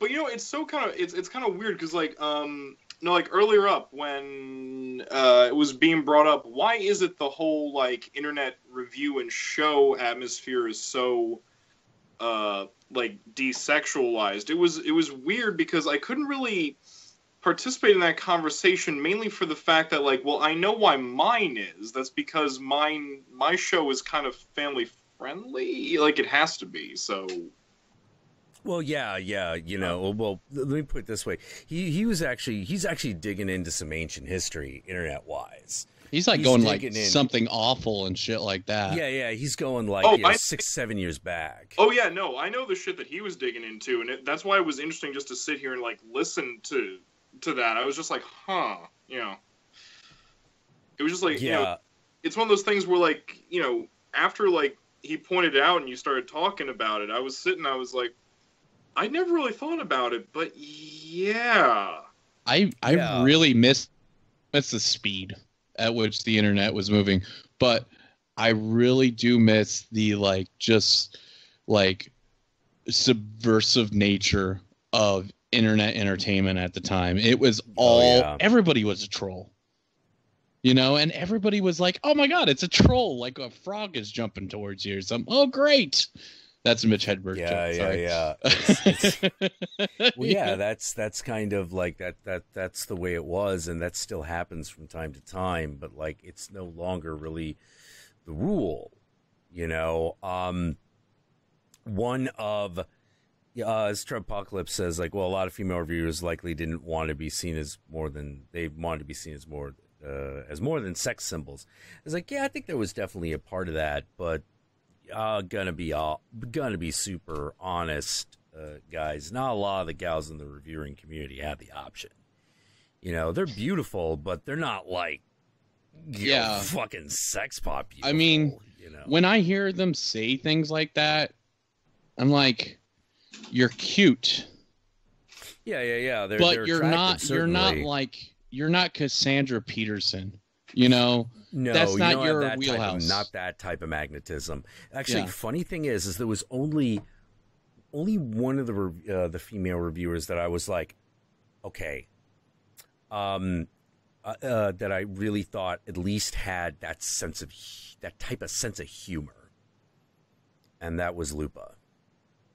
Oh yeah, Lupa's great. Lupa had that Elvira sense of humor. She didn't have that same persona, obviously, because she's not like this super sexual witchy trampy girl, but she had that like redonkulous sense of humor. First video of hers was one of the ones where she dressed up as Radu, and I was like, yes. Oh yeah. Yes. Yeah, that was so fun. Like I was really sad that like we were only on Channel Awesome together for about 4 months. And I really wanted to do a crossover with her, but then she left in that whole fracas. And she did a crossover with Cecil Trachtenberg, Good Bad Flicks, like way back in the day. Yeah. I wanted to do specifically one where it was Count Jackula meets Radu, and basically the whole idea is that Radu's like this how to put it, like Count Jackula was going to be like the nerdy guy who thinks he's hot shit but kind of isn't, whereas Radu is just pure awkward, like, and we're just gonna work it that way. It was going to be one of those things where it's like Count Jackula, you're gonna watch like Count Jackula like hit on girls and kind of get somewhere despite how stupid it is, because there was this one aspect of the 90s Addams Family movies that they did in the first one that they dropped in the second, and I was really sad.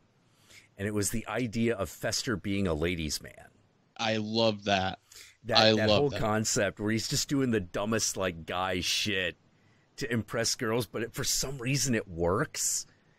I loved that idea, and they dropped that in Addams Family Values. I was like, oh, come on. Though, though, some of the best lines of dialogue in Addams Family Values. This is dementia. It means insanity. My name's Fester. It's to rot. Oh, yeah. And may I just say, I'm sorry to be an interrupting asshole when you're on a point, but just because Bobby Dunny is asking questions about me in the chat, and Bobby has said before that he's into both magic and that he's Mexican.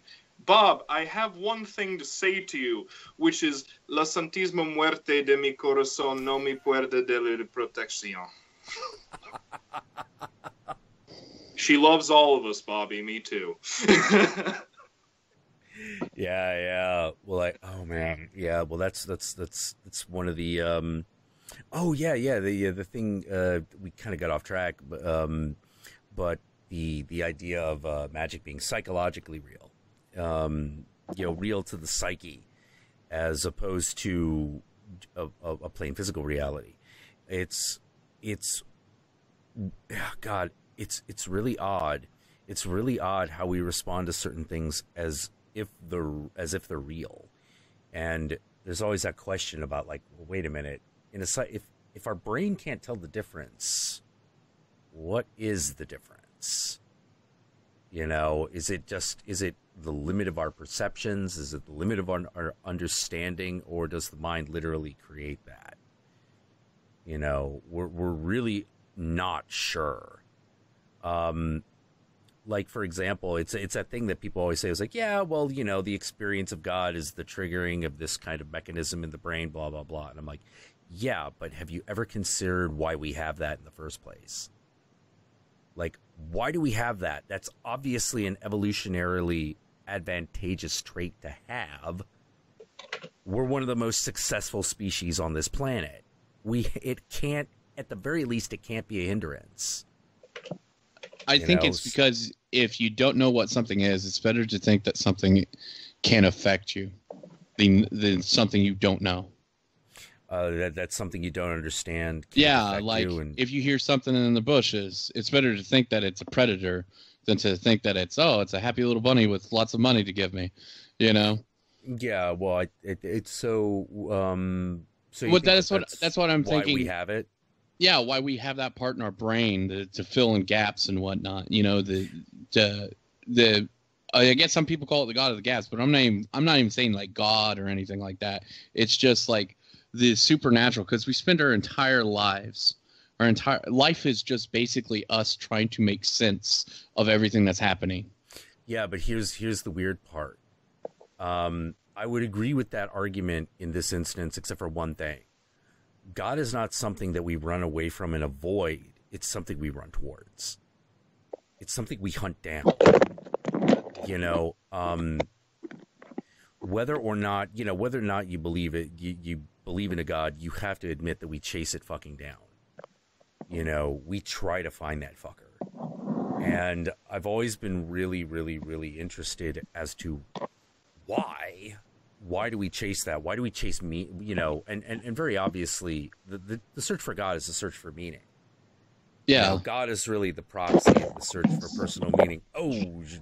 I find these things really interesting because I've never really had this like that feeling. I've never had a doubt whether there is a God or there isn't a God. It's never really like entered into my mind that there might be a God or anything like that. Oh, yeah. Of any sort whatsoever. Of any sort. I grew up in a household where it was just like there was nobody telling me which way was right and which way was not right. It was just you figure it out. I went to Sunday school because I like the stories. Okay. Yeah. Well, and the thing like it's just something I don't understand. I don't think it isn't in everybody.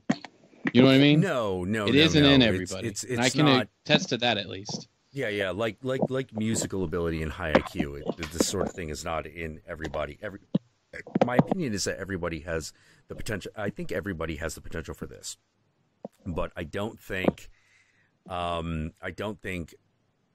everybody has the inclination towards it. If everyone did, then everyone would be a mystic. And that's just not the case. That's just not the way it is. Well, I think like everybody who's skilled to some degree or has some sort of skill is a mystic to a certain degree. Like like comedians, they are my favorite mystics. Well, because they can make an entire building full of people laugh. They can make people laugh from far. They can make people laugh in the future. You know, they can make people laugh after they're dead. You know? Yeah. I mean, absolutely. I still laugh at stuff from Carlin, you know? Like that stuff that he did in like the 1980. I have the class clown record somewhere around here, and it still makes me laugh. And I know the jokes. There's got to be some sort of, you know, that's the mysticism I see in the world. You know? Well, absolutely right. Absolutely right. You know, because that's a sorcerer at work. You know, comedy is a form of sorcery. You know, it's a form of sorcery in the bardic tradition.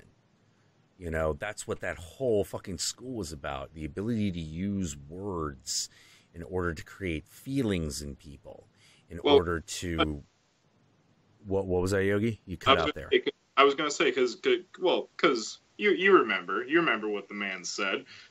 If a magician laid a curse on you, your hands might lay funny. If a bard was angry at you, he might do worse. He would cast a satire against you. Yeah, he cast a satire, so if it was good satire, people would laugh at you. If it was very skilled, your family would laugh at you. And if it was very, very, very good, it would destroy you in your own eyes, so that centuries from now, long after you were dead, people would still be laughing at you. You know, that's the bardic power. You know, to be able to that destroys not just a man, but a legacy. You know, that's the terrible might of comedy. You know, and people, like I study Welsh culture. It's a very rare, weird thing because the Welsh are so strange.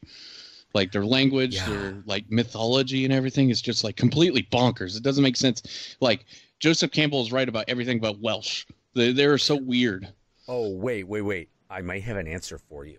Yeah. What books did you read? I read the Red Book, the White Book, the Mabinogion, all that stuff. Okay, they're all fabricated.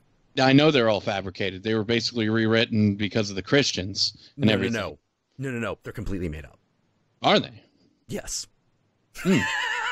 It's completely made up. The Welsh mythology is completely made up because the Welsh people wanted to establish an identity for themselves away from the Britons. That's probably why it doesn't make any sense. It's exactly why it doesn't make any sense. But there is this painting. It's by Thomas Jones, which is probably the most Welsh name I can think of. That isn't actually Welsh. But there's a painting called The Bard. And the whole setup of this painting is this bard on a cliff. And he's got like the harp like against his chest, and he's about to like fall off this cliff and everything. And it's this whole idea is that in order for them to take over their country, they had to get rid of the bards because those are the ones that really had the power. They were the ones that they were really afraid of. Oh, actually, yes and no, because that's actually part of an even older image. You are not familiar with tarot, are you? Because that is the first card of the tarot. That is the Fool. Yeah. You know, yeah. It's the exact image of the Fool. And the Fool is an interesting character because everyone usually takes it as, you know, well, he is the beginner. He does not know what is what. And absolutely true. But the thing about the Fool is he is also the chosen of fate. He is the preferred of fate. You know, basically, fool. You know, it's the whole like fools rush in. You know, like, you know, fortune favors the bold. You know, that kind of thing. Like, for some reason, a person who doesn't realize they can't do something seems to have luck on their side. You know, and that is also something that the bards understood. Like, do you know, for example, do you know why we say that's weird? That's an old English term. Yeah, but do you know what it's? Yeah, but weird. Weird is a word. If you read the like old English text, I actually went to school for this. So you've read the old English text and stuff. I believe it does even show up in some of the early poems of Old English that we have from like the 6th century. But weird was used like synonymous with something. People saying that's fate. That's it is. It is. It could be used interchangeably with God. Why did that happen? Well, that's weird. You know. Well, it wasn't. God would be the wrong word for it, but fate wouldn't be. Like fate the God of the gaps is what I'm saying. Not necessarily. No, not just the God of the gaps. It is specifically the idea that one has a fate and that it is affected by things. So saying that's weird is essentially, the original meaning was almost exactly like saying, well, that's karma. But the other thing of it, and this is what's interesting, weird also meant word. The bardic tradition is all about trying to control people's fate through the use of words. That's deep down what the bards are doing, and what they were doing and what they were after, because they realized, wait, what you say about people seems to have an effect on their fate. So words are considered the fabric of fate in that tradition. Even beyond like the whole Celtic thing. Like, again, last stream when we were talking about the whole Norse thing, you can draw words, you can bend words. The whole thing with Odin and the runes. You know, like, why is it so important? Because if you control the words, you control fate. You control the future. You know, and this is an idea that for some reason the West latched onto.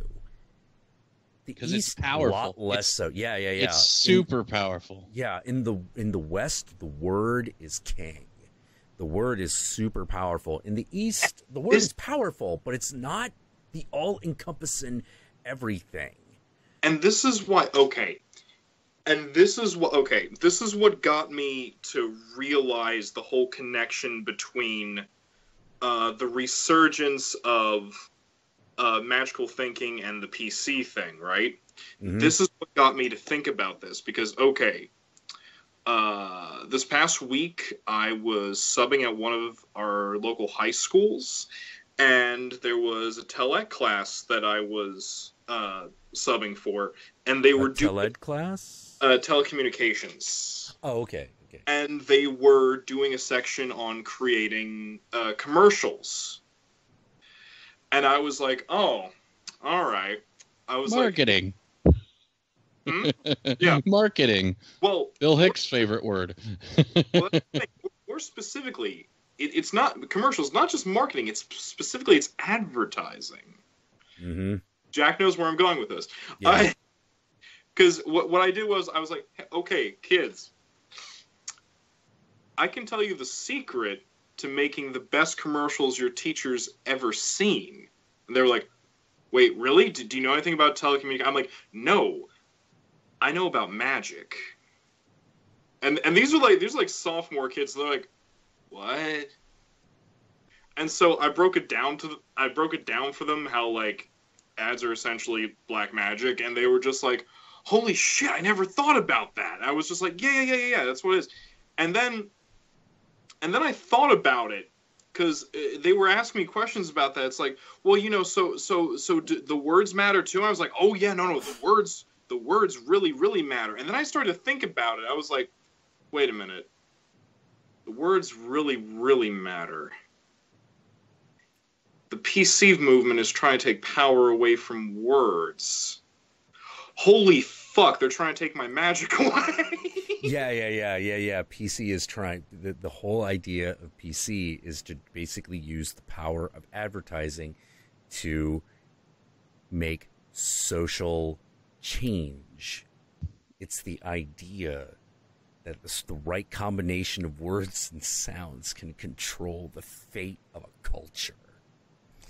You know, the fate of a nation. That's the whole idea, but the problem is it needs everybody. It needs everybody to think that the same way in order to have the true total effect that the people are looking for. But there's also another problem, which is people just don't work that way. People don't think lockstep. They just don't. But they can be tricked into it. They can be tricked. I have a good example of it. They can be they can be tricked into behaving and saying certain things. But to trick them into thinking something so complex, a concept as equality, oh no, that's too deep. That's too much. But you can do really, really simple things that are extremely powerful. Like, for example, if let's have some fun. I do this.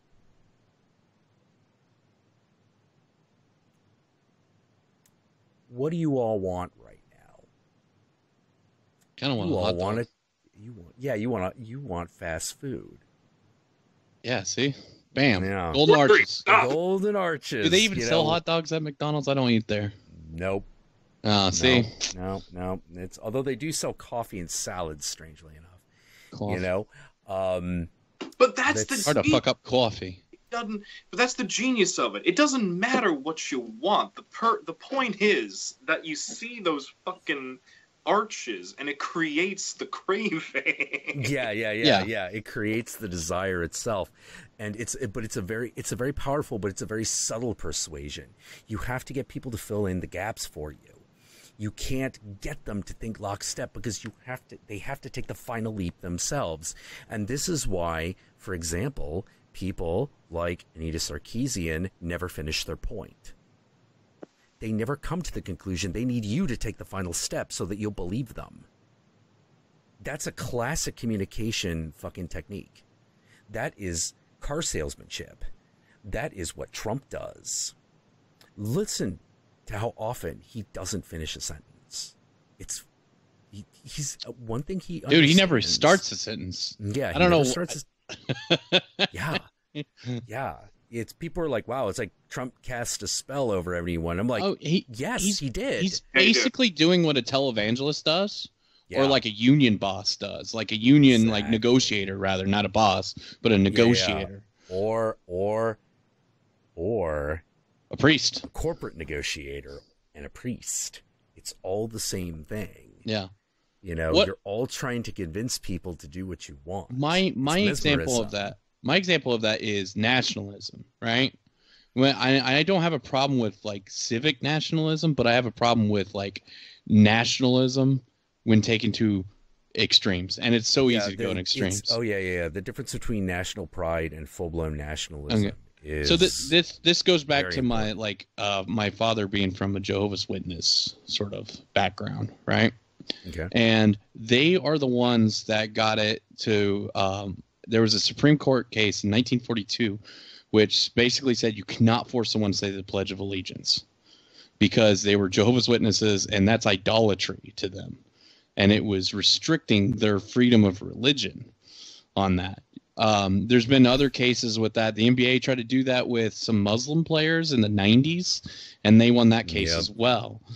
But the thing about the Pledge of Allegiance that it never bothered, as an atheist, it's never bothered me that the words under God are in there.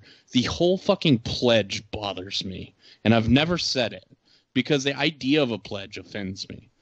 It's like I'm basically pledging, so I'm basically giving up my ability to choose and decide on a concept that somebody else came up with a long time ago.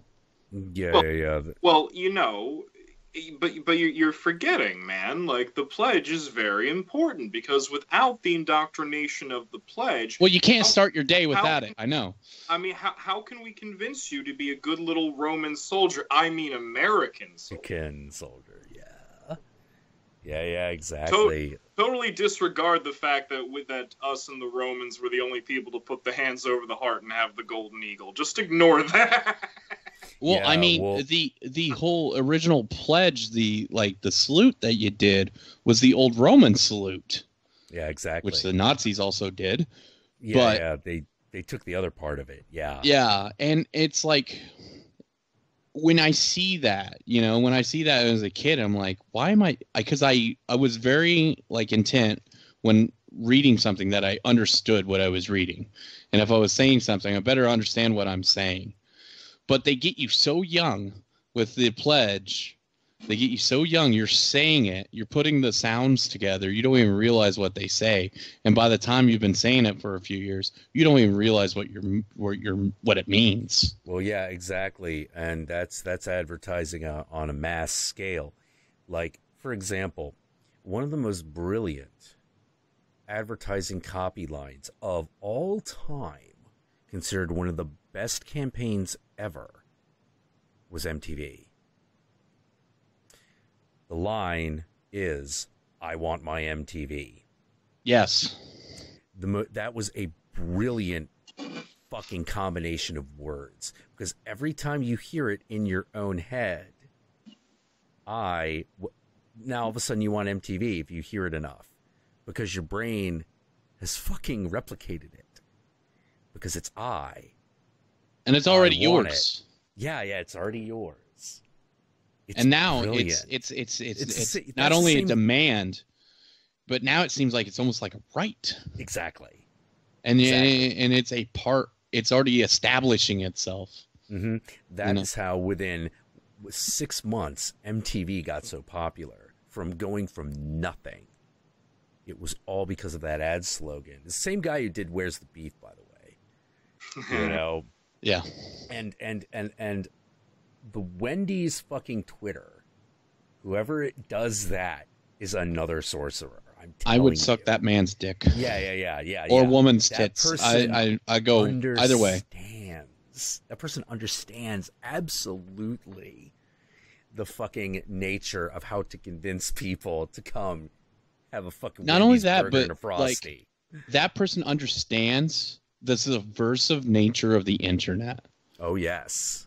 Because he's I'm saying he, I don't know who it is, but this person is never a tweet away from burning McDonald's or throwing some shade at Burger King, or they threw a pity at Dairy Queen of all places. You bringing Dairy Queen in this, man?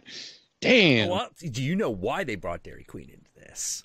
I have no idea, dude. I'm not big on the fast food. Dairy Queen is featured in Guardians of the Galaxy Volume 2. Oh, really? Yeah. Oh, yeah, because they have a blizzard. They have a blizzard. Yeah, but the whole reason they brought up Dairy Queen out of nowhere is because there's a Dairy Queen in Guardians of the Galaxy Volume 2. It's a plot location. That guy's got to have such a fun job. James Gunn? Or no. Wendy's well, Twitter James person? Gunn. Yeah. I mean, I would have loved to have been on the set of Romeo and Juliet, but oh man. Oh, I just want to point out, by the way, that since you brought up that it was the same, that was the same guy who did the "Where's the Beef" thing. Mm-hmm. I just want to point out, "Where's the Beef" has to be one of the most powerful incantations I've ever seen. Ever. It was such a powerful incantation that not only was it useful when it was made, it came back as a fucking ironic fashion statement, which fed into working all over again. Yeah, it's crazy. Amazing, it's so yeah. All of this is Western black magic, but here's the thing that's really interesting. The East doesn't care about that as much. The Eastern traditions don't care about that as much. Nope. Yeah, to them it's all it's a little bit weirder because the one thing that you do get is the sound. It's not the same as the word. It's just the sound. The the That's a great example. Yeah, it's the heights of the vibrations specifically. Yeah, because it's not just it's and vibrating it all through your skull and through your body, and because you may or may not have noticed that certain sounds vibrate your body in certain ways as you raise their pitch and lower them. Because it's not something most people are trained to notice. Singers notice it, Yeah, just in Om, which is made up of the three primal syllables, ah, oo, Ah, oh, Yeah, when you do it in your body, if you go very slowly, you can actually feel that first it vibrates in your lower sacral area, then it brings it up to the heart base, and then you actually feel it vibrate up through your head. It travels up the entire body. Yeah. It's a really, really powerful sound, and so it's used it's why it's used in meditative practices, and the act of lighting up and exciting the nervous system that way induces trance states. A lot of yoga is more than stretching. It literally is about doing things to your body that induce religious ecstasy, induces shifts in consciousness as surely as any drug does. Now, it takes longer to learn how to do it, but it'll get you there. It's one of those weird things where and it's so strange because if I'm out and about, I talk to people. It's I am a yogi. They're like, your body doesn't look like you do yoga. I'm like, bitch, you realize I talk to the gods, right? Yeah, well, also yoga is not the same as intense cardio. No, exactly. I'm just the shit you do is Pilates that has a pinch of curry added into it. That's not yoga. What you do is bullshit. Yeah, that's not the religious magical, truly somatic aspect. It's pure stretching and exercise. Yeah, which is very different. It's very different. I mean, now there are some people who reach those states through physical exertion. That's why they keep doing it. Yeah. That's the whole point of Patanjali's 8-limbed Ashtanga yoga system. It's it's bringing in the asanas, bringing in the pranayama, bringing in the meditation. It's using all these in combination. It's it's a thing, but it's the way people use it over here. It's nah. It's there's nothing more disconcerting for me than seeing all these soccer moms come out of a yoga class and they say that was such a great session, I feel so in tune, and then they get right back on their iPhone and start yelling at their husbands. Yeah. And I'm just dude, that's the last thing I want to do after a good stretch is yell at someone's husband. Well, if you're really, if you're really in that state, if you're truly in that state, you're gonna do something a little weirder. You're gonna call them up and just be like, "Okay, now, this could happen. You have the experience, and you're like, I realize I want a divorce right now. I'm done with you." Well, yeah, or bringing up shit, yeah. Yeah. Or you go, that stupid thing I yelled at you about? I am so sorry. That wasn't anything. Mm-hmm. You're so right. I don't know why I was mad. I was really mad at myself. It's interesting what you can do when you add a dimension. When you get you get that little taste of the infinite, and suddenly certain things just fall into a certain perspective. Yeah, it really does. I wonder if a lot of this stuff coming from the East has a lot to do with the spread of population centers, because the West had a lot more people living together in places for for a long time because I've been reading a book called Guns, Germs, and Steel. Yes, and it talked about why the Western Europe was so dominant in the last 5 centuries, and it has a lot to do with like resistance from like living in close proximity with each other. And I wonder if that also affected like sort of the mysticism that the West has as opposed to the East, which is much more introspective in certain ways. There's actually kind of an answer. One of them, there's several inception points where Eastern and Western civilization kind of depart. And one of them is quite literally geographical. It's the Himalayas.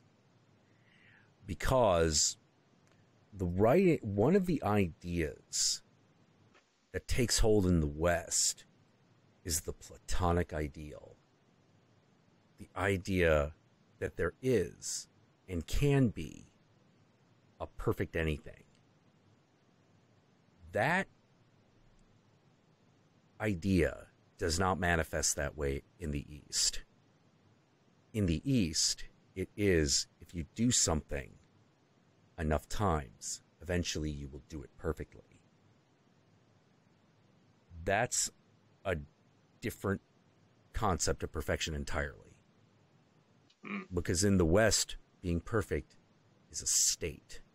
In the East, being perfect is constant effort. Well, it's like serendipity. You know? It's not, in the East, it's not serendipity. No, I'm saying in the West it is. Oh, yeah. In the West, it's like I mean, like luck is like even in people who don't believe in luck. Yeah. You know, because I don't know how many times people are playing with their dice in D&D, and they got a D20, it doesn't roll well. I got to get rid of this one. I got to get another one. They all have 20 sides. Yeah, they're all the same. They're all gone. Yeah. They're all made in a factory. They got no heart.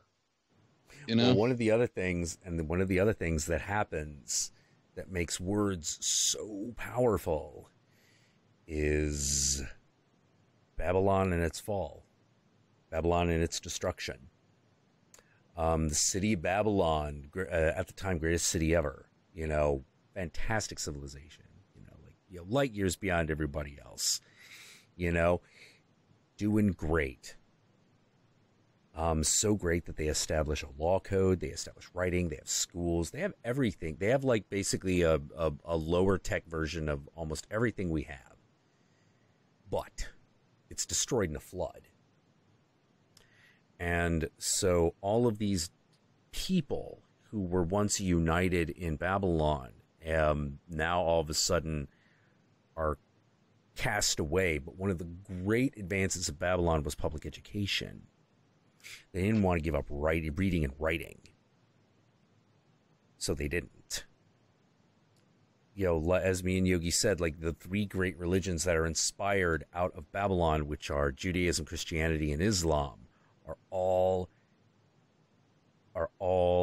religions and magical systems of the word. Yeah, the Torah, the Torah is a word. The Bible and the Hadith and Quran. Yeah, exactly. These are all predicated upon the word, and Judaism is really weird because that's not just predicated on the word; that's predicated on mathematics and chanting. Yeah. Well, you got the cantor, man. Yeah. Well, it's very specifically plotted. The Torah, the values of all the letters are very specific because every line leads to a number in the Fibonacci sequence very deliberately. And you find yourself going, now here's the big question no one can answer. Why the fuck did they do that?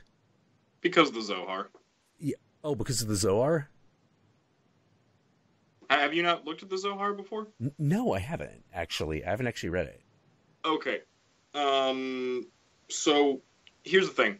Do you know, within traditional Judaism, what you have to do to be able to study Kabbalah? I do not. The reason why, because Kabbalah is mainly practiced within the Hasidim, which is a very specific branch of the Orthodox movement. Right. Okay. Now, The reason why you'll find Hasidics who get really pissed about how popular Kabbalah has become is because, first of all, Goyim are not supposed to be able to study it. Non-Jews are not supposed to be able to study it. Is it forbidden, or is it one of those, like, they're literally not supposed to be able to do it? It's forbidden knowledge. It's golden. Like, straight up. Goyim are not supposed to unlock the inner secrets of stuff like that. You know, so that's why, like, I try not to let rabbis know that I know the levels of the Sephiroth. They get kind of pissed. Right. So, because that's the thing. But here's the thing, though.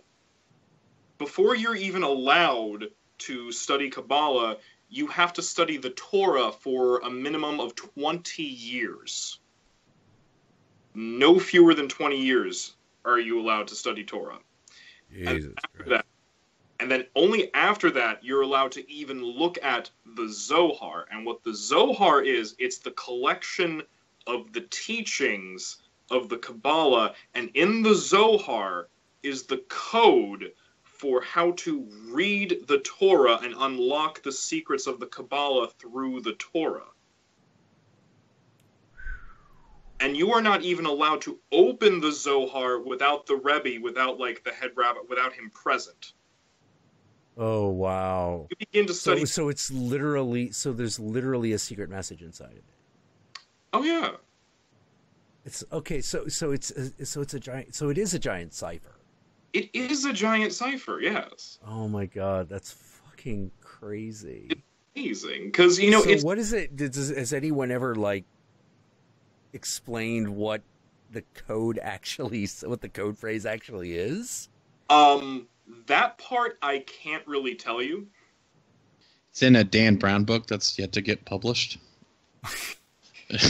No, not even that. Not even that. It's literally one of those things where it's like, I hate to do this, but Jack, I think, will understand where I'm coming from with this, where it's like, unless you've, like, looked at it yourself, I really can't tell you what it is. You have to read it for yourself. Oh, okay. It's one of those. Got it. Okay. Yeah. It's kind of like the, you know, it's like the alchemical tree.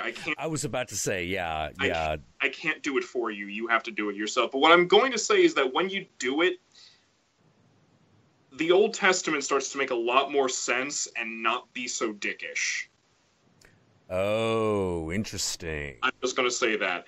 However, I will That's a tall order, dude. I know it's a tall order, but at the same time, it's one of those weird things where I'm like, on the one hand, I'm like, this is an amazing thing. You know, this sheds a whole new light on, like, everything that's in, like, this section of this book. But at the same time, one must wonder, why didn't you just do that to begin with? Why the fucking pretext? Yeah. The only thing that I can really think of is that you do it for the reasons that you always make a coded message. You're doing one of two things. You're making sure that people on the out who aren't in the know can't read it. And the other thing that you might be doing is looking for people smart enough to decode it.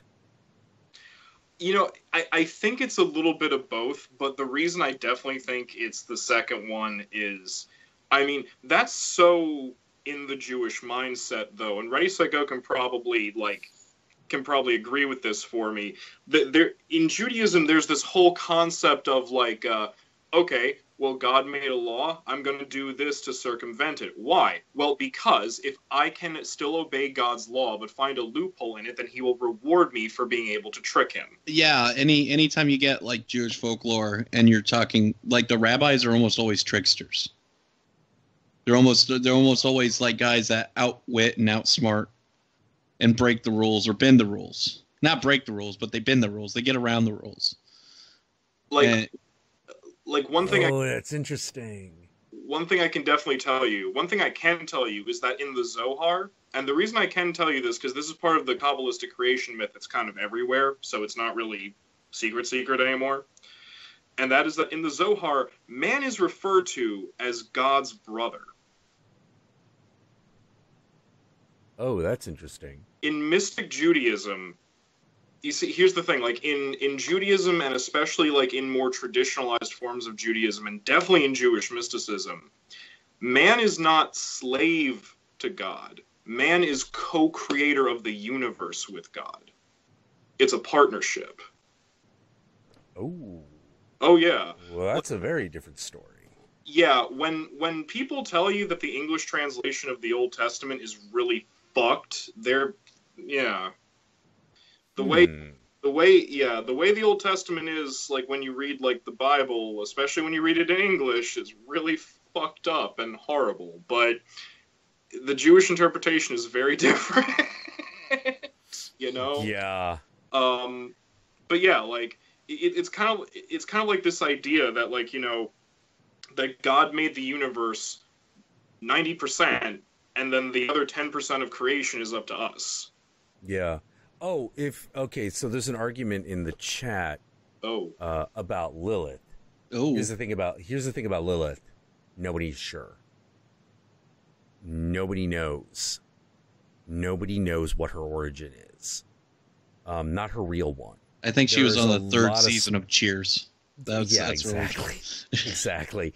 Like, the thing is that the actual origin of Lilith is probably lost to antiquity, because she's probably most likely Babylonian in origin, and that entire city was destroyed. You know, it was destroyed in the flood, in the Great Flood that, like, is referenced in the Bible.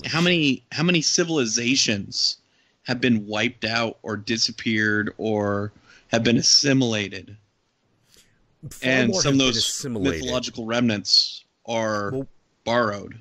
One of the really, really odd things about civilizations is that giant civilization centers fall a lot easier than the more traditional, like, I don't even know what to call it, you know, than the older ways.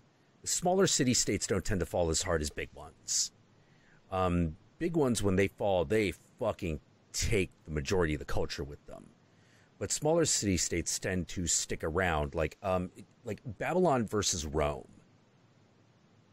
Rome fucking basically falls over a very long period of time and what happens? It just literally becomes barbarized. You know, it's literally barbarized. Those are my ancestors. Yeah. Like, you know, like, so you got the Greeks, you got the Turk, you got, like, all these things. They just assimilate all of Roman culture into themselves in one way or another.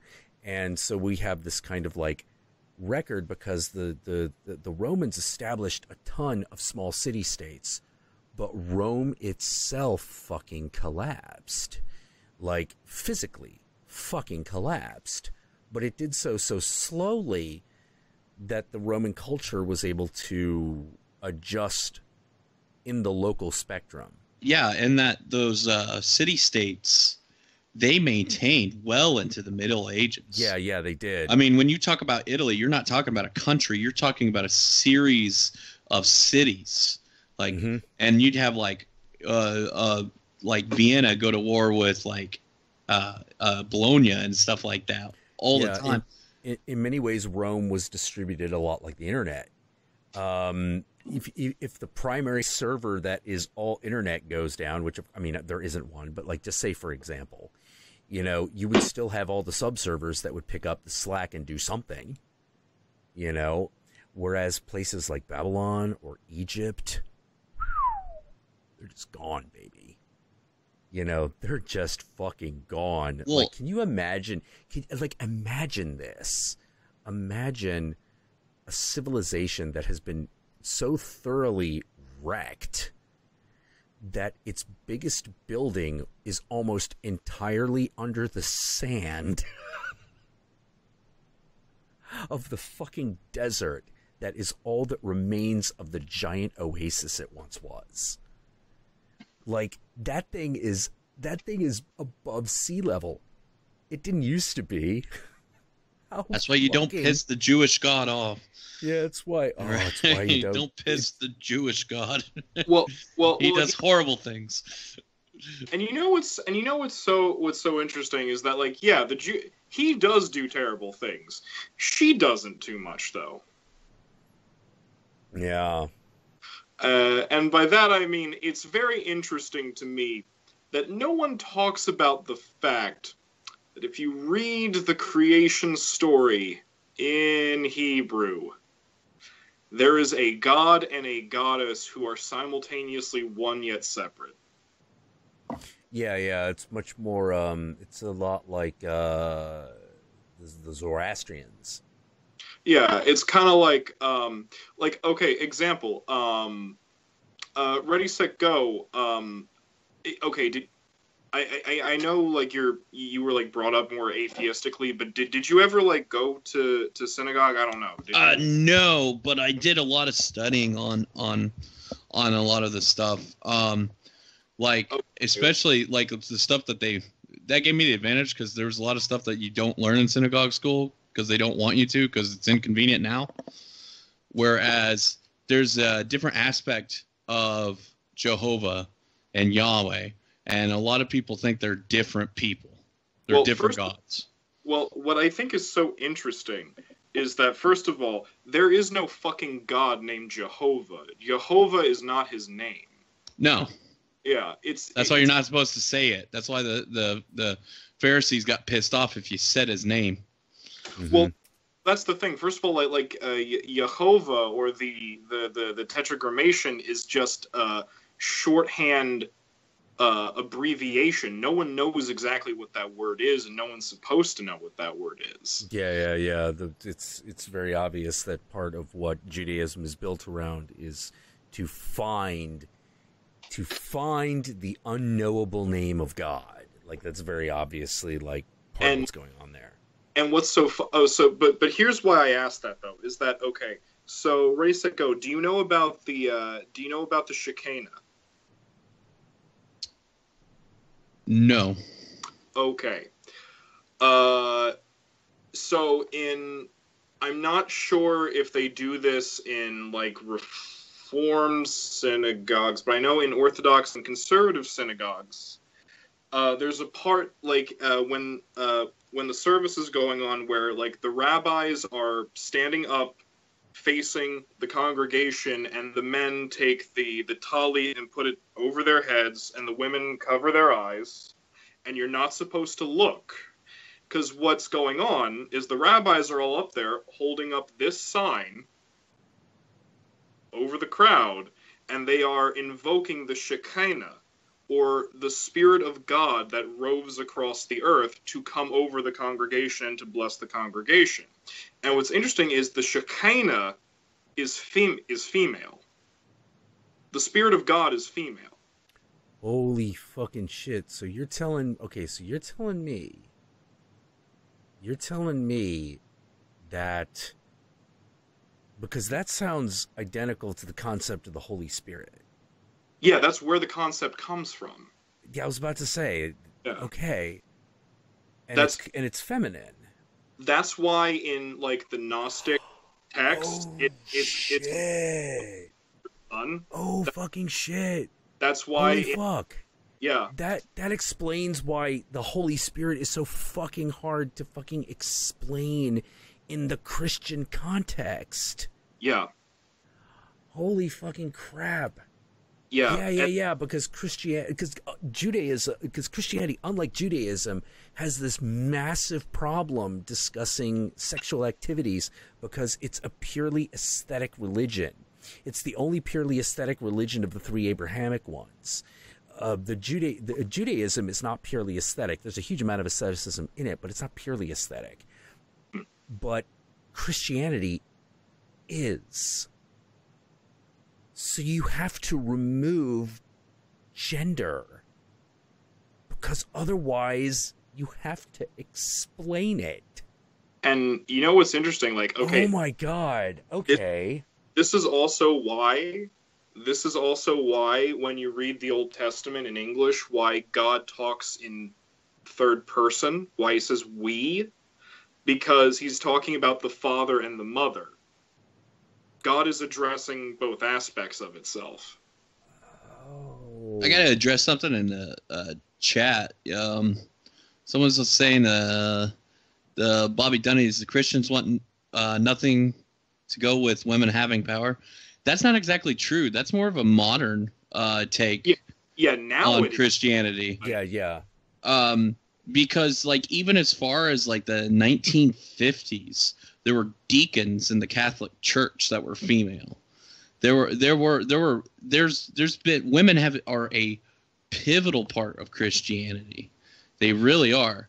Women were the original leaders of the Christian community. The oldest Christian meeting places that have been found from the 1st century in the Judaic region have murals on them depicting women leading the services. All the historical accounts of Jesus are given by women. All the secondhand accounts of Jesus given by Josephus are from women. Old women. Well, you also know, like, my whole theory that the Christian cults were modeled after the Dionysian cults. Oh yeah. You know, and most of the stories of Jesus are the reason a lot of things about Jesus don't make a lot of sense is they're actually fucking taken from stories of Dionysus. Now, I wonder if that has a lot to do with because you know Christianity did come about during the basically the middle Roman Empire, you know, not the latter, but the middle part. So you still had that influence over there, and I wonder if that influence really started over in the Middle East, or did that really come about like around the Council of Nicaea? It was the influence of the Greeks. So I'm thinking it's like influence. Yeah, so it's probably definitely like around the Council of Nicaea because there's precious little we know in the first Christianity, like precious little. Yeah, like, well, we do know a couple of things about that relative period of time. One of them being that Rome is having a lot of problems with pagan cults, and just a lot of them. You know, they are all over the place, and most of these pagan cults are for the parts are what remain of the old Greek mystery cults. You know, because Rome organized things into churches and temples, whereas there had always been buildings before. But the Greeks organized them way differently. These were all individual cults that had basically gotten together in one area. This is Greece now, and been like, okay, our people believe in this god. We got our guy. You've got that one. You've got this one. Okay, now we're going to make them all. We're going to purposefully come together and make a city that is dedicated, because we like the idea of living in a city because we're tired of fucking, like, you know, taking shits in the woods and stuff. And we're going to come together and we're going to try to figure out a way to make this all work. And we're going to create a pantheon. You know, we're going to create a whole family of gods, and most of the surviving Greek gods that we really know were just the gods that had major temples within Greece itself. You know, like Athens, the city of Athena.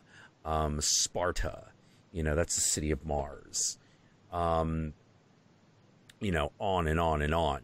You know, and eventually, you know, obviously Greece kind of falls apart, kind of.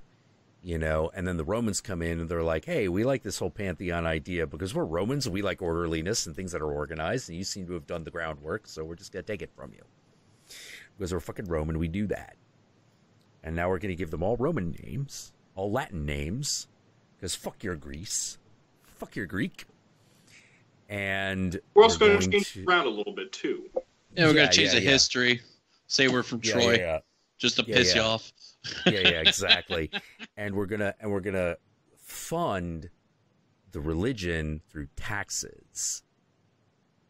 You know, shit like that. And so there were a whole bunch of other deities that would have been around during the Greek period of time in that same region that weren't necessarily in the cities. Some of them survive into the Roman era. A couple of the important ones. One is Dionysus. Another one is Pan. Those are my guys. Yeah. If you're to ask me, those are probably my guys. You know, hey, I'm a Satanist, so I got a thing for Dionysus and Pan. When I was a pagan, those were my patrons. Yeah, and it's very odd because Dionysus is really fucking revolutionary in the concept of godhood in the West. The East has this concept much more often, and that concept is this: the concept of eternal, infinite love. Dionysus loves you. Don't piss him off. But he does love you, and he is filled with infinite fucking forgiveness as long as you ask. Like, this is an aspect of him. If you go like, oh, we're so sorry, Dionysus, we didn't mean it, he'd be like, that's okay. I'll only destroy half your city. I'll spare half of you. It'll be cool. Be sincere. Fine. But you have to mean it, you know, and I know if you mean it and if you don't. You know, oh shit, you know. But like that's an aspect of Dionysus. You know, this idea of like love and it's all gonna be okay. There aren't a lot of Western gods that are like that. He's one of the only ones. Like I can't think of a Norse one. I can't think of a Celtic one. You know, certainly, like, you know, there's no Roman. There's no Roman. Well, Bacchus is not really like Dionysus. No, Bacchus is much more of a drunken idiot than Dionysus. Yeah. Bacchus is more just the god of wine. Dionysus is a little bit different. That's why the Dionysian mysteries, not the Bacchanalian mysteries. Yeah, exactly. They're a little different. And this idea would have been floating around areas that, like I said, so what is Dionysus? Dionysus is not only a god of the vineyard, he is a god of shepherds. He's a god of sheep herding. Shepherds love Dionysus. You know, Dionysus is so beloved by sheep and goats and things like that. There's a goat dude that follows him. And his name is Pan. And he's his hype man. Yeah. Pan is Dionysus' hype man. You know, he's his wingman. He's like, let me tell you about my boy Dionysus. He is so awesome. All the ladies come. Let's do this. Lady, you wanna meet my boy? Get you the VIP section. You know, like that's Pan. You know. Fellows come. Yeah, and the farmers just worship this guy. Farmers and shepherds just worship this dude. He's just like awesome. They love him. And like I said in the War of Christmas videos, what's one of the things Bethlehem is known for? It's raising sheep for the purpose of Passover sacrifices. So how hard would it be to imagine someone like a Dionysian cult member or something like that going like, wait, this is a city of shepherds? I gotta check this out. And going over there and spreading a completely different gospel, which, by the way, I'm pretty sure is a Greek word. It is. It is. And having people go like, wait, you talking about a god of love who turns water into wine and just has food lying around? That sounds awesome. And what do we got to do? Hey, you just got to be cool, man. Oh, and you got to fish. You want to fish. Because that's the other thing about Dionysus. He's also the god of fishermen. You know, because his uncle is Poseidon. It's like, well, that works. Galilee's right over there. Yeah, exactly. They're all like, oh, shit, let's do it. You know, I will teach you to be fishers of men. And so you start to realize, even the fact that Jesus got a beard, that's a Dionysian trait. So most of these images of Christ come from old images of Dionysus. Want to sell it even further. you want to sell it even further. The classical images of Jesus, he's bearded, he has long curled tresses, and then on top of this whole kind of rugged Jesus look, no, that's an American thing. I do like that one. Thing. I like a rugged Jesus. Yeah, traditionally Jesus is slightly bearded, long curly tresses, and is slight. He's thin. He's thicker. He has a more effeminate face under the beard, much like my boy Dionysus. Yeah, exactly. Yeah, I like the Jesus that looks like he could probably take a bar fight or something. You know, it's like, do you even lift, Lord? Well, yeah, but I guarantee the American Dionysus would still have those soulful eyes, man. Yeah, he'd shed the single man tear. I guarantee. Man, blue eyes. Let me tell you something. Not only does the Lord lift, he lifts a boulder so big that he created that even he can't lift, yet he can. Yeah. Actually, isn't the American Jesus Chuck Norris? I feel like I really hope not. Yeah, it probably wouldn't be so good. I think that he might, however. No, let's face it. Chuck Norris is essentially American Bruce Lee. Yeah, this is called like it is. I do not have a problem with that. I'm a huge Chuck Norris fan. I think he's a lovely human being. You know, I think he really is. He's a lovely guy. He has some wacky things that he says and believes, but we all, to a certain degree, have that. But I like Chuck Norris. It's primarily the homophobia. Yeah, the homophobia thing. You know. Yeah.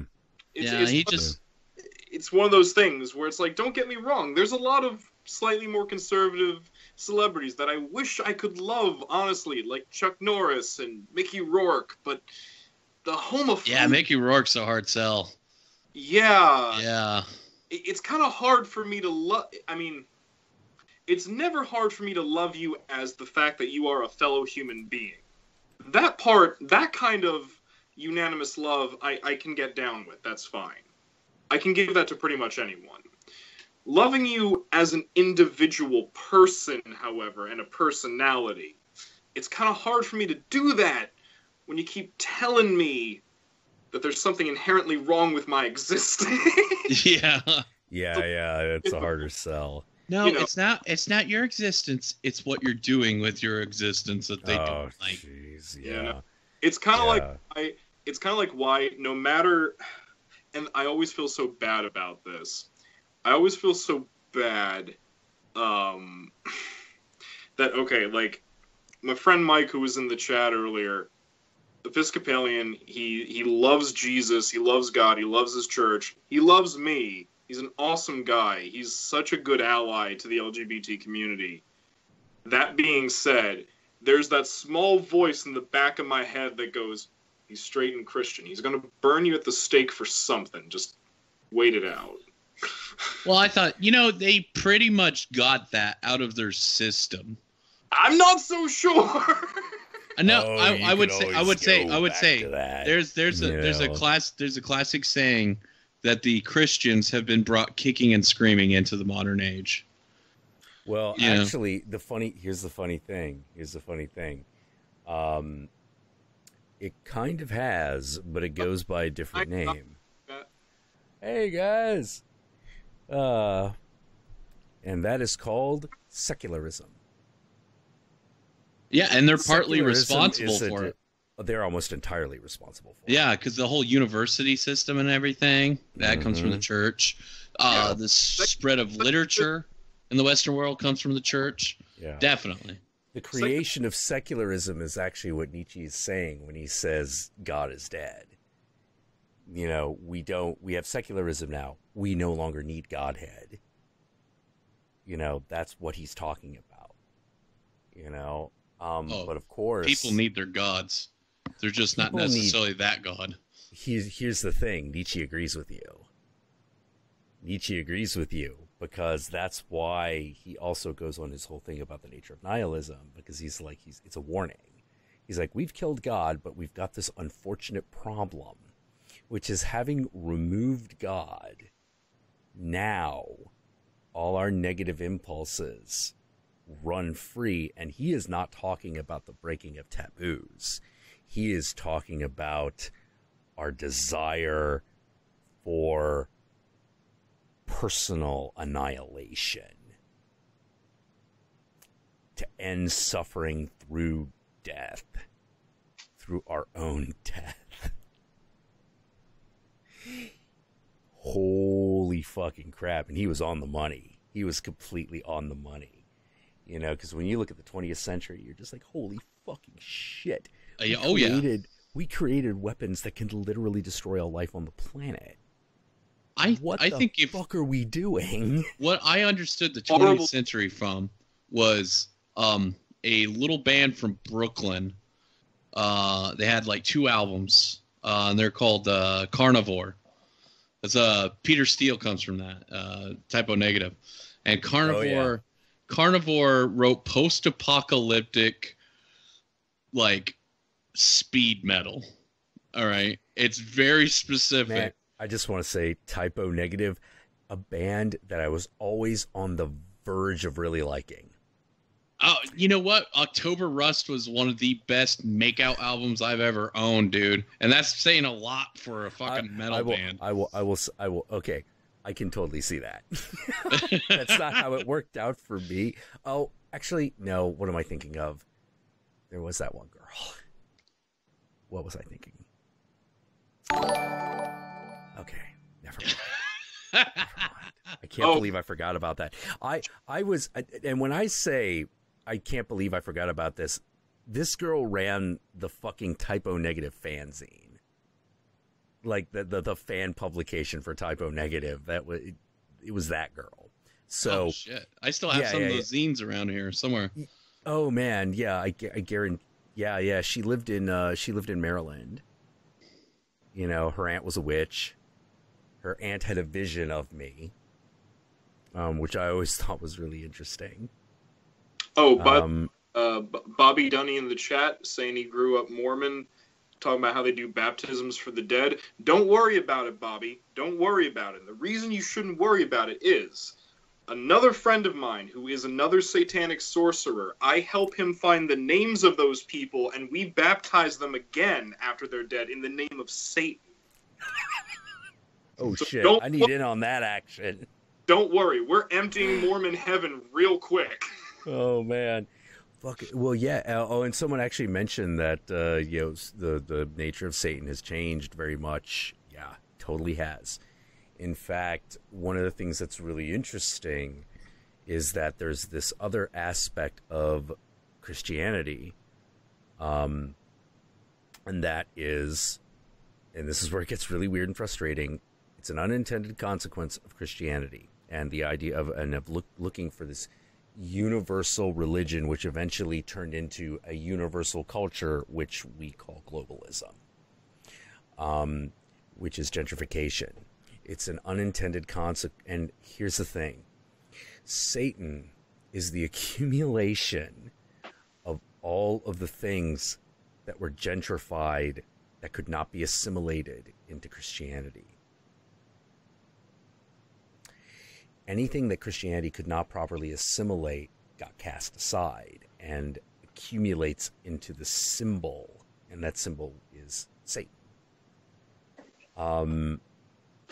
That's why he is the God, he is the patron of the outcast. That's why he is thrown out of heaven. It is both symbolic. It is also why he is the first child of God. Because gentrification is the first child of the search for universal religion and universal culture. Anything that doesn't fit gets tossed aside on an inevitable consequence. That's why the Federation can't happen. Yeah, it is why the Federation can't happen. The Federation can't happen because the whole nature of the Federation is against the whole idea of throwing things away. Yeah. And the problem is it's in people's nature to kind of push things that they don't like aside, especially when they have a lot of personal power to not deal with things that they don't want. Yeah. The thing to worry about Christianity is the conviction. Because Christianity's really good at conviction. All right? Whenever they get it could be very bad for people. Well, actually, yeah. A lot of religions have that. They're not alone there. And I only say this with Christianity because that's the one I'm familiar with. I'm sure other religions are like that as well. I haven't seen. I don't. Jewish people get conviction most of the time. They just, Oh well, who's got it who's even got more of that? Islam. Oh well, yeah. I can't say anything bad about them. Yeah. Well, here's the thing. So, Judaism is based on the written word. Christianity is based on the spoken word, and Islam is based around the law. The letter of the law. That's why, did you ever wonder why they have a separate court system? Like not just like a church. Yeah. But a court system. The parallel law. Court systems. Yeah, that's because that's the way Islam functions. Yeah, it has that. You cannot have Islam without Sharia. Yeah, exactly. You just cannot have it without it. Yeah. You have to have the tribunals. You have to have all that, Wait. Ready, set, go. Did you just pronounce that correctly? Yeah. Dude, all my roommates in college were Muslim. Thank you. Yeah. I mean, I have, I'll be honest with you, out of the three Abrahamic faiths, as a Hindu, Islam is the one I have the biggest amount of problems with. But thank you for saying it correctly. Well, yeah, Yeah, it was interesting because, you'd be hanging out with them. Like, I had a big problem because I found out the name of my new roommate because they assigned me a roommate for the dorm that I was staying in. And I was like, this guy has an Indonesian name, and there's a 90% chance he's going to be Muslim, and that might be a problem for me. And then we hung out. We found out, he's an atheist. He just can't tell anybody. So we went around for a whole month not talking about anything. And then he was like, he had a Richard Dawkins book, the Selfish Gene. Yeah, the one from the 70s. Selfish Gene. Which, by the way, internet people in the chat, that's where the term meme comes from. That's a meme, if you will. Dawkins started that shit. But after a month, we you're atheist, I'm atheist. Oh, how's that like? And he would tell me all the stuff, all of his problems. And then we got another roommate who was from Saudi Arabia. Oh man. And he was still Muslim. So we picked up on all the other things about it. And it's being in Saudi Arabia, being Muslim in Saudi Arabia and being Muslim in Indonesia are almost completely different beats. Oh yeah, to say nothing of Malaysia. I have a friend from Malaysia. Oh man, some of the stuff that she talks about, you're just like, holy fucking shit. It's one of those things where it's like, are there it's that whole thing about there is no such thing as a non-Muslim Malaysian person in Malaysia. And the thing is it's not like they all believe. It's that legally all Malaysians are subject to the Sharia law. Yeah. Just legally, because obviously you must be. Ooh, yeah, because you can't opt out. You cannot opt out. Yeah, and Indonesia is a weird thing because I think 65 or maybe I think it's 65% is officially Muslim, right? Mm-hmm. And they want the rest of the world to think that they tone down their Muslim for the rest of the world. But Even that controversy in Marvel Comics and the X-Men, where they had the writer that got fired for putting in anti-Semitic and anti-Christian politics hidden in X-Men Gold 1. Wait, what was this? Okay, a writer, an artist, an Indonesian artist for Marvel. He's a freelance guy. He did X-Men Gold 1. It just came out like a month ago. He got fired for putting in a quote from the Quran, which is anti-Semitic and anti-Christian. And he hid it on Colossus's shirt. Right? And he also made references to protests that happened in Indonesia about a Christian governor and whatnot. And then I'm gonna have to look this up because this smokes of the wacky tobacco. This is crazy, but it's true. I just want to point out, by the way, that it's so weird that most of Indonesia is exactly like that. They're very hardcore Muslim, and yet the island of Bali belongs to my people. Yeah, that's true. It's very much an island thing over there. Because Indonesia, of course, is a land of islands. Yeah. Oh. That's what I think is so funny. But not only is Bali really Hindu, Bali has some of the most progressive schools of Hinduism in existence. Bali does gay Hindu marriages. Well, it's like the difference between China and Taiwan. Yeah. You know, Taiwan is infinitely cooler, infinitely more progressive. I mean, it's still got its massive problems socially, but they, for lack of a better way of putting it, they're working on them. Which seems to be the big fucking thing, is whether or not you're even bothering to try something. Okay, I want to point something out now, because there's two things that I've seen gone by in the chat.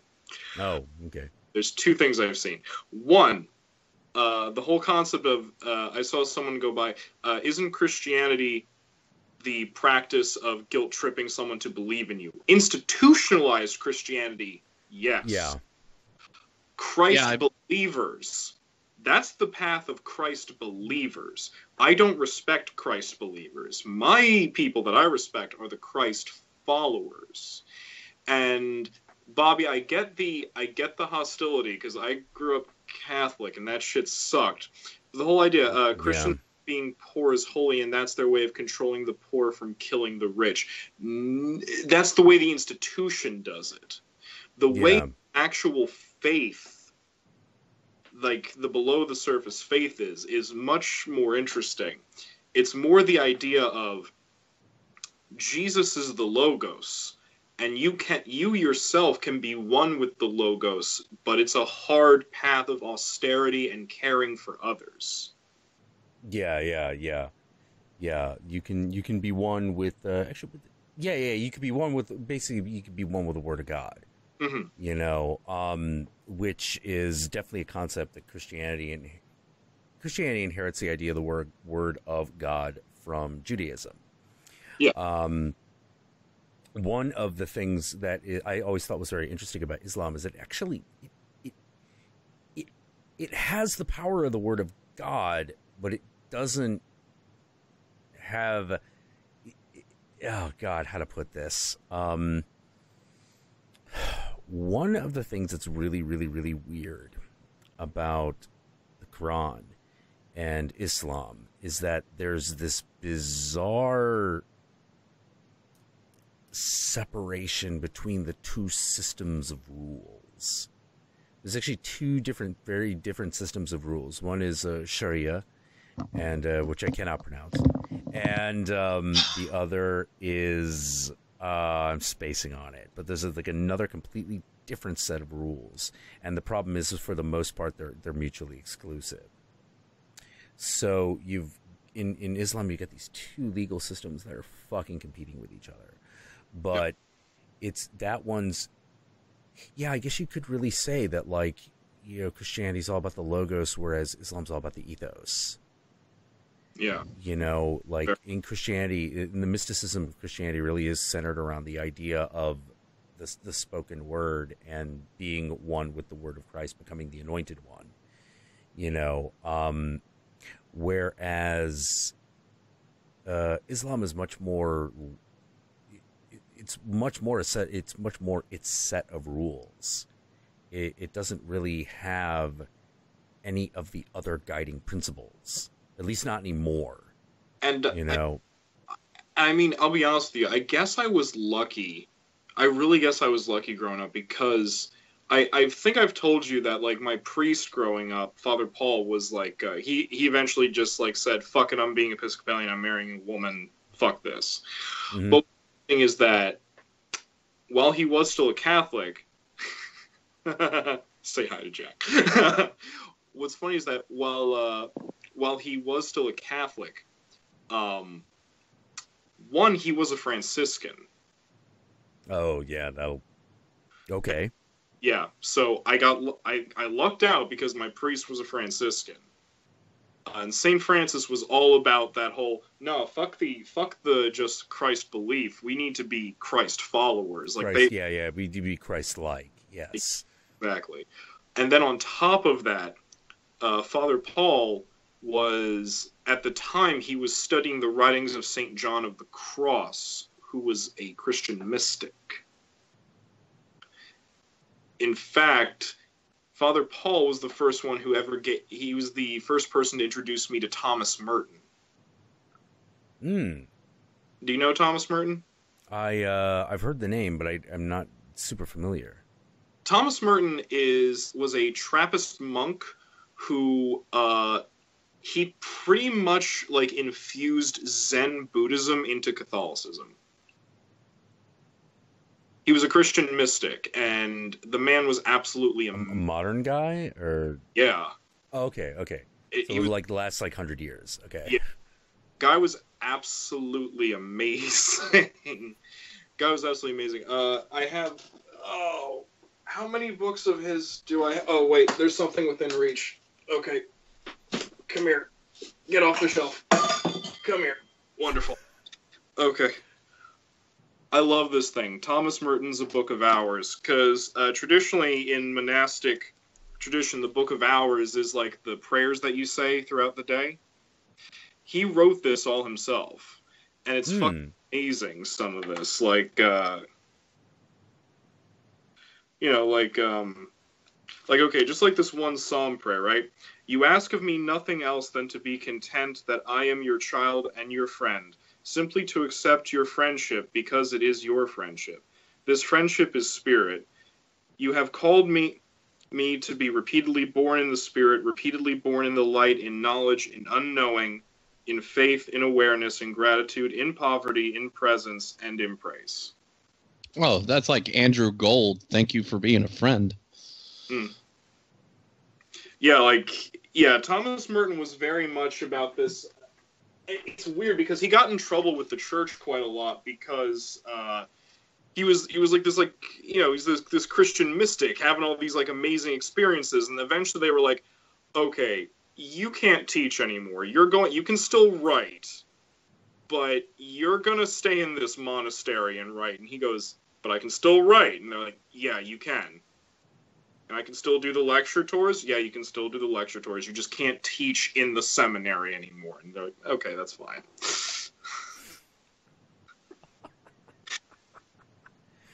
Yeah, but yeah. It's because of the Franciscan monks that, and their whole idea of generosity and altruism and all that jazz, bringing that back into it. Yeah. Did you guys ever read Umberto Eco? Novels. Yeah. You ever read The Name of the Rose? Oh yeah, totally. Yeah. That when you guys talk about Franciscan monks, where the protagonist, he's a Franciscan monk. Yeah, exactly. And they're dealing with Benedictine monks, and it's and they have the conversation about Socrates and the value of laughter. I remember that very, very vividly. You see. Yeah. It's funny, because that is real. That's a rivalry that still goes on in the Catholic Church. Oh, yeah. Yes. Benedictine hate the Franciscans.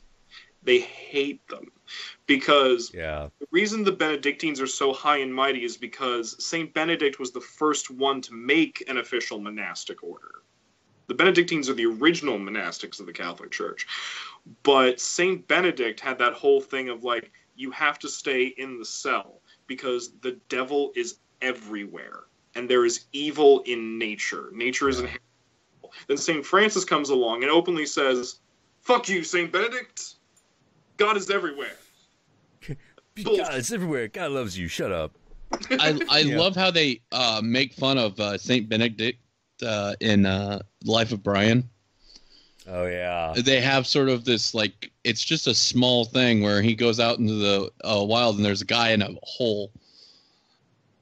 Because Saint Benedict went into a seclusion and everything, and he just steps on this guy's foot and he screams and he's like, I've been quiet for 20 years. Not a single word has passed by. Because it's very true. And it's one of my favorite bits on it because it's like, you're taking yourself too seriously. What if you did everything? What if what you're doing is wrong? Did you ever think about it? Oh, by the way, just to give you an example of how fucking intense the Franciscan versus Benedictine rivalry is, please note that the previous pope was called Pope Benedict, and the one after him is Pope Francis. Oh, yeah. And he is that did not escape me. That did not escape me. You should see their curling teams. Man. Vicious. Oh my god. Well, I just find that kind of stuff like so fucking funny. You know, like it's one of those like wheels within wheels kind of thing where you're just sort of like, yeah, it's everything is kind of runs a little bit on the inertia of history, you know, especially within something like a church. You know, all the Catholics I've known have been pretty decent people. And it amazes me because they have such a colorful history. Well, it allows for the interpretation. How to put it, as bad as it is at keeping up with the modern world, at least it can do it. Not all sects of Christianity can, and ironically, this includes some of the more modern ones. Oh, yeah. You know, like, Catholicism is slow, but it is at least constantly running that race. You know, a really good example of this, a really good, observable, watchable, quick, but very evident example of this is, and I usually don't recommend this movie, because even though I love Bill Maher, Religulous is kind of a piece of shit. But it is a piece of shit. It totally is. It's not that good. It's not good. It's a very mean-spirited. It's very smug.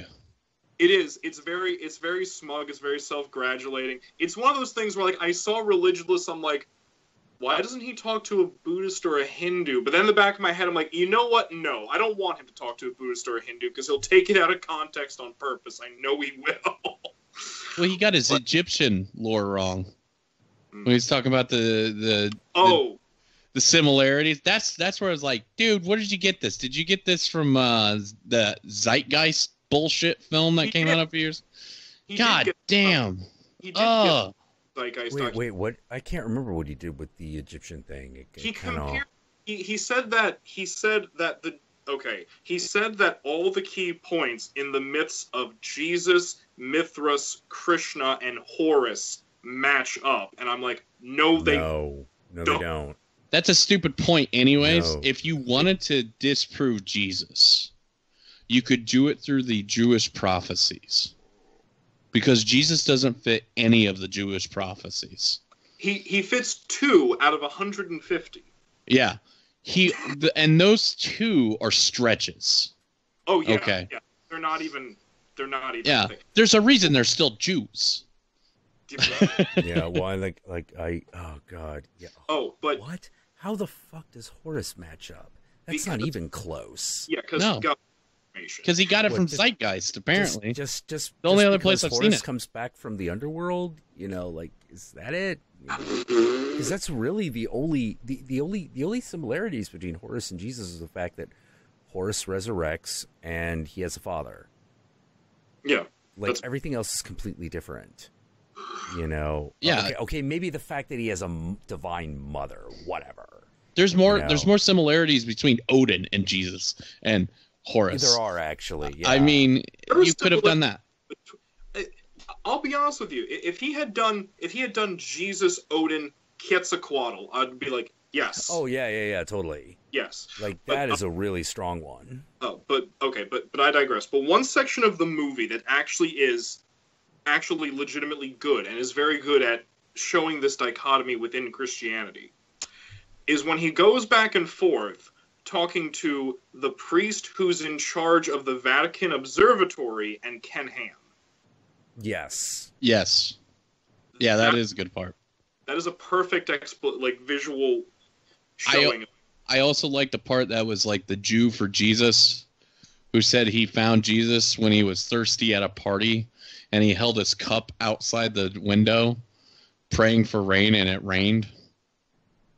And that was his miracle. That's a really miracle.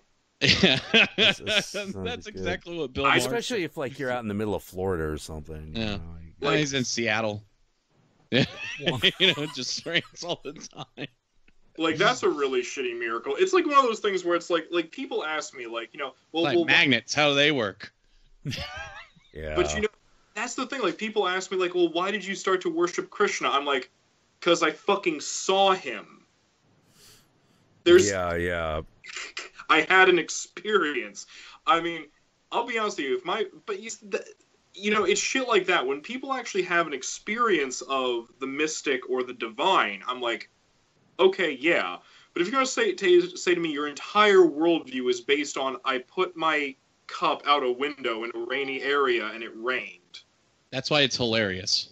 I'm like, yeah. Don't do that. Yeah. But the problem I have with that is that I think that did more damage to atheists than it did good.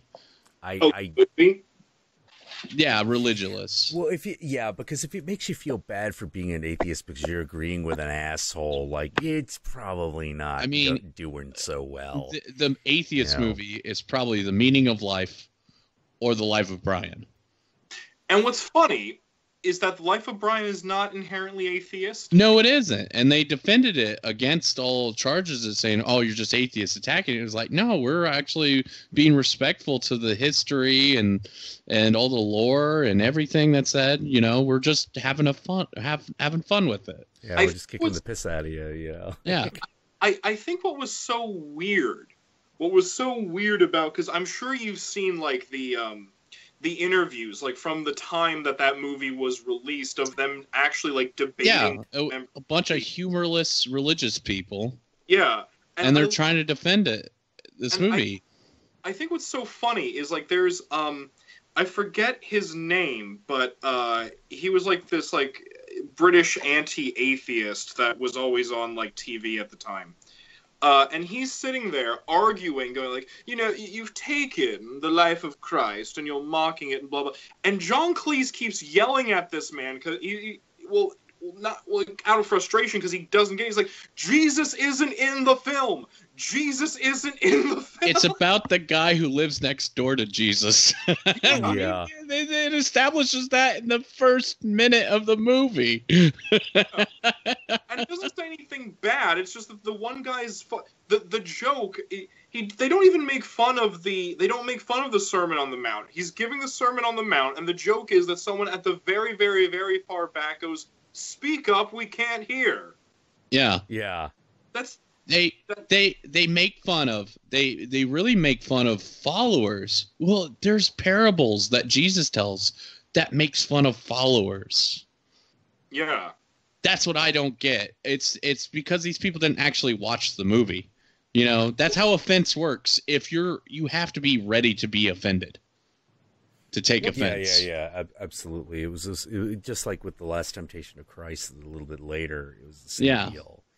And what's so funny? What I think is so funny is that, like, I remember one time John Cleese was on Real Time with Bill Maher, And Bill Maher was so disappointed that John Cleese was no longer an atheist. He got so disappointed. He's like, "Oh, come on, you can't believe." And John Cleese was like, "Look. I believe in mysticism, all right? I believe that the mystics have captured something that organized religion cannot." And Bill Maher was so disappointed. I'm like, Bill, calm down. It's okay. That's essentially where I am, you know. I mean, I had something similar happen because I have a good friend, my best friend. He told me last year, he says, "I think I'm becoming an atheist. And I know you're happy about that." And I was like, why would I be fucking happy about that, dude? If you're a believer that goes to non-believer, that's like one of the fucking hardest times of your life. You know, I've seen so many people go through that. I wouldn't wish that on anyone. You know, I was like, you know, seriously, like certainly reconsider your religion, but like reconsider it. You know, just think about it. Yeah. Don't just throw it away because, you know, I don't believe in it. Well, come on. Don't be ridiculous. Oh, you want to hear something? Jack will find this really funny, I think. Mm-hmm. Ooh. Oh, a friend of mine who... this is the friend of mine who invited me to Passover this year. So we were hanging out the other day. And while we were hanging out, I was working on making a sigil. Because me and a collective of local magicians and witches, we're not an official coven, but we've all decided to keep trying to put curses on the Trump administration until this shit ends. We all need to do our part, man. So I was just like working on a sigil, and he's like, "What is that?" And I'm like, you know, it's a sigil. And he's like, "Is that one of those like stupid magic things that you believe in?" And I was like, "Yes, and it works." And he's like, "That can't fucking work." And so I was like, "Okay, here's what you do." I sat down, I explained to him how it worked, and he's like, "But it's just words and a drawing on a paper. How could it work?" I was like, "Okay, here's what you do. I want you to, when you leave here, go home. Try it out. See what the results are." Yeah. Yesterday, he called me going, "This can't be fucking real." I was like, "What happened?" He was like, "I did what you said. I wrote down an intention that was really specific. That was like easily to happen, but too specific to be a coincidence." I'm like, "And what happened?" He's like, "It fucking happened." I'm like, "Yeah." Yeah. And? Yeah, there's a connection between fate and words. Yeah. What exactly that is, we don't really know. And even if it's something as ridiculous as opening your sight, your perception up to a possibility it wasn't open up to before, the fact that it creates the result that it does through whatever means is really fascinating to me. But it was just so fun. You can't change material reality, but you can change coincidences pretty fucking well. It was, but it was Hold on just one moment. Oh, go ahead. I have to say, man, my favorite magic story, a story about magic, and a lot of people don't even think of it as a story about magic, is the Emperor's Clothes. Oh, that the Emperor is naked? Yeah. Yeah. I think that is a perfect tale of magic. You know, because there's nothing, like my dad used to say magic exists, and I was like, "Yeah, it does." He's like, "Yeah, Jackson Pollock made money." hey, that's a legitimate interpretation. Yeah. You know, it's like because most people look at Jackson Pollock, they don't get it. And there's people that say, "Well, I get it." And I'm one of those people that just don't get it. To me, it's like the Emperor doesn't have clothes. You know, and everybody else just is pretending that he has clothes. Well, you can't see the clothes unless you're wise, you know? It's that perfect. I love that story. Yes. You know, that's exactly what Jackson Pollock is. Exactly, con man. What he is. He is a Joseph Smith. Yes. Dum dum dum dum dum dum dum dum dum dum. Oh, yep. or even better, I mean, it's so cliche, but honestly, my favorite magical artist has to be like Austin Spar, but you know that's because I'm really fucking cliche. You know, Austin Spare, the grandfather of chaos magic. Yes. Oh yes. You know, oh my god. Have you seen like the automatic drawings that he did like in the dark? No, I haven't. Oh yeah, to prove to people that he wasn't bullshitting, he did automatic drawings in the complete dark, so there's no way he could see the paper. Oh, interesting. I'd check that out. And they're high detail. My favorite magician is Barry Manilow. Because he only just came out this year. And everybody's like, I thought you came out like years ago. And then people look back and it's like, no, he never came out. He came out 2017. And everybody's like, we all knew. Oh God. Who didn't know? Barry Manilow. Apparently Barry Manilow didn't, He knew too. But like, why are we pretending? Is the status of heterosexual? Is that a status that is just? I mean, it's not the default. It's just habit. It's the soul habit. You know, like you prop up a persona for long enough, you just do it out of habit, and it doesn't occur to you to change it. He's looked like a grandmother for 30 years. Oh yeah. You know, he's not that. Well, like how to put it, man. How to put it, man? That's what living. That's what fucking having to hide your identity for the sake of your career and your whole life looks like. Yeah, like Liberace. Oh yeah, Liberace is another great example. Liberace. I fucking friends tell me like Rob Halford, but I know people in the Midwest honestly didn't know. Rob was out. Yeah, Rob got but Rob didn't officially come out until like sometime in the late 80s. Yeah. But like I mean, at the height of all that shit, he came out like a badass. He came out at one of the worst times he could have come out. Yeah, in the middle of the AIDS crisis. Holy fucking shit. Yeah, but the thing about it was everybody knew, but there's still some people that don't know, and that's the magic.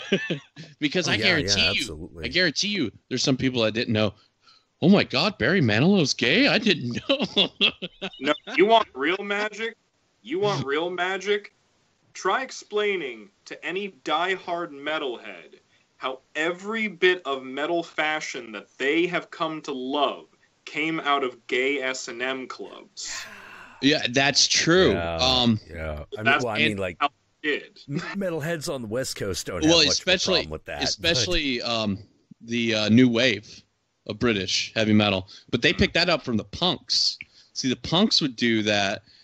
They took up that fashion first, and the new wave took up that fashion as well. Because you look at that drastic change in attire. Actually, you're underestimating how long fucking Judas Priest has been around. No, Judas Priest. I have all their albums.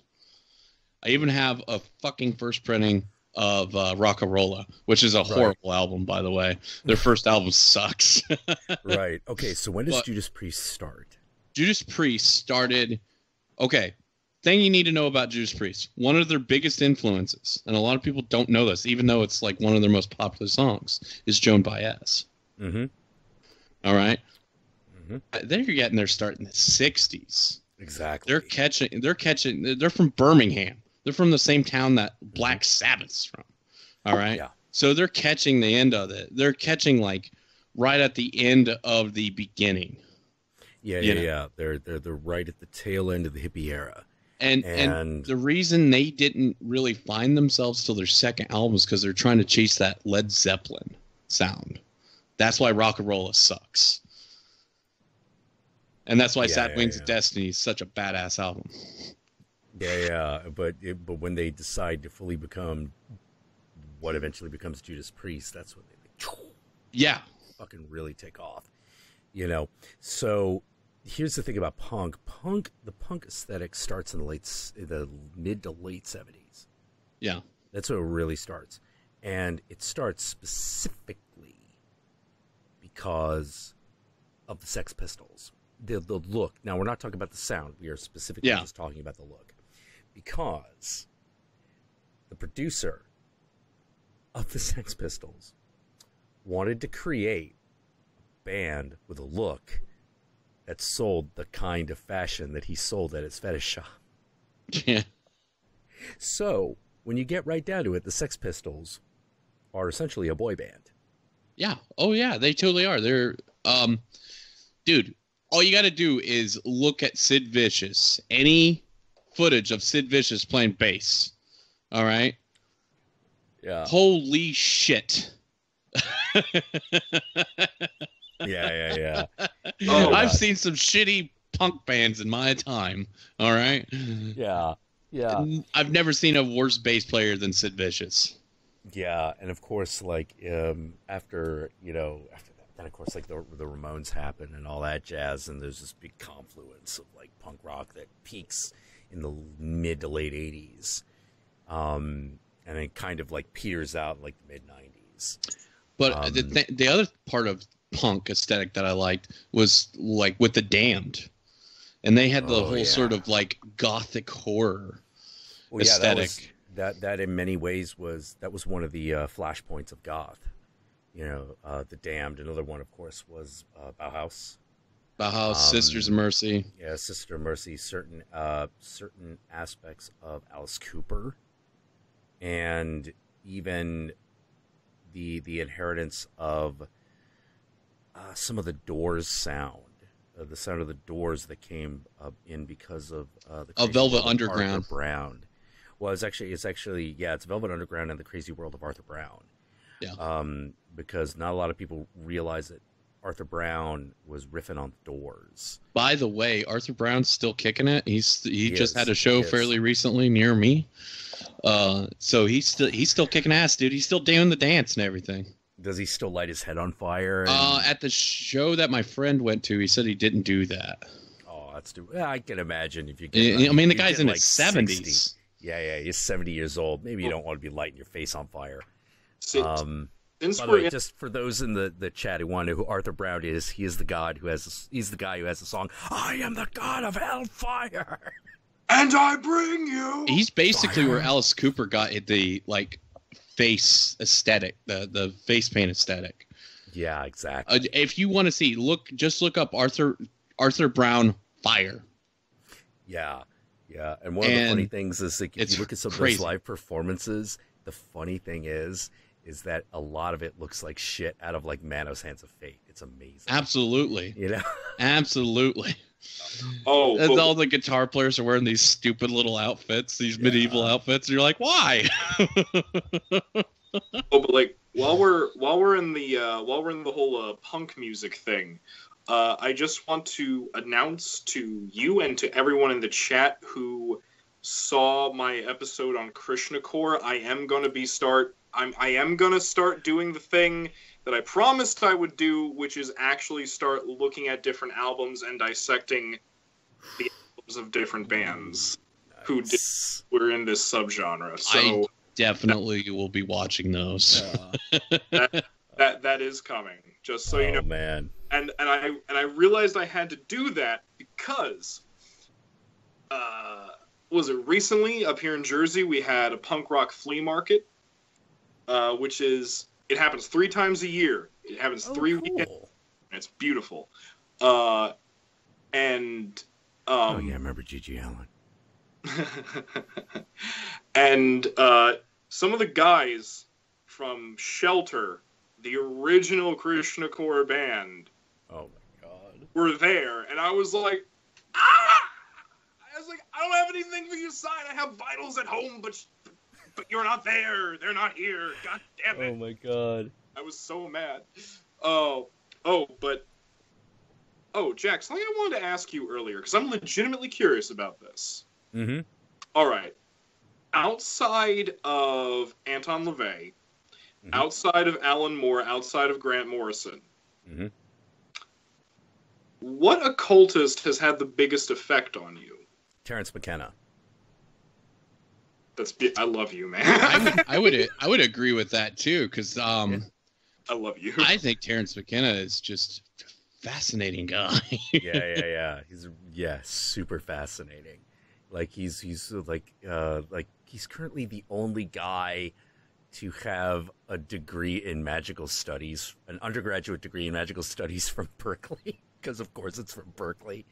But he still does. I really. You ever any of y'all get a chance? I mean, I know Yogi has, but y'all get a chance to listen to some of the stuff that Terrence McKenna talks about. It's really, really, really, really interesting stuff. Now, I will warn you, he has kind of a reedy voice.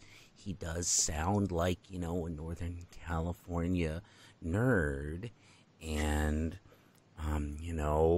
he does kind of stutter a bit, and he has a nice reedy voice, and sometimes he has music playing over him, which makes him a little harder to understand. It's like when you understand what the UFO is, that this is an old concept that handed down from the Mayans. It's not a coincidence.